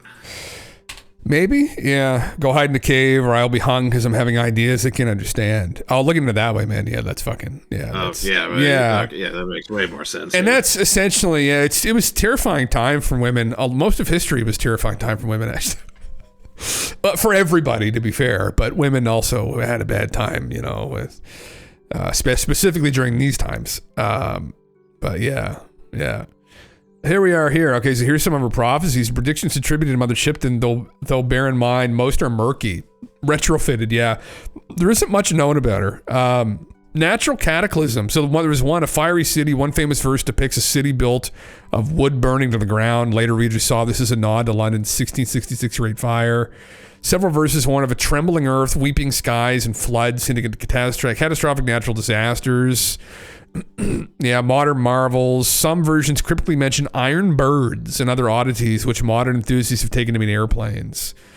Yeah, there are hints of falls of kings, collapse of old orders, painted as inevitable when nature and fate strike. Yeah. One of the prevailing theories is that these predictions were not actually her writing them. It was another guy who was just making them up and using her name. There may be some verses that she actually wrote herself, but no one. It's too murky. Yeah, the movie The Vitch. Are you saying that she wasn't capable of doing it because No. she removed herself from society as she was a woman? No, not at all. No, not at all. Yeah, no. It was that another guy hijacked her likeness and her name and then just used her because she looked like a witch, and he just started. He kind of used her as a character to just meme. Yeah. So yeah. Oh, I see. Egg goers hard on the witch woo. Oh, really? Does it really? The Vitch. Women have gotten the wrong end of the broom over the ages. Fuck the brothers. They fucking have. That's one way of putting it. Yeah, that's literally it. Yeah. Does she have a long nose? Mother Shipton. Yes, this is Mother Shipton right here. Where was she? She was like one of the inspirations for like the modern witch. Mother Shipton's cave. She lived in the fucking cave. No, that's not her. This is more like her. You can't really see the pictures. Kind of low quality, but that was her essentially. So she looks like the modern depiction of witches, and she was a seer supposedly. As there were seers everywhere. I mean, everybody fucking had seers back in the day. It was like a full blown profession. Nowadays, it's just woo. We still have them actually. They still are out there, but they're not really respected by science. So. No, they're just hired by like tech billionaires to give them advice. Yeah, people on the cutting edge. That's essentially it. Yeah. Yeah. It's called The Witch. Sorry, brain rot got me there. Oh, just The Witch. Okay. Yeah. Anyway, this is her. But I just learned this not that long ago, maybe a couple years ago. But yeah, first known literary print, she appears as well as dressed noble woman, not a witch at all, that came around 40 years later. So she supposedly didn't look like this in the end. But this is how she's been remembered. Born Ursula Sunthale in a cave near River Nid in 1488. She died in 1561 and was the first mentioned in print in a pamphlet published 80 years later. Pamphlets produced after her death in 1641 depict her as an increasingly grotesque caricature of a witch. People believe she predicted the Spanish Armada and also the plague that wiped out 68,000 Londoners in 1665. Holy fuck. Recorded in Samuel Pepys' diary. One of her most famous prophecies was that the world would end in 1881. But this was later revealed to have been written by bookseller Charles Hindley. Right, so Charles Hindley was the guy who did a lot of this memeing with her prophecies. So it's impossible, and I don't think they actually know 100% how she died. There are some people think that she was actually burned alive. So that's, anyway, that's how she was depicted there. Yeah, with like, scraggly, like kind of hairs coming out of her chin and long kind of warted nose and whatnot. So yeah, sitting in a rocking chair going that's the Vril. Yeah, well, just a fuck. Yeah. Well, the Vril or the what was Buddy's name? It was who inspired Hitler's whole fucking meme there. Yeah, but you can imagine back in the day. Wasn't that Werner von Braun that was talking about the Vril energy? So the Vril was a fictional group of people. What was the author? It was a book. No, it wasn't Friedrich Nietzsche. It was a guy in the late 1800s wrote a book. Edward Buller-Lytton, author of Vril, The Power of the Coming Race. The Coming Race, published anonymously in 1871, introduced the concept of Vril, a mysterious energy force mastered by an advanced subterranean civilization called the Vrilia.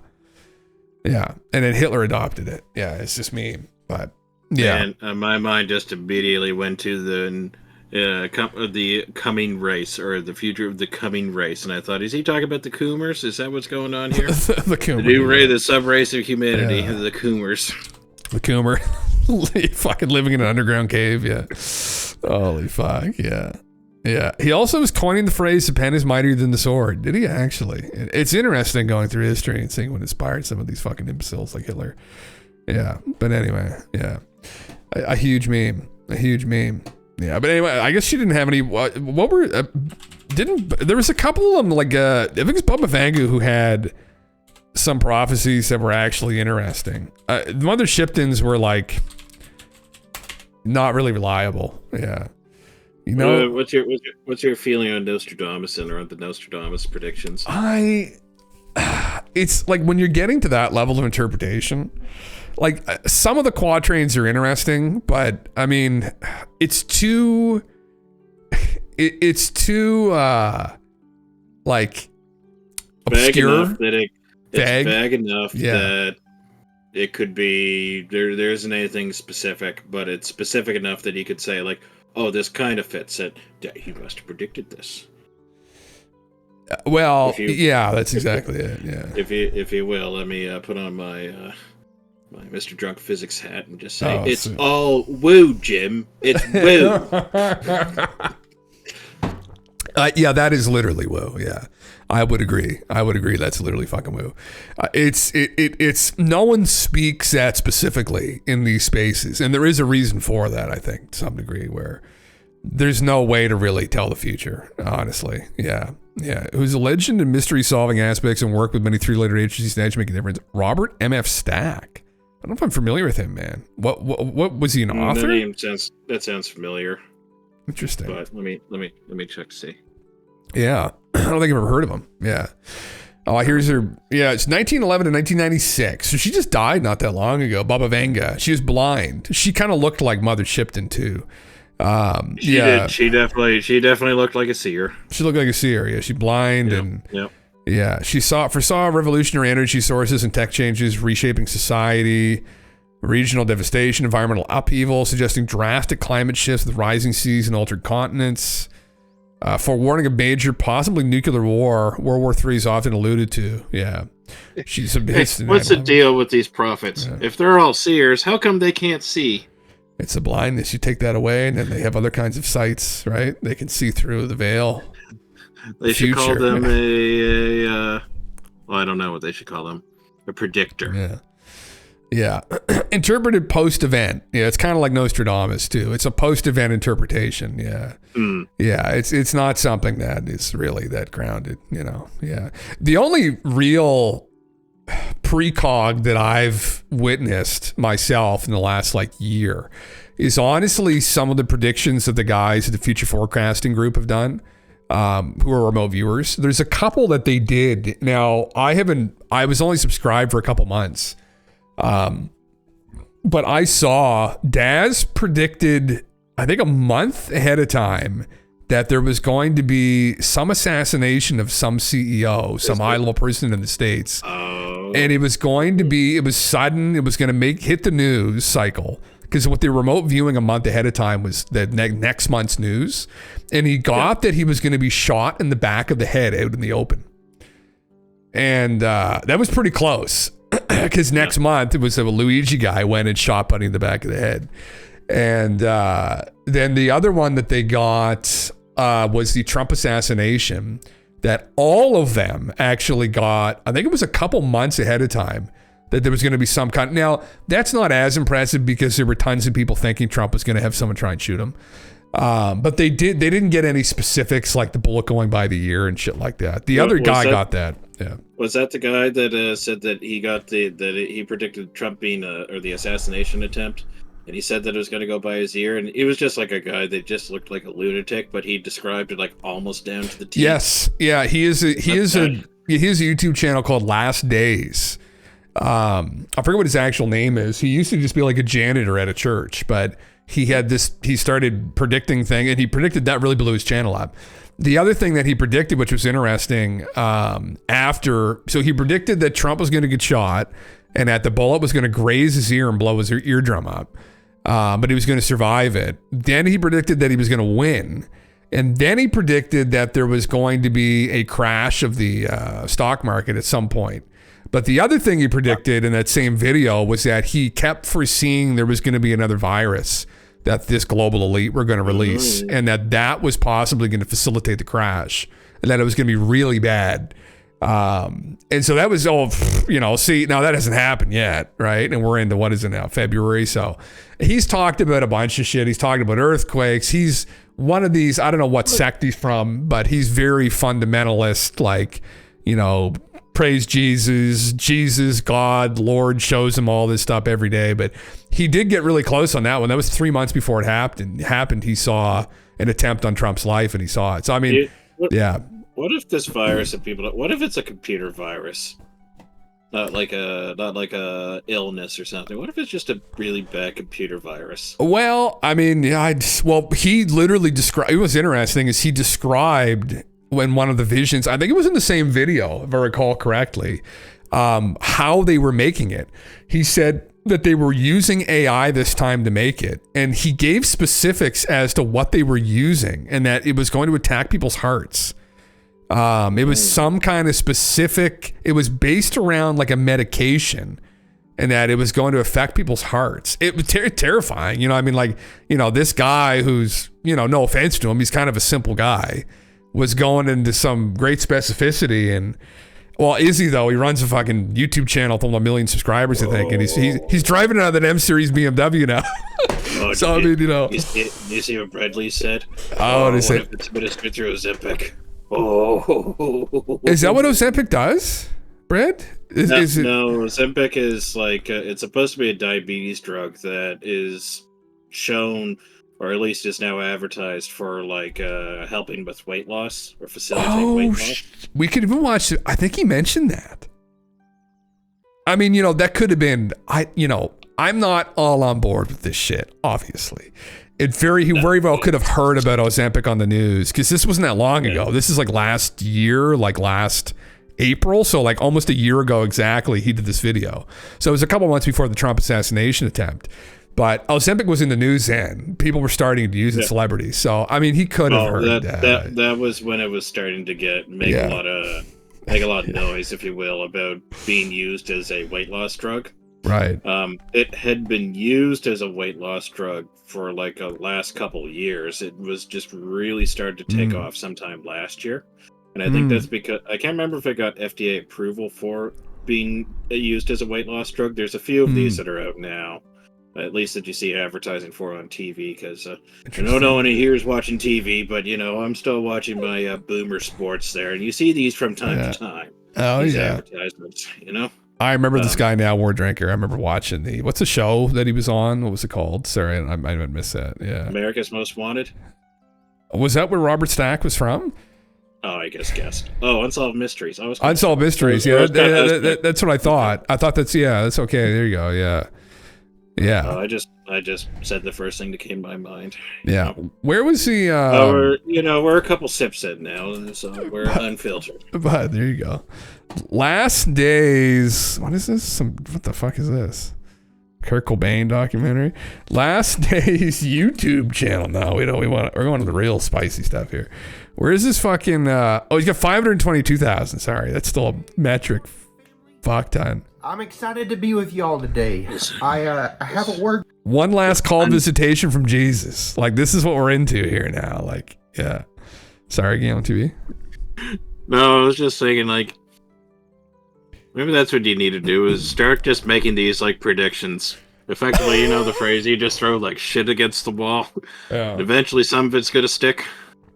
Yeah, that's what you do. You gotta start pressing that, listen, all right, 2027 or 2030 or 2032. Yeah. It's happening. Nibiru's coming. Oh, get ready. Oh, fuck. Just do it. I'll get the Guy TV special. I'll call Guy TV. Be like, I got this information. It could fucking blow up. Think of the ad revenue. Anyway, yeah. Try not to cry through the whole thing. Oh, Jesus Christ! This guy's like. And the Lord visited me last night.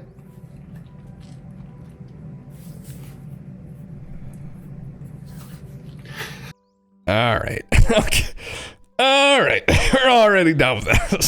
Fucking Christ. Lord visited me again. He came to me once more. Where's the Lord? Where's Chud Bluesky at? I want to speak to the Lord. I want Chud in my fucking room. Yeah. Lord, he came visit me. He crawled in beneath the sheets next to me in my own bed. Yeah. He said, do not come. Do not come. And he said to me, thou shalt not come, and thou shalt embrace my born. Yes. And I said, Lord, I'm going to come. He said, do not come. Look at this that's a nice BMW there, brother. Holy fuck. Nice leather seats. Where are we at here again? Oh, look at that, man. Living the fucking... Lord, man, this is how you shalt live. Yeah. He makes one video, and it just Yeah. turns out that it hit. And then he Oh just my goes, God, that's man. the first thing he does is buy a BMW. Holy fuck, man. You know, he's driving down the street, all the windows down, Tupac fucking blaring out the windows, like, all eyes on me. Fuck it. You know, he's living that Is fucking that what- high life, man. Yeah. Suppose one of these videos goes just like super viral, and you get like a million views on YouTube for one thing. Is that the first thing you're doing is buying the BMW like this guy? No, we've already got a Subaru. We're just stick with the Subaru. It does the job. It does the job. Yeah, we're sticking with the Subaru. Yeah. Actually, one of the shorts has, I think, 2,500 views now I put up, but that's pennies on fucking, like how many views did this fucking one get? Oh, 350K. Jesus fucking Christ. 2,500 views, so that's pretty good. Yeah, no, it was I don't know, it was one of the ones that Leaky shared, some guy like jumping into, it was a react vid of some guy jumping into a fucking ceiling fan. I was like, of course, that's it's some guy, some guy just jumps into a fucking ceiling fan. I'm like, oh, he's not gonna use his mouth to get that.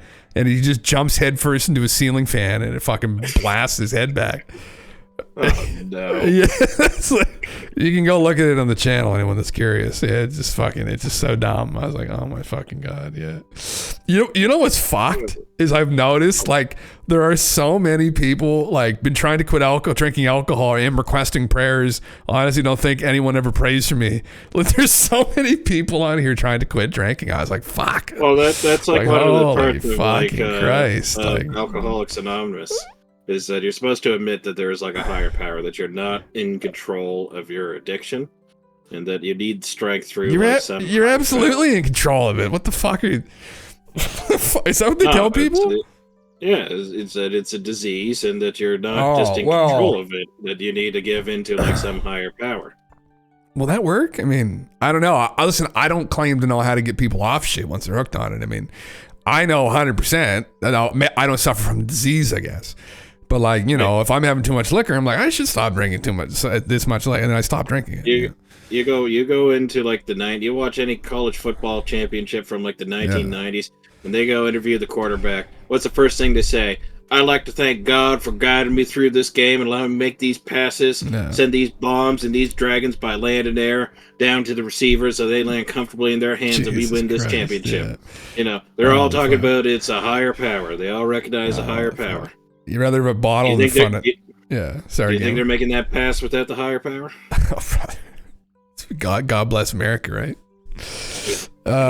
You'd rather have a bottle in front of you than a frontal lobotomy. Oh my God, man, same. Fuck that. I'd rather have a couple fucking drinks. Like, here's the prophecy here. I'll play the little vid. I think I played it here before, but this is essentially it. So he made this back. It wasn't on his channel. It was on another channel, but it was a couple months before he got shot. So... you know, again, it's one of those things. It's like, I'm not an ignorant. There's a possibility that he foresaw some. There's other examples of people having these visions of the people, even in their own lives, have these dreams sometimes that where a couple weeks or months later, they live through it and they have this insane deja vu. It's not just a regular deja vu, and they recollect the dream, and it's these visions of the future, these precog type events. And so, you know, it's possible that maybe he did. Now, that doesn't mean everything that he sees now is going to come true, and that's where people like this go, where they take everything that comes into their head as a future vision, when in actual fact, this could have just been legitimately kind of a one-off thing. But I'll shut up. I'll play the little clip. It's only like a minute out of the 3 minutes of the thing. He said there's going to be a new wave of patriotism coming out, and that's whenever I saw Trump, and I saw a red wave coming out of Michigan, and then I saw Oklahoma, and there was embers of people, and they were all on they had torches all throughout Oklahoma, and they were raising up these torches that looked like fire, and they were bringing forth a new patriotism upon the nation, and it was being birthed, and it just kept spreading like fire all throughout America, and I saw Trump rising up, and then I saw an attempt on his life. This bullet flew by his ear, and it came so close to his head that it busted his eardrum.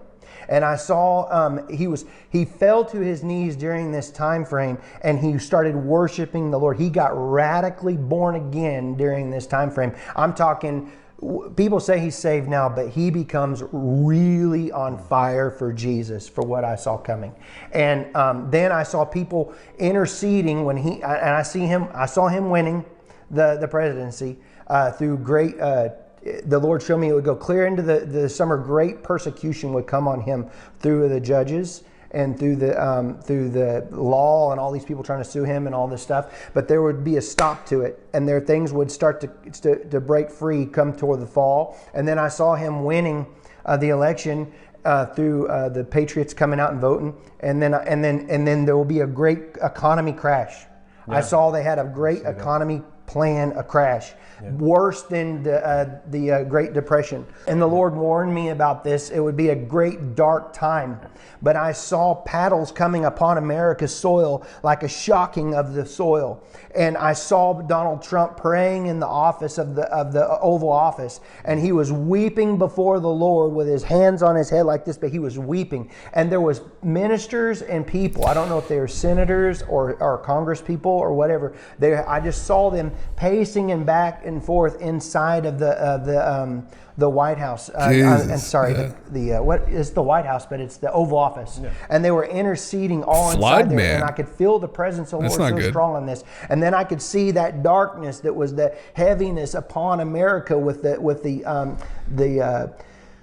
financial crisis of what I saw coming. It started to lift above the trees, and I saw the blue and the things coming back out. And it must be another video that I'm thinking of where he talked about this fucking virus. I can't. Not that we really need to go through that again, because I don't really need to fucking even hear it. But anyway, that's clip. So pretty interesting that was back in April, I think. So he saw Trump got shot. He saw that he got persecuted through the sign of the summer and he didn't say convicted, but and then he saw that he's going to win. So has this guy been on InfoWars? This guy could be Alex Jones 2.0. I actually think legitimately he has been on InfoWars. I forget what his fucking name is, but I think he legitimately has been on InfoWars. Unlike this guy, I don't fully commit to what vision I had was. Really. See, the dream flood in frozen places recurring. Oh my God, man.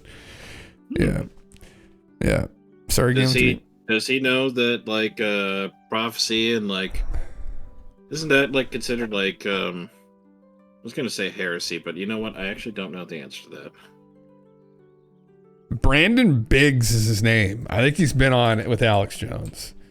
After the shot happened and that went viral, everybody had him on. Everybody had him on. Yeah, I don't know. Maybe he was. I swear I saw him on fucking. A new Black Death is coming. Oh, sorry. Yeah.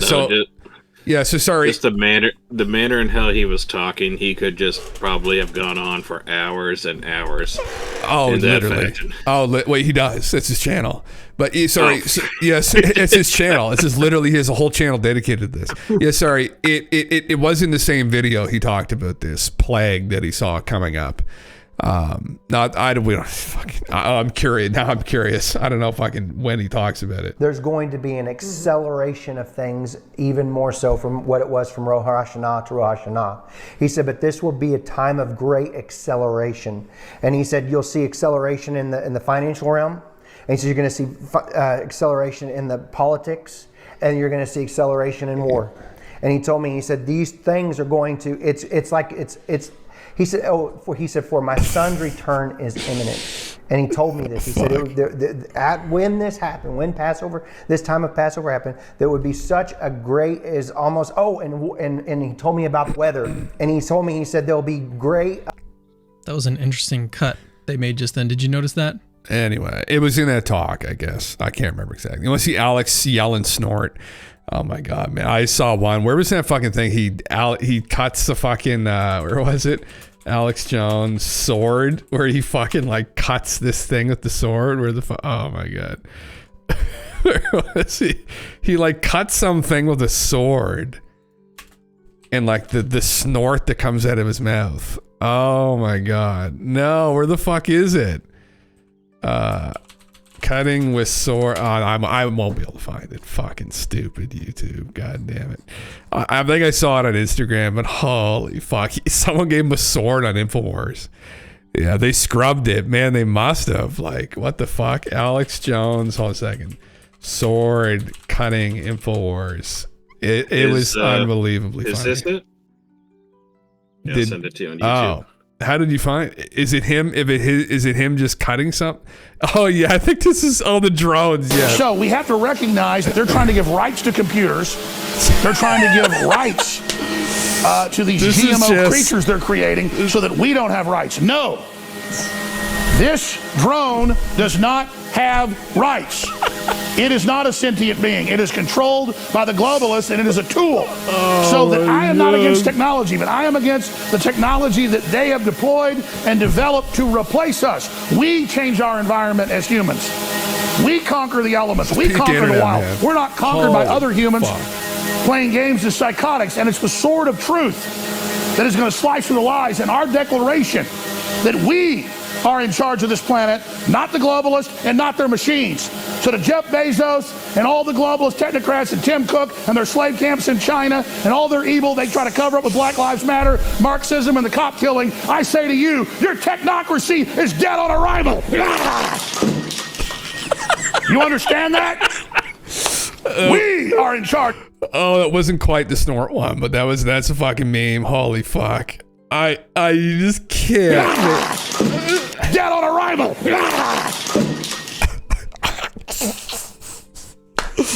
Holy fuck, man. Oh my god. Oh my god. It's peak internet. He is peak fucking internet. There's just no way around that. Like, he is a living meme, yeah. What an awesome clip. I missed this, Alex. This was 4 years ago. It's back before he lost weight on that. That's peak. That's peak whiskey, Alex. Fucking, is he deep in the bourbon there? Yeah, yeah.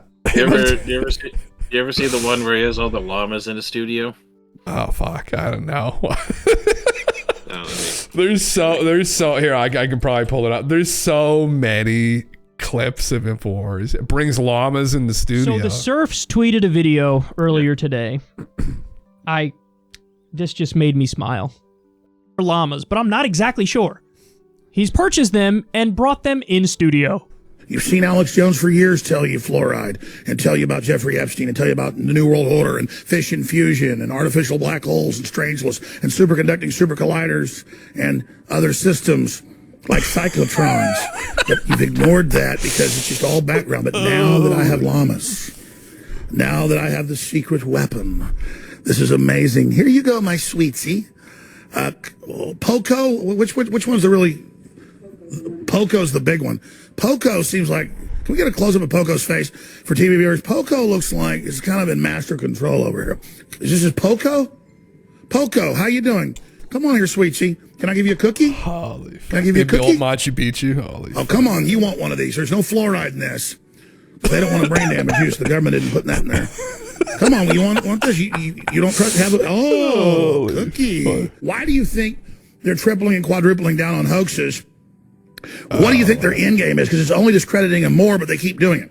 I mean, if we're going to go full public, full transparency, let's see all of it, because I guarantee you what the Democrats were doing was criminal, impeachable activities routinely. Hey, where do the llamas like to be petted? On the neck. Okay, good. Oh. He's playing a dangerous game there. Yeah. Hey, you give your llamas fluoride? Hell no, we don't give them fluoride. I mean, that's something that really sinks in for people. Sweden undergoing demographic experiment of historical dimensions. Oh, this is the part where the llama, like he's in the middle of his, and the llama just walks by his camera. Holy fuck. Syphilis, that explains it. Holy fuck. Oh man, there's so many good fucking yeah, the snort one. I can never find this one, but it was when they first brought out the alpha male super vitality formula. He had that doctor guy with like the long hair, the good looking doctor guy on with him, and he's done this a couple times, but he like ripped his shirt off halfway through the promotion, and like no one was expecting he was gonna do that. It's like the first time he did it, I was just like, oh my god, man. The cringe. I couldn't. I just It was peak content, and he's done it a couple more times. He did that again. And now it became a meme where he's like tearing his shirt off and running around the studio snorting. Like, oh my God, man. He's just such a wild man. Holy fuck, yeah. It didn't spit in someone's face. Holy fuck, man. Oh, is this one of the fucking incidents here? Oh, this is, Rance is in it. Oh, yeah. Control. It's a fucking classic, That's man. why we're just out here doing simple things, pointing out that we're meant to be in nature and be natural. 13 million views. Find the source that God made to transcend the I would love to have some drinks with Alex Jones. He's one of the, might be the top of my list with guys I'd like to have a couple drinks with. Never Bob Lazar. And oh my fuck, yeah. That would be... You have to choose between one of them.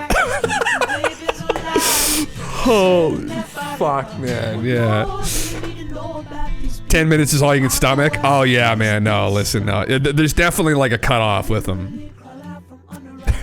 Yeah, you definitely get to a point where you just go, oh, okay, then, all right. That's enough. Well, it's like the clip we watched the other day where he was out confronting those guys at a fucking car accident with a bunch of teenagers, and he goes right up to the guy. He's like, "So why are you getting in my fucking face?" Like this. I'm like, holy shit, man! Like just, he's gonna get shot. Is what's gonna fucking happen. Like, yeah. You drink with fucking your people? Oh man, it's always a memory when you get to fucking experience people like Alex, yeah.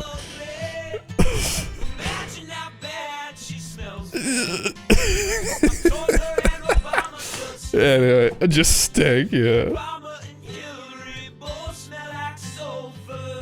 Oh my god. Oh, what a fucking meme. This is such a classic fucking song. 5 years ago. Just gets better with age. Oh fuck. Anyway, yeah. He is like, as much as he's a madman, he is like the modern day Paul Revere though. Like people don't know who Paul Revere is. That's exactly what he calls himself. That's what he refers to himself as, but Your Paul modern Revere, day Paul Revere. He rode through the town and warned everybody the British were coming, like kind of woke everybody up. Essentially, and warn them, and that's how he refers to himself. And fuck, Jesus Christ, he even looks like Paul Revere. He literally fucking looks like him. They look alike. He's literally like Paul Revere, yeah. Maybe in his older clips, not now anymore, but no, he lost all his weight and got this kind of like before, yeah. He got like this new age kind of beard going on, but. At the end of the day, you got to think like, what were the characters of those guys, right? That fought against the British and fought for their independence. I mean, a lot of them were fucking assholes, actually. Yeah. But, what was their character? Who were they? We have no idea, really. Like, what were they like, It wouldn't be hard to figure. They could just say, you know what? I said, motherfuck the king, motherfuck the queen. We're going to start our own country. Just because your dad was king doesn't mean you get to be king next. Yeah. And they're very courageous people, but they're wild people, Like, yeah. His reaction to his prediction of Trump winning is the funniest thing I may have seen this year. Yeah. That was that long snort he gave out. Like, oh my God. It's scary as 9/11 prediction, Aaron. Yeah, I know. I've gone over it here before.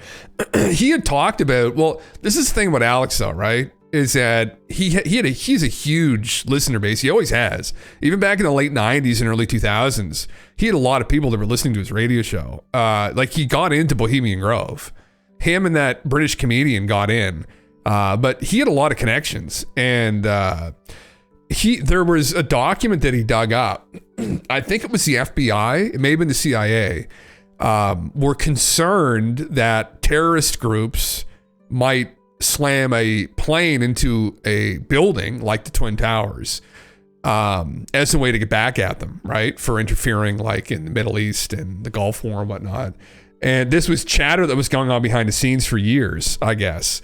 Because they were like, well, we could weaponize their own planes and we could destroy like something that's valuable to them, right? And so it was a form of terrorism. And so this document talked about them doing just this. And it unfortunately turned out to be true, that was an actual plan that they were working on. And Alex had dug up this conversation that they'd had, hypothesizing, theorizing about, well, would this be viable? It did work. And so then his prediction, yeah. The chatter that was ignored, yeah, man. Yeah. Or, you know, at the end of the day, too, it's like at that point, they didn't have the necessary protections in place at the airports. You know, I mean, a bunch of fucking guys with box cutters got their way into the cabin, and not all of them, because one of the planes, it went into the fucking ground because people fought them and then crashed the plane. But, you know, for the other ones, the plan worked. So, you know, I mean, now the people that think there's much more to that plan, undoubtedly there was.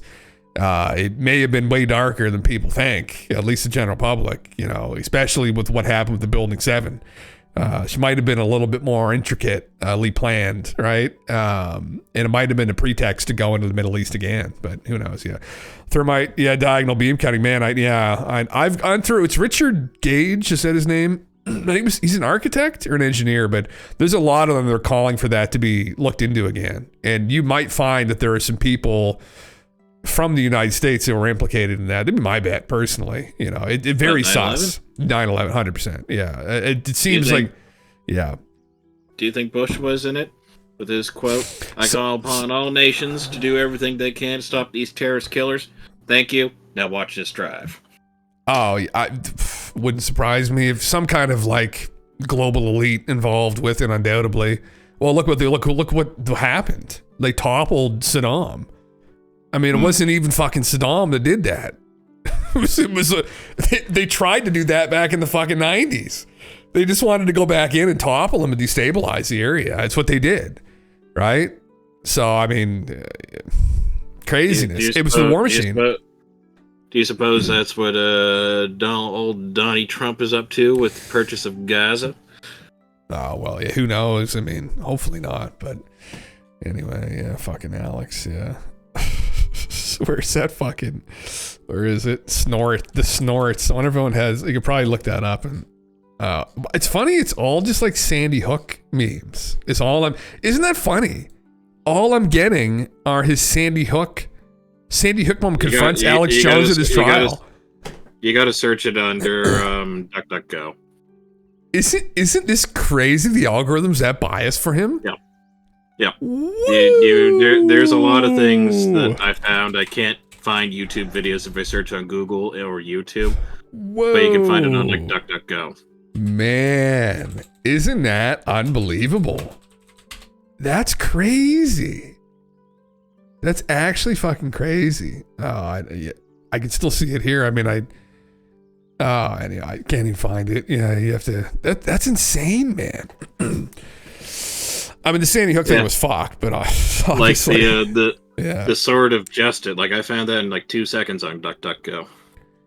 Man, that's crazy. First thing that came up was all of the Sandy Hook stuff that he was absolutely in the wrong, and he was in the wrong. But like at the end of the day, it's like there's a lot of things that he's right about too. To fucking give him credit for. I mean, he was also the whole Bilderberg group. You know about the Bilderberg group, don't you, GALENTV? Bilderbergs, I absolutely know about the Bilderbergs. Oh, about the Bilderberg group, fucking Bilderberg around the world, like, yeah.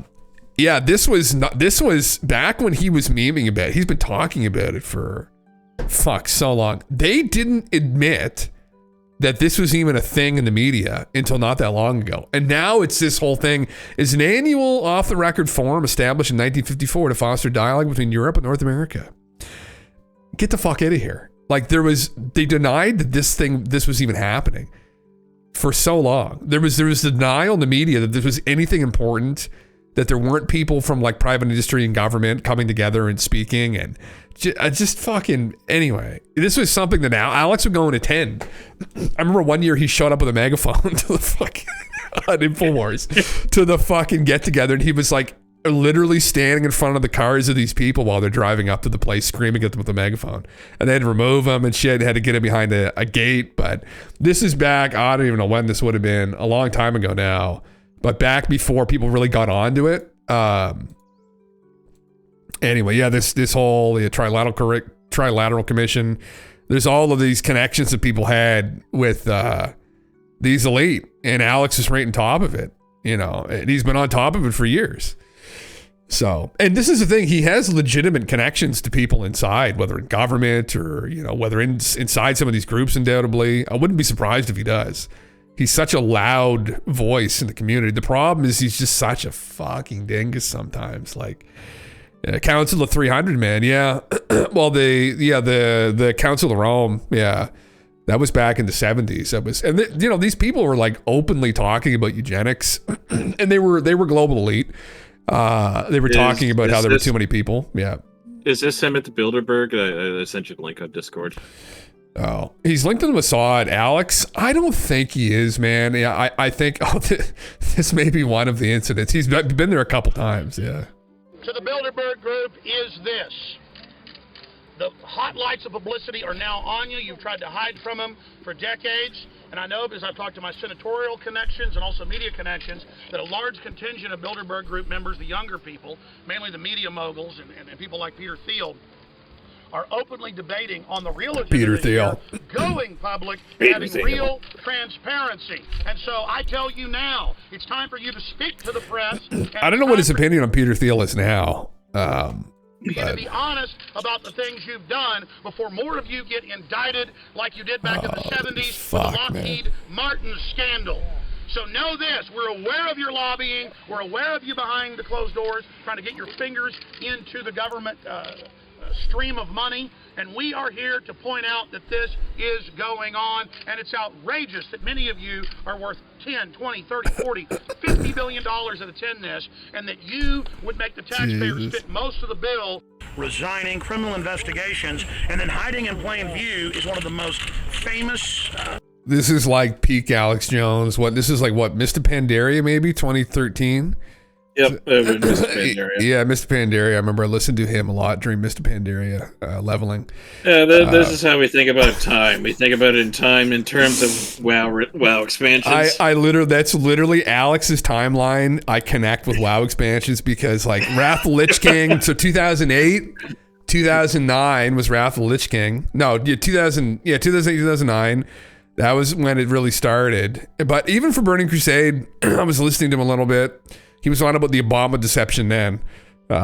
He had this documentary put out in 2006 called The Obama Deception, and that they were going to use Obama to pull the wool over the eyes of everybody. And he was really financed by like Soros, and he had this whole shtick about him. And I remember listening to him about that. And yeah. I think I found out about him sort of around 2011. Yeah. And that would have been when our guy, Mr. Harry Calvarium, told me about, because he was telling me about Jesse Ventura. Oh Jesus! My God, we used to meme about Jesse Ventura because his impression was just like, listen, they're going to put people in internment camps run by FEMA.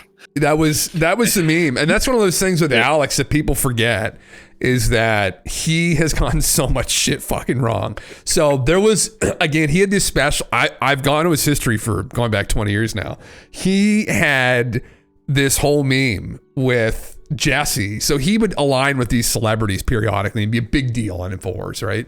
And so when he aligned with Jesse, they had this like multi-part series where they were touring around these supposed FEMA camps in America with Jesse Ventura. And Jesse was promoting this TV show that he had out and shit. And he had Alex Jones. It was up there. It was like uncovering the truth with Jesse.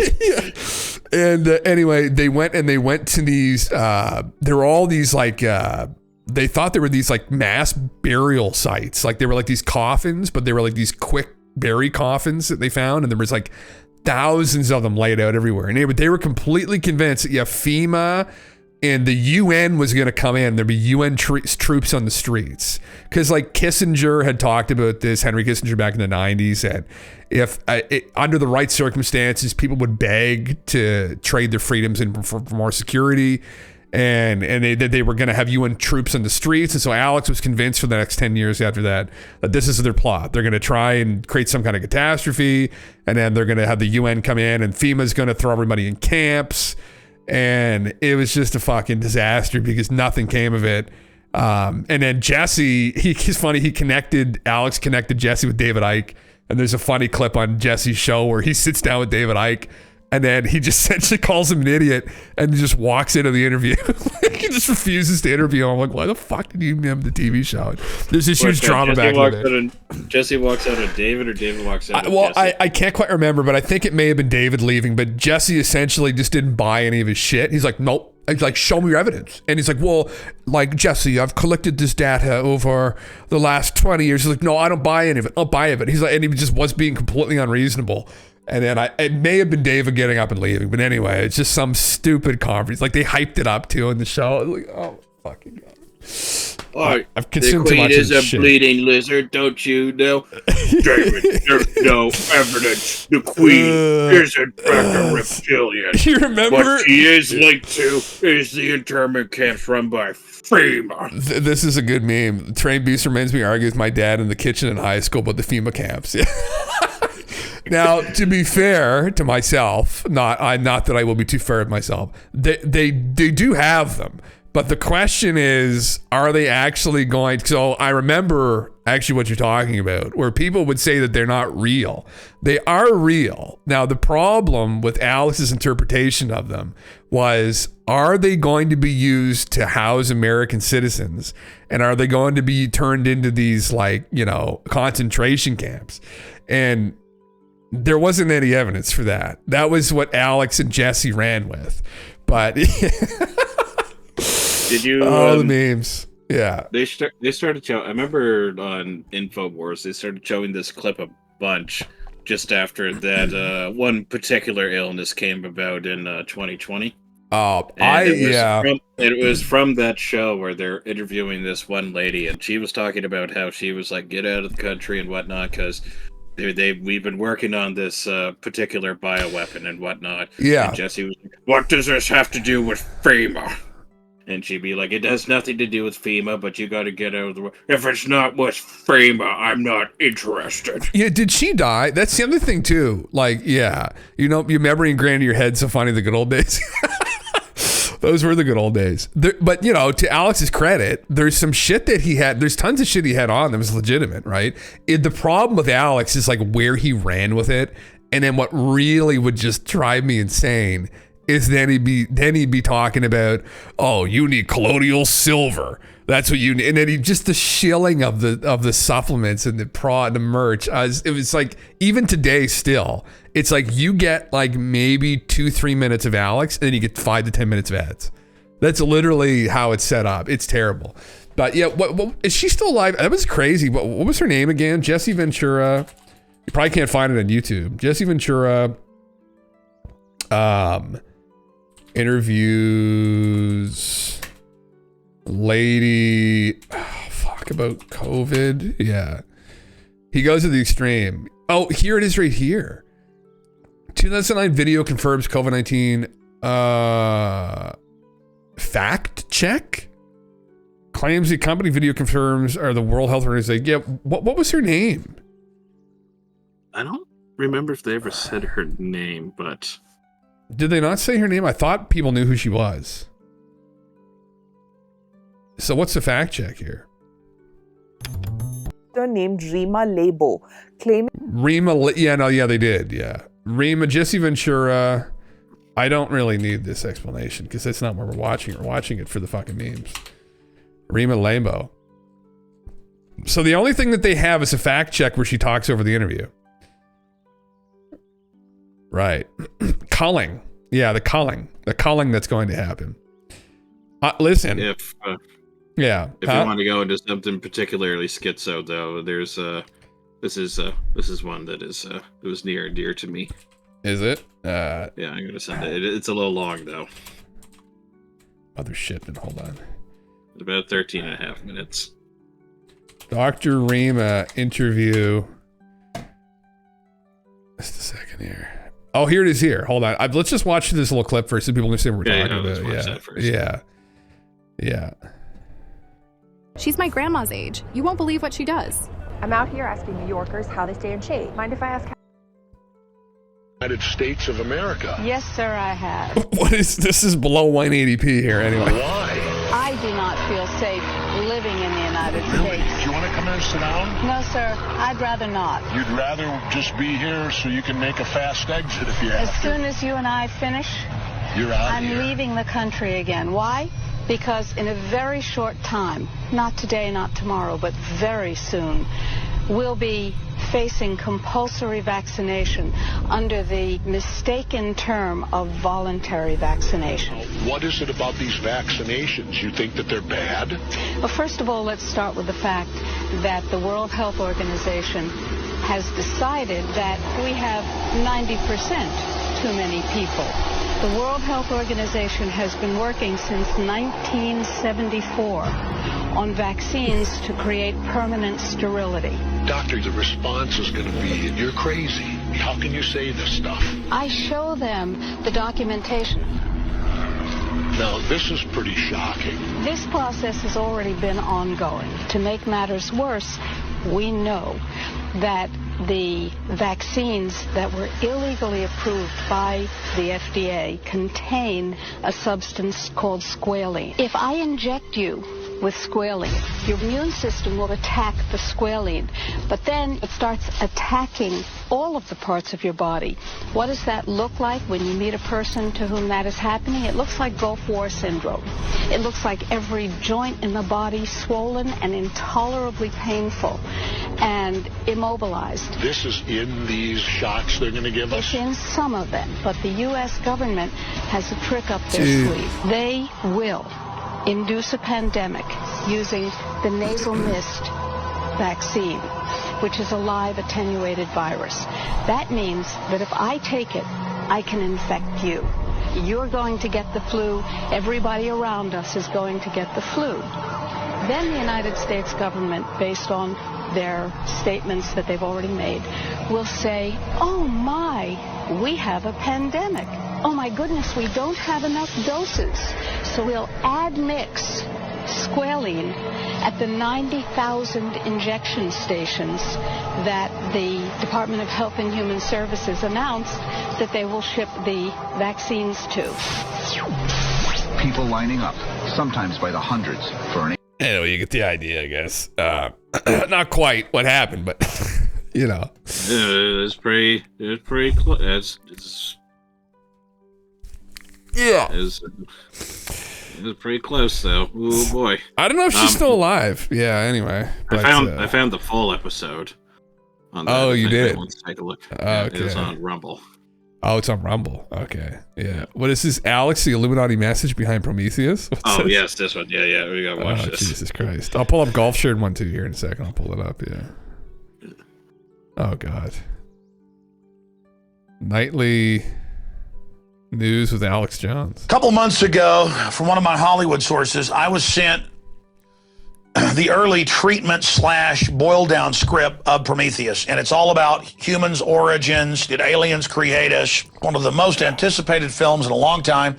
It's coming out tomorrow. So we're going to restream a piece I did a few months ago with Aaron Dykes. The secrets of Prometheus film leaked. And they're talking about how it's designing our future and showing us with predictive programming what things are going to look like in the future.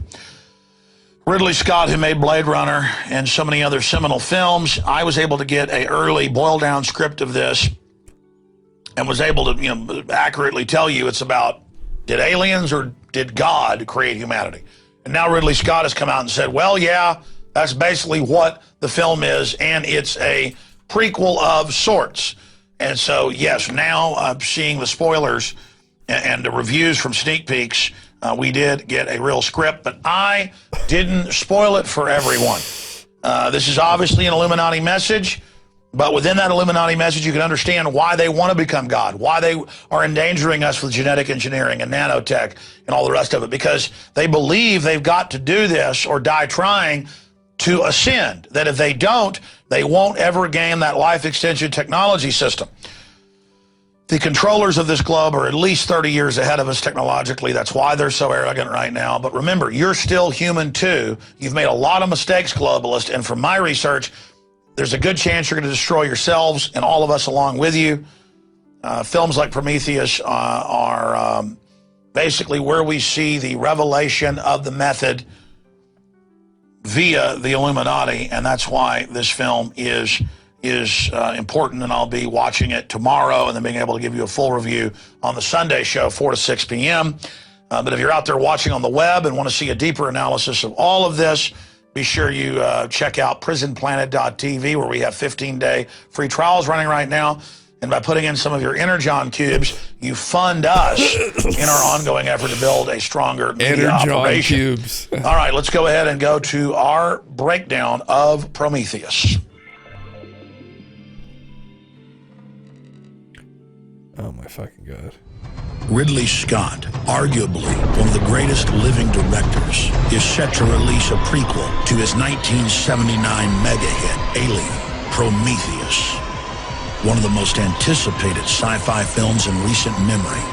Infowars.com research analysis shows Prometheus is not just a film, but a revelation of the method, revealing the deepest secrets of the Illuminati mystery religion.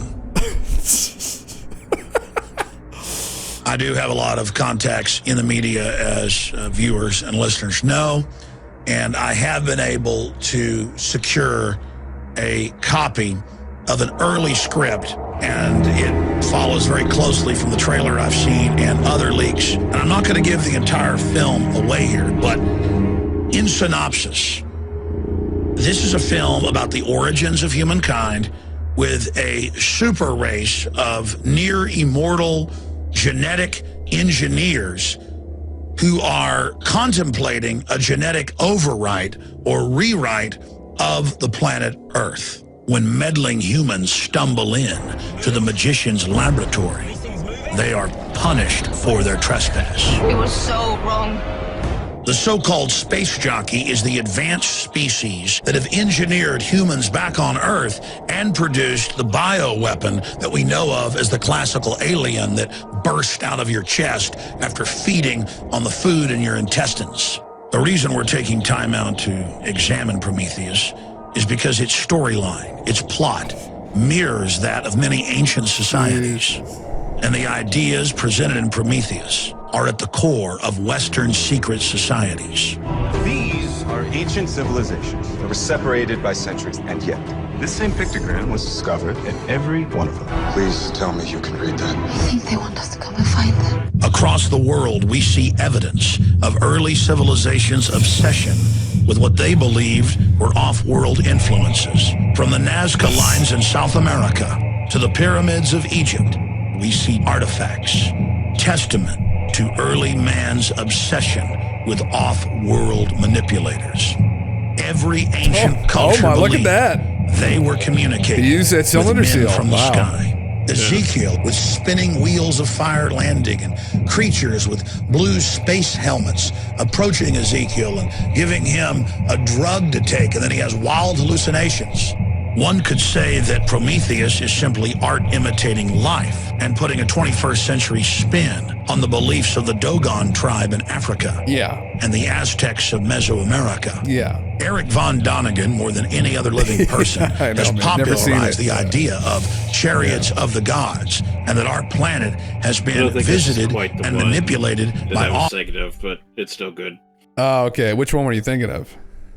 I was trying to find it. I couldn't find it. This is just a review of the movie, though, essentially, just a meme. Yeah, that's just yeah. No, the one I was looking for, he shows like clips from the movie and whatnot, and he's going like, and this is what's happening. I'm not saying I believe this, but this is what the elite believe. Yeah, fuck. I mean, yeah. Oh my fucking God. Yeah. Jesus fucking Christ. While I was watching that, I remembered, I think the last part of this clip for this one with the girl with Jesse, that was interesting. I don't think it probably will show it because it's only 3 minutes.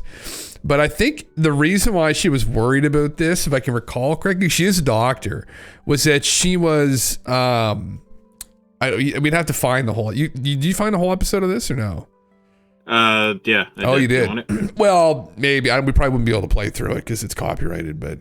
I linked it to you anyway. Okay, nice. I'll watch it for my own viewing. We can maybe post it in the Discord even, just so people could see it.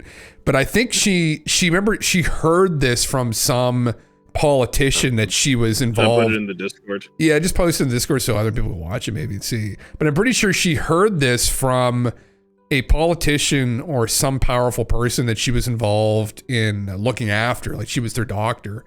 She was giving them a vaccine, I think. And the person, if I recall correctly, told her about this idea of a culling of the general public at some point. And that's what freaked her out. And then I don't think they elaborated on how it was going to be done. I think that maybe was her own elaboration, but yeah. Thanks for coming by, Aaron. Good seeing you again, man. But anyway, that was the sketchy part about it all. That there was this idea among the global elite that they were going to cull off a big chunk of the population at some point. And that's another one that floated around just a couple of years ago again with the Bill Ryan. Is Bill Ryan the guy from Project Camelot? Was the other one that floated around that they were going to try and lower the world population at some point through something. And a pandemic would be like one of the ways that you would maybe be able to do that, although safely, there's no real safe way to do that, but that they would try and implement something like that to achieve that. But crazy shit. I mean, anyway, this has been talked about for a long time, though. This has been talked about. There were people back in the 70s who were openly going on about eugenics and that there were too many people on the planet. These people are contributing to climate change. They consider a lot of the population useless feeders, and that ultimately they're just eating up all the resources for everybody else, the important people, the movers and the shakers, and that they could do without a vast majority of people. That's like a very small percentage of like the I guess that's contingent on automation. Well, yeah, exactly. So useless eaters would be considered like, I don't know, 40, 50% of the population, some ridiculous number, right? That could be replaceable if they technologically they could be replaced with like automated technology. But as of right now, you would say that the only argument you could make would be probably those that are unemployed that are not seeking employment. And even then, it's tough to say, just necessarily say that they're effectively just a waste of space. Yeah. Like, come on. It's not nice. Come on now. Oh, well. Now, there are definitely people that might fit the bill. There may be, but there's, it's a kind of people that believe that. It's a very small percentage of people. Well, yeah, I know. There's definitely people like that out there that believe those things that are in positions of power, undoubtedly. I mean, you had people like Kissinger. I mean, they were complete elitists. I mean, they had no love for the general population. They considered them just to be cattle, right? That were just working for them, essentially, making them money and enriching them. And that's been our problem. And people that think that idea is ridiculous, just, I don't know if they know enough history or they don't think enough generally, but like, that's been our problem the whole way along. Like, we've been dealing with these assholes for the last however many thousand years since civilization who started ruling because, the gods blessed their bloodline. Would you it's like, what? Consider the wealthiest people to be also the most intelligent people? I don't know. We've had the conversation before where I think maybe there could be, I mean, to establish yourself at some point as a ruling bloodline, I mean, you're going to have to be like pretty competent. And competency, you could say to some degree, there's a level of intelligence involved in there where you're going to be so competent, right? Or so influential that you're going to convince the general public that the gods have bestowed onto your blood the right to rule. I mean, you're not just going to be able to do that. You're going to have to be competent in it. And that would imply some level of intelligence, I would imagine. So that's, yeah. I suppose so. Yeah, I would say that probably. Yeah, I mean, that doesn't necessarily mean they're going to be like a fucking, Ed Whitten or something. They're not going to be like, top theoretical physicist on planet Earth. But they're going to be intelligent enough that they're extremely competent. And that's how they stay on top of the pyramid. I mean, I think it would follow that they'd have to be at least above average, right? So, yeah.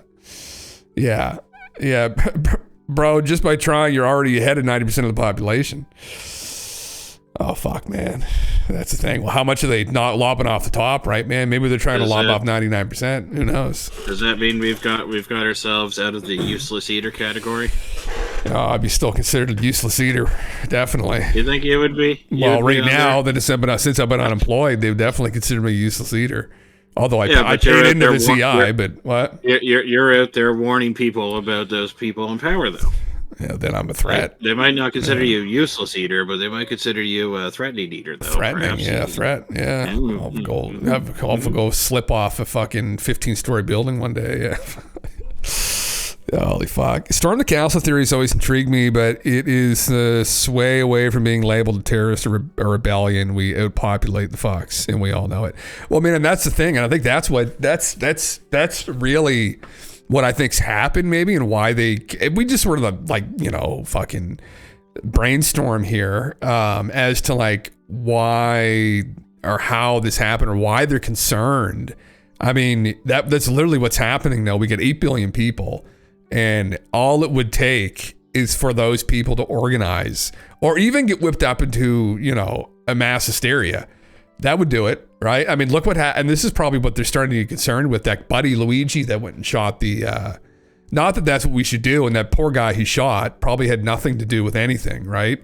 But, but it's that somebody might be willing to do that. Well, that's, yeah, that people are starting to go and attack the perceived elite. But the problem is, like, no one knows who these people are is the other issue. I mean, some people throw out the word Rothschild or de Rothschild. Like, we have no idea, like, really who and who are the problematic people that believe these things and want to institute this kind of top-down control and calling of the population. I mean, Bill Gates' name gets thrown out there. I don't think anybody actually fucking knows. Yeah. Bill Gates just wears his pink sweater, and he's not a threat to... Oh, look at me. I have my pink sweater. I'm not a threat to anybody. You're a filthy scum globalist. That's what you were. That's what you're doing by wearing that pink sweater. You're telling everybody to love me when really we should be hating your guts. Ah! Jesus Christ. This is what Stefan calls R versus K reproductive strategy, I believe. Is that what it is, man? I forget what the fuck Stefan was memeing on, but I mean, it's ultimately, yeah, just a fucking, I don't know. I mean, I hope it's one of those things that I would not be surprised in the least that there are a group of elite that want to call the population. I would not, to some people, maybe that would shock them. I mean, I don't know. It doesn't surprise me. Anyone who's read a fucking history book should know that's not a surprising thing. Let me propose just a thought to you or a question to you then. Remember years ago when they tried to have that storm Area 51? Lizard people. Yes, I do, yeah. So do you suppose how many people showed up? It wasn't that many. It was only like a couple hundred, wasn't it? Yeah, no, it wasn't that many, yeah. All right. Well, let's suppose that they got 100 times as many people showing up there. So that would be like tens of thousands. Yeah. Hell, even 1,000 times where you get like 100,000 or 10 or 100,000 or hundreds of thousands of people. Do you think they're getting into Area 51? Oh, 100% they would. You think with that many people that they wouldn't just get mowed down? If they try, well, brother, you're in the land of the free. And guess where you're also in? Nevada. Guess what Nevada's gun rights are like? Freedom, brother. Oh, yeah, people. Yeah. Brother, they all have assault rifles. No one's getting mowed down. They'd be mowing down everybody at the gate. Yeah. You don't think they would have like some kind of like turret, like set up? I mean, like they might, but I mean, half those motherfuckers probably have, grenade launchers on their fucking M4s. I mean, what about like an even harder spot, like the Cheyenne Mountain Complex? Do you think people are going to go in there? That'd be more difficult to get into. Yeah, probably. Well, that one's like a bottleneck situation. I guess you could say Area 51 is like a wide approach, but there's like more. Plus, we don't know if they have like mines set up like in the area too. I mean, like landmines. At the end of the day, all of this secrecy, all these government programs, all this shit functions like that because the people allow it. If enough people gathered together, they don't have a hope in hell. And that's really the reality of it. So, I mean, that's where you get some tactics like psyops employed in the general population, probably because you have to be careful because there may be good reason to keep some of the stuff secret. And a vast majority of the population don't really have any interest in critically thinking about anything, right? They get whipped up into frenzies and that could be a genuinely concerning thing, right? But, you know. The other part of that would be is that not everybody would make it into the gate, though, of course, or make it into the facility. So would there be enough people that would be willing to not make it into that facility so someone else could make it in? Well, probably. But to those people that don't make it in aren't going to be thinking they're going to be one of the people that aren't going to make it in. They're going to run up there thinking that they're going to make it in. But, it's like one of those things, like they're not going to run in there knowing they're going to die. They're going to run in there thinking it's not going to be me. And then meanwhile, boom, they get hit in the head first, right? So, so that's the thought, though, is it's like you can organize it, but how do you convince everybody in the we'll say this storming the castle, all the people trying to storm the castle, that they're all okay with, what, I didn't make it in, but hey, the people at the back, they made it in. Depends how passionately. My friend made it in. It depends how passionately they want to get in, right? That's the thing. I mean, so do you think you could get enough people to cooperate like that, to all say, like, I'm willing to die for this thing? Yeah, it depends on what it is, what that thing is, right? I mean, it's happened before. The alleged secrets being housed at like one of these facilities, or in like one of these, like we'll say like these like elite like manors. Yeah, I could see in a survival situation that people would absolutely do that for resources, and that would be one of the concerning things. Yeah, but that's where I could see it can make sense. And sorry, Grand Design. Yes, I know he was a decision maker and enforcer, one of the biggest insurers. Yeah, I guess I should say going about it that way wasn't really. Yeah, was that justice? Not really. It was just it was pretty dark way to handle things. But I do know his story though. Yeah, I do know his story. Yeah, Kevin Compile. Kevin, what's up? Why do you guys believe in UFOs? Kevin, well, I mean, it depends. Some of us have had experiences here. I wouldn't say I believe in UFOs. I don't have faith in UFOs. Hold up. After your sighting? I don't know what I saw. Ultimately, if you describe something as UFO, it stands for unidentified flying object. So I would say, do we believe in aliens? I would say, well, do I have faith in aliens? No. I would say statistically looking at the galaxy, probably there's alien life. Now the question. I definitely have faith in aliens. I definitely have faith in it. You faith in them, yeah. You know what? Start a religion. You know what? Yeah. I'm gonna go and say it right now. Yeah. I think there are UFOs. You think there are UFOs? I think there's absolutely something going on. We know there are We know there are UAPs. Sorry, unidentified anomalous phenomena. The government's already admitted. What we mean yes. Those aliens up there. Yes, the government has already admitted that there are UAPs, and we're not talking about balloons. Yeah. I am sauteed enough to make this statement. You're sauteed enough to make this statement on there. Yeah, believe me. Good. That's excellent. Yeah. The government's already admitted as such that there are UAPs. There's been countless accredited people over the last 80 years that have come out and said as much as well, that they're not just unidentified, that they know full well what they are, and they're not from Earth. They're from another solar system. So it's something that I wouldn't say that I necessarily believe in. It's all roads point to this phenomena being extraterrestrial. Yeah. And I believe and think. You believe and think. Yeah. Yep, I believe and think. You believe in it. Yeah. I don't have the belief, but I do think that all roads lead to that truth. Yeah. I think it's one of those, we're after these objective truths. Like, what's going on with it? Like, what's the objective truth around UFOs? Is there something to it? Right? Is there enough data out there to suggest that this is something more than mass hysteria or hallucinations? Absolutely. 100%. Yes, it is. I don't think there's really a lot of debating that even. When you look at all the data, I think you got like skeptic type like Mick West in it up on CNN, and I think it's just fucking delusional. I think it's absolutely delusional to think that this is all some kind of easily attributed to just mass hysteria delusions, and there's too much data to suggest otherwise. Yeah. As much as you rip on him, I do think he has some good takes. I gotta say, I agree with Kevin Compile. I like Mick West. Yeah, there's so many flying saucers. You know if they're alien or not. Well, that's where you'd get into the more metaphysical side of it. I don't know if I would say I like Mick though. Mick, I mean, I don't know Mick personally, so I can't comment necessarily on his character. I would say. Yes, you can. He could say, he don't believe in aliens, therefore he's against me, simple as. No, that's not it, though. That's not why. That's not why I don't like him. It's because of how he approaches the phenomena, and that he's very ignorant, and he's this hardline kind of materialist-like person. And there isn't a lot of space left for those people nowadays. And not that I necessarily have a problem with people that approach things in that way, but there's other things that he's potentially involved with that maybe not everyone's aware of, where he may be, and this is people who've dug into him a little bit, and this isn't 100%, but he may have been involved in going and doing Wikipedia edits on people like Lou Elizondo or Dave Grush to make them look less impressive and accredited.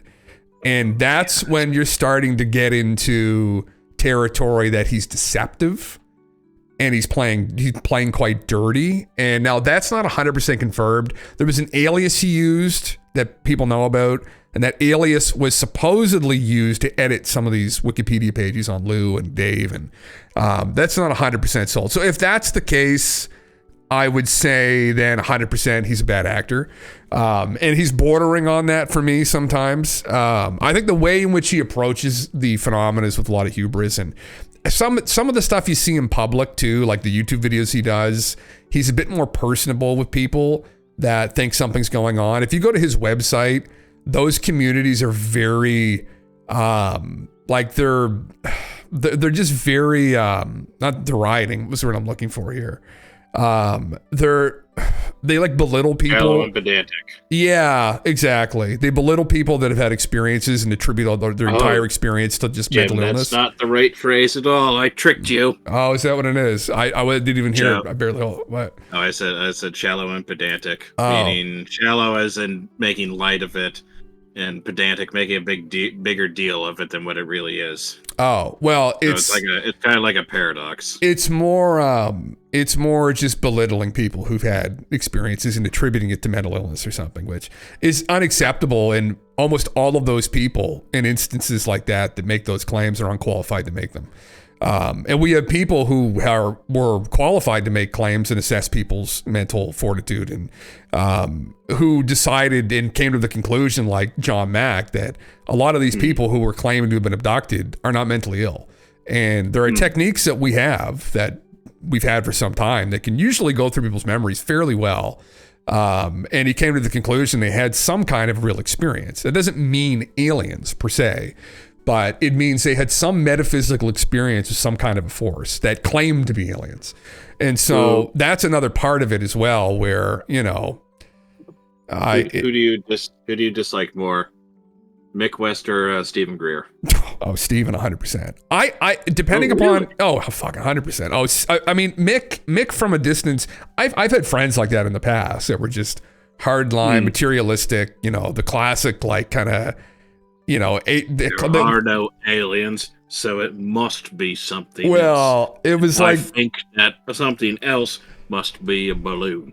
The like Dawkins atheist with a fedora type people, right? Where it's like, there's no proof of God. It's like okay. It's like, all right, you get into those kind of arguments. It's like, oh, fucking Christ. Like, and they have no interest in exploring any of their own logical fallacies. Just those of people who are fundamentally religious, which is like, oh, not alien, simple as. Yeah, exactly. Yeah, sorry, I'll read through some of the comments here. He gets paid to debunk. Well, he runs Metabunk. Yeah, you could show Mick West a medium rare steak, cut it to show them it was medium rare, and have the world's best chef agreeing that it was indeed medium rare. Mick would tell you that it wasn't a steak or medium rare at all. It was in fact swamp gas being refracted from weather balloon. Yeah, that's kind of where he's been going. Like some of his conclusions too on like the gimbal footage. He will assert that things are away. Like that he's very assertive, and he approaches things with a lot of hubris where he doesn't necessarily. Sorry, he's an intellectual bully. That's what he is. Well, he's just approaches things with a lot of hubris, and that's the issue. And he doesn't have an intellectual bully. He doesn't have the knowledge or background to really make those definitive conclusions on things, and he sometimes overestimates his ability in doing so, I think, which is the other problem. And he's been kind of made a fool in some regards in some of these claims more recently, but it's a consequence. He puts himself out there. He puts his neck in the chopping block, and sometimes he gets chopped. So like there's this bad habit of 100% discounting eyewitnesses. People make mistakes about details like color or something, but they don't mistake seeing a flying saucer 100 feet over their head or whatever. Yeah, that's exactly it, Kevin. Yeah, and I think, and it depends on like some eyewitness testimony is more valuable than others, right? And I mean, yeah. Hold on, they could. I mean, suppose that like a big bird comes and attack. Big and attacks you. You know, it's like a big crow, and then they ask the person after, you go, "My God, it was a big eagle. It was 100 feet wide and 200 feet tall, and its talon just came over and it tried to fuck me." That could So, it could have been like a little, like, you know, like 15-foot, like a drone or something, and they would have seen. They went, "Holy shit, I don't know what that." It must have been 100-foot long football. I mean, not football, UFO.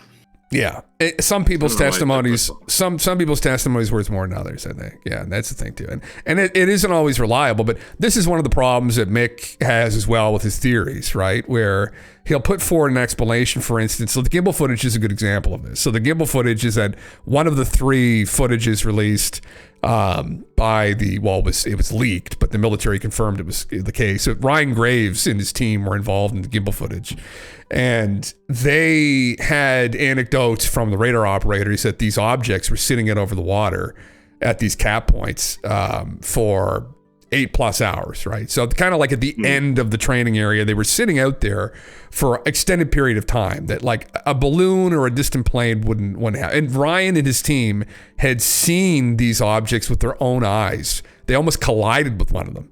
So now if Mick is going to try and explain the gimbal footage away as a plane at a distance, right, at an awkward angle, some kind of an optical illusion, his explanation is going to have to align with the anecdotes of the pilots that were there that day as well, right? Where he's going to say, well, maybe they just misidentified it. It's like, that's not good enough. There's too many anecdotes here that it needs to align with some of the eyewitness testimony. These people aren't Jim Bob, you know, after 30 fucking beers who thought the crow was the size of a B-52, right? These are people... nice. Galen goes full schizo. These are people that we rely on to protect us, and I think disregarding that is just incredibly naive. Yeah. So anyway, yeah, I think that's it, but that's pretty obvious to a lot of people that kind of think about those explanations. It's like they're going to have to align with some of the eyewitness anecdotes, or they're just objectively worthless. You could use that as example with anything to debunk anything, right? For instance, to counter, we could go to the opposite end of the spectrum and go to a video Mick has debunked of maybe in a distance a balloon flying, right? And he could say, well, that's probably like 95% a balloon, right? It looks like a balloon. It's at a distance. The sun's reflecting off it. It's probably a balloon. I could say, well, it could be, but it could also be an optical illusion, and it could be a UFO at a distance, maybe even pretending to be a balloon. Right? I mean, like, where do we want to stop with this? Because, again, you go with the eyewitness anecdotes if there are any that corroborate the story. If there was a guy there that said, yeah, I saw these balloons get released. Oh, my God. Well, that makes a lot of sense, doesn't it? Now, in this instance of the gimbal footage, we have something anomalous. And there are anecdotes of people that were involved with it that are saying this is an anomalous object. So to try and propose that this is something mundane doesn't fit the anecdotes of what these other people proposed. So as much as he doesn't like to take those into account, it doesn't matter. We're after the objective truths, and you have to factor those factors into it, or it doesn't fit like a puzzle piece. So I'll shut up. But it's just he's illogical at times. He's biased is the other problem, which is a big problem for me. He's biased that this is not something that could be real. And now I know he's tried to shift that perspective over time as he's spoken with more intellectual people like Eric Weinstein and Merrick that have kind of tried to talk some sense into him. But it's like, ultimately for me, I don't have any interest in him anymore. I mean, he has some ability to like go through, and he works hard at trying to recreate these scenes. But his whole perspective on the phenomena for me, I think it's just wrong. He's just approaching it from a place of extreme ignorance and hubris. And I don't think there's any place for that, really. There doesn't need to be. So, and the other problem too, other people like Gary Nolan have criticized him that if you really want to do this, well, like he's got to kind of put himself out more professionally as well. And he does subject his videos to peer review, but not in a really official capacity. And that's the problem with some of his debunkings of the gimbal footage where, I mean, you really need to get people involved with those systems looking into this more.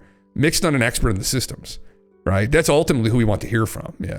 They give astronomers to look for UFOs. They will probably find them. The government is never going to disclose what they know, but we can simply look up at the sky rigorously and think we'll find out. Yeah. Yeah. Well, Kevin, and there's some people like Beatrice, I forget her last name, Beatrice. Anyway, there's a couple people in astronomy right now who are working on that. There's some images from, I think, the early 50s, before we put up any satellites, of potentially UFOs, UAPs that they captured with some of these at some of these observatories. So yeah, it's been ongoing. And the other problem with this too, there's been a legitimate effort by the government to kind of psyop the general public. There's nothing to this, because I mean, at the end of the day, they want people to keep their heads down and just keep working and not think about these things. And that's literally why. And I think the time has come for that to kind of fall off, and it really has the last decade, specifically the last 4 or 5 years. But yeah, I want to hear more about the giant crow fucking. Was it fucking? It was fucking too, Galen, this giant crow? Oh, I think I said, like, this eagle came down and it tried to fuck me. Oh my God, brother. Holy fuck. Is this proper Jim Bob, huh? I guess so. Well, it was just like that somebody would be so startled at something over, and then they kind of tell. I had a friend growing up that was like that, where we kind of played this is kind of a mean joke we played on him one day, but this was a little experiment that we did where we told him like a story, and then we were trying to tell like some other people this story, and we're trying to see how long it would take for him to include himself in that story. It was the second retelling is when he got there. Oh, really? Yeah, because we were just like, he just fucking includes himself in this story. So we don't know if it was just him like misremembering it and just thinking that he was there, or if he was just like trying to include himself because of some other reason. But it took like 2 retellings of the thing that we did, or the thing that we're retelling, for him to like include himself. So that's kind of what I was trying to. I guess maybe that's what I was getting at with like with the big crow, is that you see like a crow like fly over your head, but instead like you get somebody that just like brings up the story. They over exaggerate the story. Just part of it is in shock, and the other part is that they just tend to hyperbolate so much. It was more of just like an example with like people that might talk about seeing UFOs or something, that maybe they see something, but because they just want to tell a story, maybe they see like a plane or like a drone or something, and they go, my God, it was a big fucking UFO. You could see its lights spinning and everything. I'm trying to make a crow of this. I'm trying to make a picture of this crow. Why the fuck can't it do that? What did I say? It was like 100 by 100 feet wide, 200 feet tall. That doesn't work. I was gonna say I had a friend like that too growing up, where like if something would happen, like let's say we saw a crow, we're like, oh my, this is a huge bird, like, and then he would chime in and be like, yeah, it was like the size of like a fucking like plane. It was huge, and he would always like it would be extreme. And I think what he wanted was it just to be really exciting. Like he wanted to make the thing very exciting for people. But I was like, bud, like this makes it completely inconsistent. Like this is, no one's going to believe this now. Like it's like, we want to be consistent with reality, right? And they have no interest in being consistent. It's kind of scary when you think about it, that, you know, there are other people out there like that. Like they're just like, they're not really living in reality to some degree. Oh, there's your crow. That's actually a big giant. Yeah. So then, you know, that's why some testimony is more valuable than others, right? People that have been, well, for instance, Betty and Barney Hill is another incident, like, which is like really good, because Betty and Barney both subjected themselves to rigorous peer review. They were subjected to a Harvard-trained psychiatrist. He worked with them for months, if not a year or more. So, you know, and they didn't necessarily believe any of that. They were like, I think they were fairly religious to begin with. And that's kind of the perfect mix to explore the more metaphysical experiences like the abduction phenomena. So, yeah. But yeah, I think it's the basis of it, Kevin. But yeah, there's tons of, it's interesting phenomena. I mean, ultimately, I think what we might be dealing with here is something that's very advanced. And it's disorientally, is that even a word? I should advanced. Yeah. I'm not saying that like to dismiss like eyewitness testimony either, because it's just more that there are definitely cases where, depending on the person's character, you'd just be like, all right, that's not true. Right. But to do it in the case with like what Mick West is doing, saying that some people lie, therefore all people must be lying about this, is not true. It's just a fallacy. Yeah, it's just completely illogical. Yeah, it just is not very good thinking. Yeah. Yeah, it's. I think that's a non sequitur, but I don't think that's the right one. That might be the false generalization. I don't know what logical fallacy it is, but it's one of them. He engages in logical fallacies like this quite a bit. Anyway, listen, he's putting himself out there in the world. I don't have a lot of interest in him, ultimately. Personally, I don't. It's the same with Stephen Greer. Stephen Greer is even worse because at the very least, although Mick is slightly delusional in approaching this topic and honestly not employing enough imagination, which is literally what it is, when reckoning with it, because you got to think too, right, that this phenomenon is frustrating. And what they're trying to do is they're trying to find inconsistencies with people taking quality footage of it, and they're using that as a way to try and reason through, and they're trying to reason why it's not real. It's like, well, but no one's ever going to capture these craft. It's like, therefore, it must all be misinterpretations, and it's like, no, hold on, no. What you have to take the whole thing into account here. So this could possibly be something so advanced that we're not in control. It is. And if it doesn't want to have a picture taken of it, the picture doesn't process properly, or they just don't get a good picture of it, right? And then what would you find part and parcel with a phenomena like that? You might find that it might not be communicating with people directly. It might be communicating with people in a metaphysical way. And that's what we do find. Indirectly, yes. Through the abduction phenomena. And so, again, it's like they're not really reckoning with this properly, in my opinion. They're using that as an example of like it not being real, but in actual fact, it might be an example of being very real and very advanced. And that's part of my problem with them, I think. So anyway, yeah, Galen, every anomaly I've ever seen that I was unsure of, I've never really only mentioned the real sure ones, but you probably know that. What Kev is talking about, oh, right here, Galileo. Sorry, guys, try and follow the conversation here. Yeah. Oh, the Galileo oh, yes, with Avi, yes. Yeah, they're going to try and find evidence of it, yeah. Again, this is really great. And there's another guy, too, I forget what his name is, but he's an inventor, and he's creating a product that people can buy that will kind of lock in and tap in with all of these other machines that scan the sky. And so what he wants to do is create a web all over North America, all over the world, of these little portable, I don't know if they're cameras. Keep everybody in. But keep everybody in the planet. Is that his plan? Well, no. So he's looking up in the sky. So essentially, this little unit I think it's visually will look up in the sky. It might be doing radar or something. I don't know how exactly it works, but essentially, in your local little area, you'll be able to track stuff going overhead. And what he wants to do is have everybody buy these all over North America and Europe. And so he'll have this web of data coming in. And so if there's actually UAPs, let's say in like New York, you've got 3,000 people that have these pointing up. If everybody in New York captures this object flying through the sky anomalously, well, when we got them, right? And that's one of the ways that it might be. Abby's doing a similar thing, but on a lesser scale. But the complicated thing too, again, is this is assuming that we're in control of this. This is, and now people have captured anomalous footage before, right? However, people want to cope with, writing it off, X, Y, and Z examples. There's tons of them out there, but we don't know with conviction what we're really looking at. But although this is interesting, depending upon the nature of the phenomena, we might not be in control. So if they don't want to be captured, they won't be captured, which is frustrating, right? If that's the case. So, and there's a possibility there that's what we're dealing with too. So they have a bunch of sensors, visual infrared. I think there's a spectrometer and a compass too, and a microphone. Interesting. Very interesting. Yeah. I read through Avi's idea for this way back, and then yeah, they're doing it right now. They've already collected some data, I think, haven't they? So yeah, especially with AI video, and that's exactly it, man. Yeah. How does this device look? Yeah, I don't. Where's the actual? Actually, I can probably go find it. Avi Loeb,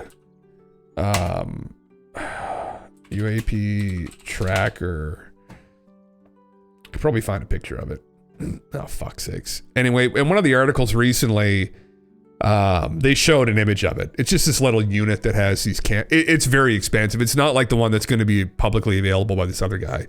Like, it's very high resolution, and I don't think the other guys is going to have infrared in it, and I can't imagine it would.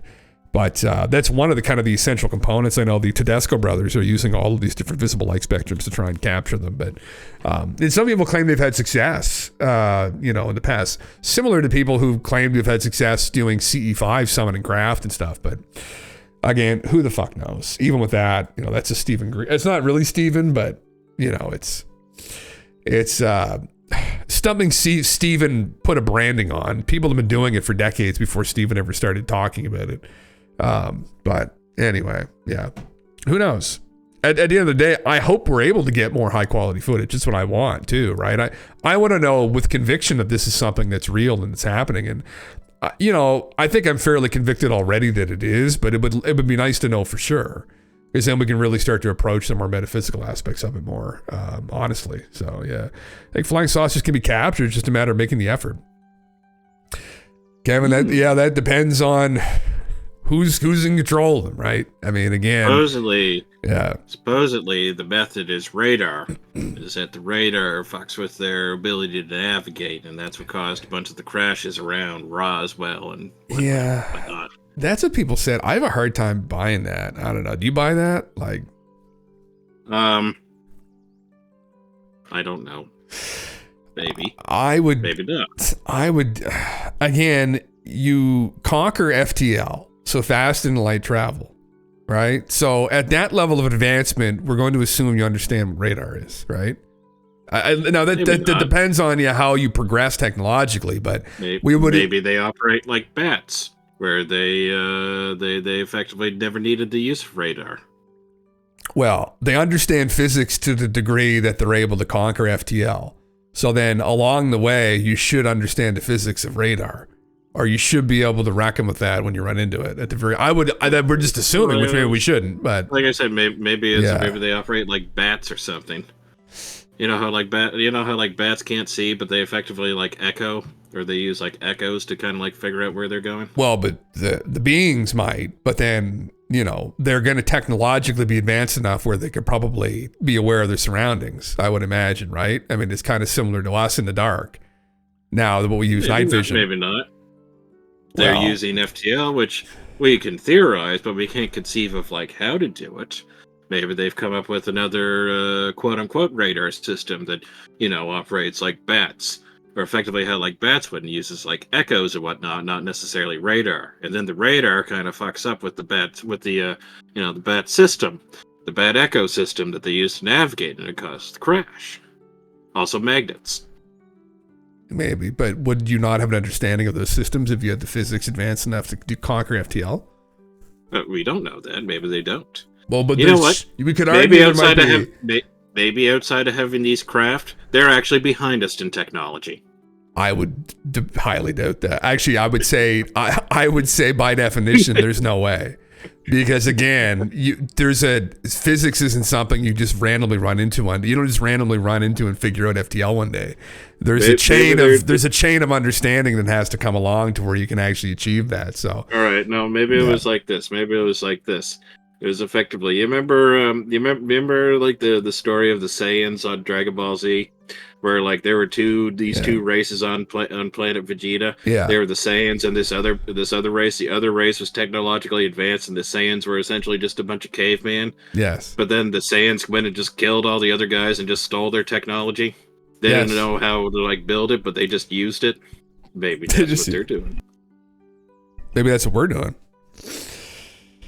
No, we're reverse engineering. We're figuring it out. Yeah. We're working on it. We're figuring it out. I would bet that we are in a fucking zoo, and that's probably the scenario here. That we are in a zoo, and that we think that we have control, or we think that we're going to be able to do X, Y, and Z. But at the end of the day, it's like, the door is still locked. And they're looking at us through the glass. Do you think it would be like remember that South Park episode where Earth was the universe's best reality show?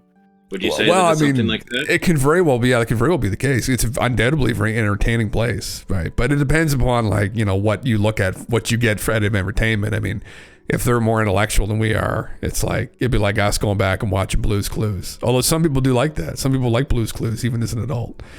But You know, would they find us that interesting? Would they find us humorous? I guess. Would you? What are they sending the dunces of the alien races here? You Maybe. see, you're not just ready to hang out with our populace, so you can go hang out with those mongrels down in goddamn planet Earth over there. You go to the zoo, yeah, throwing shit at the wall. Fucking, you can just watch the monkeys yell and scream, and that's all we at each other, right, constantly, and yeah, man, and that's why I don't, like Kevin personally, have a lot of faith that we're going to be able to really we might be able to reckon with it, but depending upon the level of advancement we're dealing with here. I mean, it might be, you're right. It's all some kind of an illusion, possibly, that we're going to be able to, and we should still try. Absolutely, we should still try. But there's a potential that this whole awakening process is not an accident, and that the whole thing might be like a song and dance that they've written, and that us beginning to capture them more is something they're allowing to have. It's like in the zoo. Right? Like the monkeys think that, okay, we're gonna go for a walk today. I'm going outside today. It's like no. You're going to be allowed to go out. It's like you're not going. We're letting you go outside. You're not going outside. We're letting you go outside. Right? And they probably don't think like that. Like they probably think that they're like the king of that area too. Like the monkey thinks that, yeah, I own this hill here. The monkey doesn't know the hill isn't actually rock. And the monkey doesn't know that some guy 3,000 miles away actually owns the zoo, right? That's the other thing we have to possibly consider too, where it's like we think we are in control. In actual fact, there's a long chain of, not command, but it's actual fact in control. Are you saying that, like, okay, there's a zoo, and then there's the zookeepers, but then there's the owner of the zoo? And there's the owner of the zoo. The owner of the zoo is really making the shots. So we think we're the zookeepers. We're guiding along all the other animals. And it turns out we work for the owner. And the owner of those aliens above, they're keeping tabs on us. Well, we're in the zoo. The zookeepers are the ones trying to keep us in the zoo and going around and shutting off our nuclear weapons. Now, who owns the zoo? Does someone own the zoo? Does someone own... and then you go, and this is the other, you're going on this line of thought as well with, okay, well, the zoo's in the city. There's a mayor of the city. Okay. Who's the governor of the state? And then who's the president of the country? Right? Who's the leader of the Bilderbergs that the president, submits to? There you go. And we're throwing shit at the wall in the zoo. That's us, maybe. Right? And so... yeah. But if the Bilderberg leader is also in the zoo in this model, who's the owner of the zoo that the Bilderbergs are in? Well, we don't know. That's a good question. Hey, let me ask you this. Yeah. Suppose that this alien species, they use say they use crystal technology. Everything is based on crystals. There you go. That's how they figured out FTL, is they're just using these crystals. Yeah. They come to planet Earth. And it turns out these crystals are really good at absorbing radar. But they're too good, and they absorb so much radar, that causes the vehicle to malfunction and crash. Yeah. They're more technologically advanced than us, but they didn't even conceive of radar. I have a hard time believing they can't conceive of radar. I just don't know. You'd have to talk to somebody who has an understanding in physics of radar, and then they're just like bats, okay? They just see with echoes and stuff. Yeah, but I mean, you could say we're just monkeys, but we were able to instead of just trying to get bananas out of the woods in their hands, we built all these machines. I mean, they could be bats, but they're clearly hyper intelligent bats. So the bat analogy doesn't really. Yeah. Okay, well, suppose we're used to use our hands and whatnot, right? Yeah. Every tool and everything that we do, we use our hands for. Okay, suppose there's another species that uses only tentacles. They can't even comprehend what hands are. All they know is a tendril. Yeah. Are they going to develop the exact same way that we are? I don't know. You don't know. Do you know what I know? If I may, it sounds like you do know. Maybe. Fuck. Maybe they're dandelion seeds, where there's so many spread so far, they just don't give a fuck about a few that crash. Hey, it could be that too. You know what? Yeah. Maybe they just that could be it, man. Maybe Yeah. it was just a vehicle that was just not working. You know, the alien. We're like pretending these aliens are completely infallible. Maybe they crashed on purpose to parlay with There's us, that possibility too. to make us more interested in parlaying with them, because wouldn't be so intimidated. Yeah. Well, Maybe they did play that game. Are you saying that this species would be completely infallible? That they are mistake free? You think Skinny Bob hasn't made a mistake in his life? That's the thing. We have no idea. We have no idea what it looks like to interface with something that is more advanced than us, because we have no concept. We have no idea either of like how other intelligent creatures, like how other evolution affects them intellectually, right? Because we don't really have any other comparisons other than monkeys, but we're similar to monkeys. So the smartest things we have on the planet, really, other than ourselves, are monkeys, dolphins, but they're mammals too. So it's like if they were like bugs, like how would that? We have no idea. Yeah. I think orca are pretty smart. They're mammals too, though. Yeah, they are. They're all mammals. Yeah. Oh, so, non-mammals. Okay. Non-mammals that are like there's really no example. Maybe octopus, but like octopus are like, but they're very weird. Well, they're also aliens, so that's fine. That's true. Yeah. Yeah. That's true. They're supposedly aliens. What about crows, ravens? They're very smart. Birds are, but they're not like up there. They're not nowhere near a monkey. Yeah. You know what? Maybe it was AI piloted, and it was like the first generation of the AI, and the AI just couldn't like deal with the radar hitting the ship, so it just crashed. Maybe. Could be AI. Let me ask you this. Yeah. Let me ask you this. Yeah. WrestleMania, Skinny Bob versus the J-Rod. Who do you got? Oh fuck, Skinny Bob. You think Skinny Bob's gonna beat J-Rod? I'm on Skinny Bob because he's my guy. He's your guy? He's my fucking guy, yeah. Fuck Do you think that would just be like the worst slap fight? Oh, they'd be doing there'd be psionics involved. There'd be psionics involved. Yeah. What was the Undertaker's move? It was like the tomb something. Tombstone from Hell, yeah. That was the clothesline from Hell was Kane. Yeah, it was just Tombstone, I think. Yeah. Yeah, you think Skinny Bob's going to go up and just mind Tombstone the J-Rod? Yeah, I could see him doing like a maybe Sweet Chin Music, something like that. Sweet Chin Music on J-Rod, yeah. You saying J-Rod's getting checked into the SmackDown hotel? Yeah, he's getting checked in 100%. I'm gonna read through Golf's comment. Maybe they're so advanced they know we can't reverse engineer them, and they're AI piloted, so who cares? We wouldn't care about a stealth bomber crashing near chimps. Yeah, man, that could very well be it. Yeah, that's probably more plausible than any of the stuff I was saying. Yeah. Although, I mean, the difference between us and chimps is that we're self-conscious. And because of that, our problem-solving capabilities to the point that we could probably learn to, well, maybe not. Well, chimps there are those videos of orangutans driving golf carts. Yeah, so. I was just about to bring that. Have you seen that orangutan driving the golf cart? So, I mean, if you had a lifted F-150, would you really want to leave that in the jungle with chimps? Like, I mean, orangutans might get in there and fucking learn how to drive that fucking thing. I mean... So, I mean, it's concern though. Let's say it's an F-150 that's powered by an antimatter reactor that could blow up the entire fucking planet. Would you want to let the orangutan get in and drive that truck now? There's fucking one of that orangutan. I gotta see if I can find it. No, it's not. Yeah. But I guess it's not quite the same. But we could scale from the orangutan up. So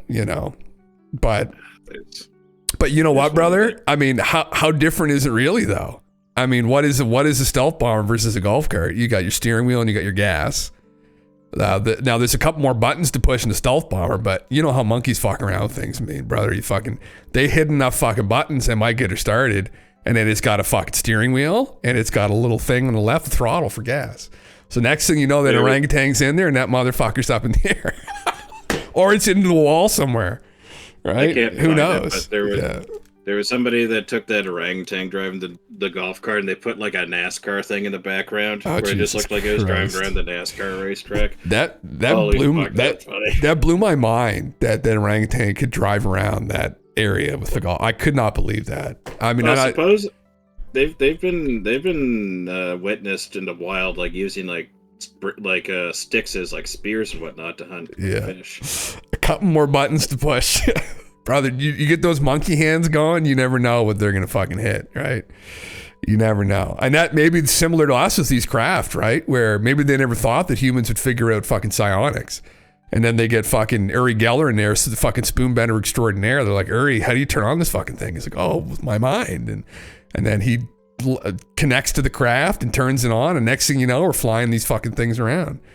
Right? And then they're like, oh, fuck. You know, we didn't think they could figure it out. Just like we didn't think that orangutans could figure out the spearfish. It's like, oh, they won't fish that lake fucking empty. And next thing you know, they got fucking 30 fucking fish dead with fucking spearfishing. Who knows? Before we go, can we watch this video of the orangutan driving the golf cart? I linked it to you. Absolutely. Yeah, this is a classic meme. Yeah. As soon as you and I finish. Oh no, this is the wrong one.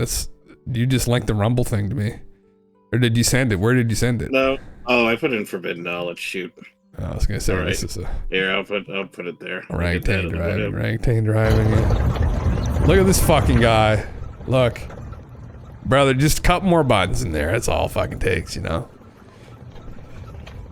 Now, if you got 5 of those motherfuckers in that cockpit, look, that blows my fucking mind, man. Is he using? He's been driving better than like some people I've met. Is he using the gas? I think so. I think there's like a full screen thing where he's using the gas.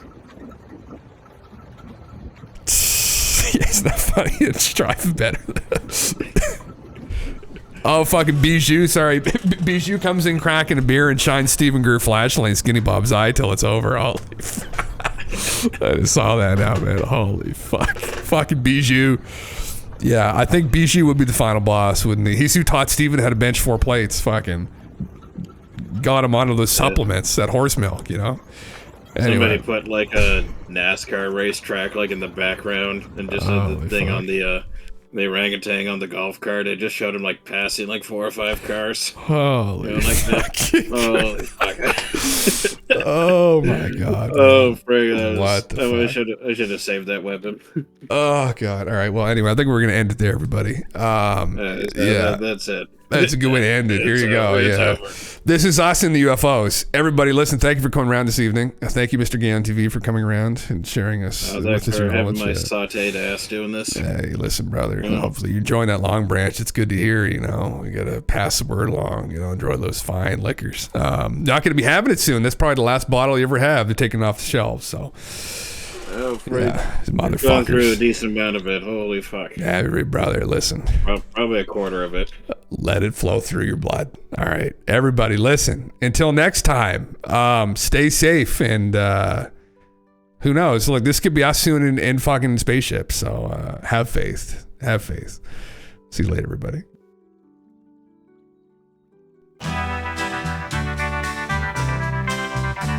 It's 7 in the evening and everything is fine. I'm not expecting visitors, so I can stream all night. I'll take my stream deck out from where I'm playing Fortnite. We'll play until the morning. At 3 a.m. we hear him again from the sound of the submarine. It's Jim Russell.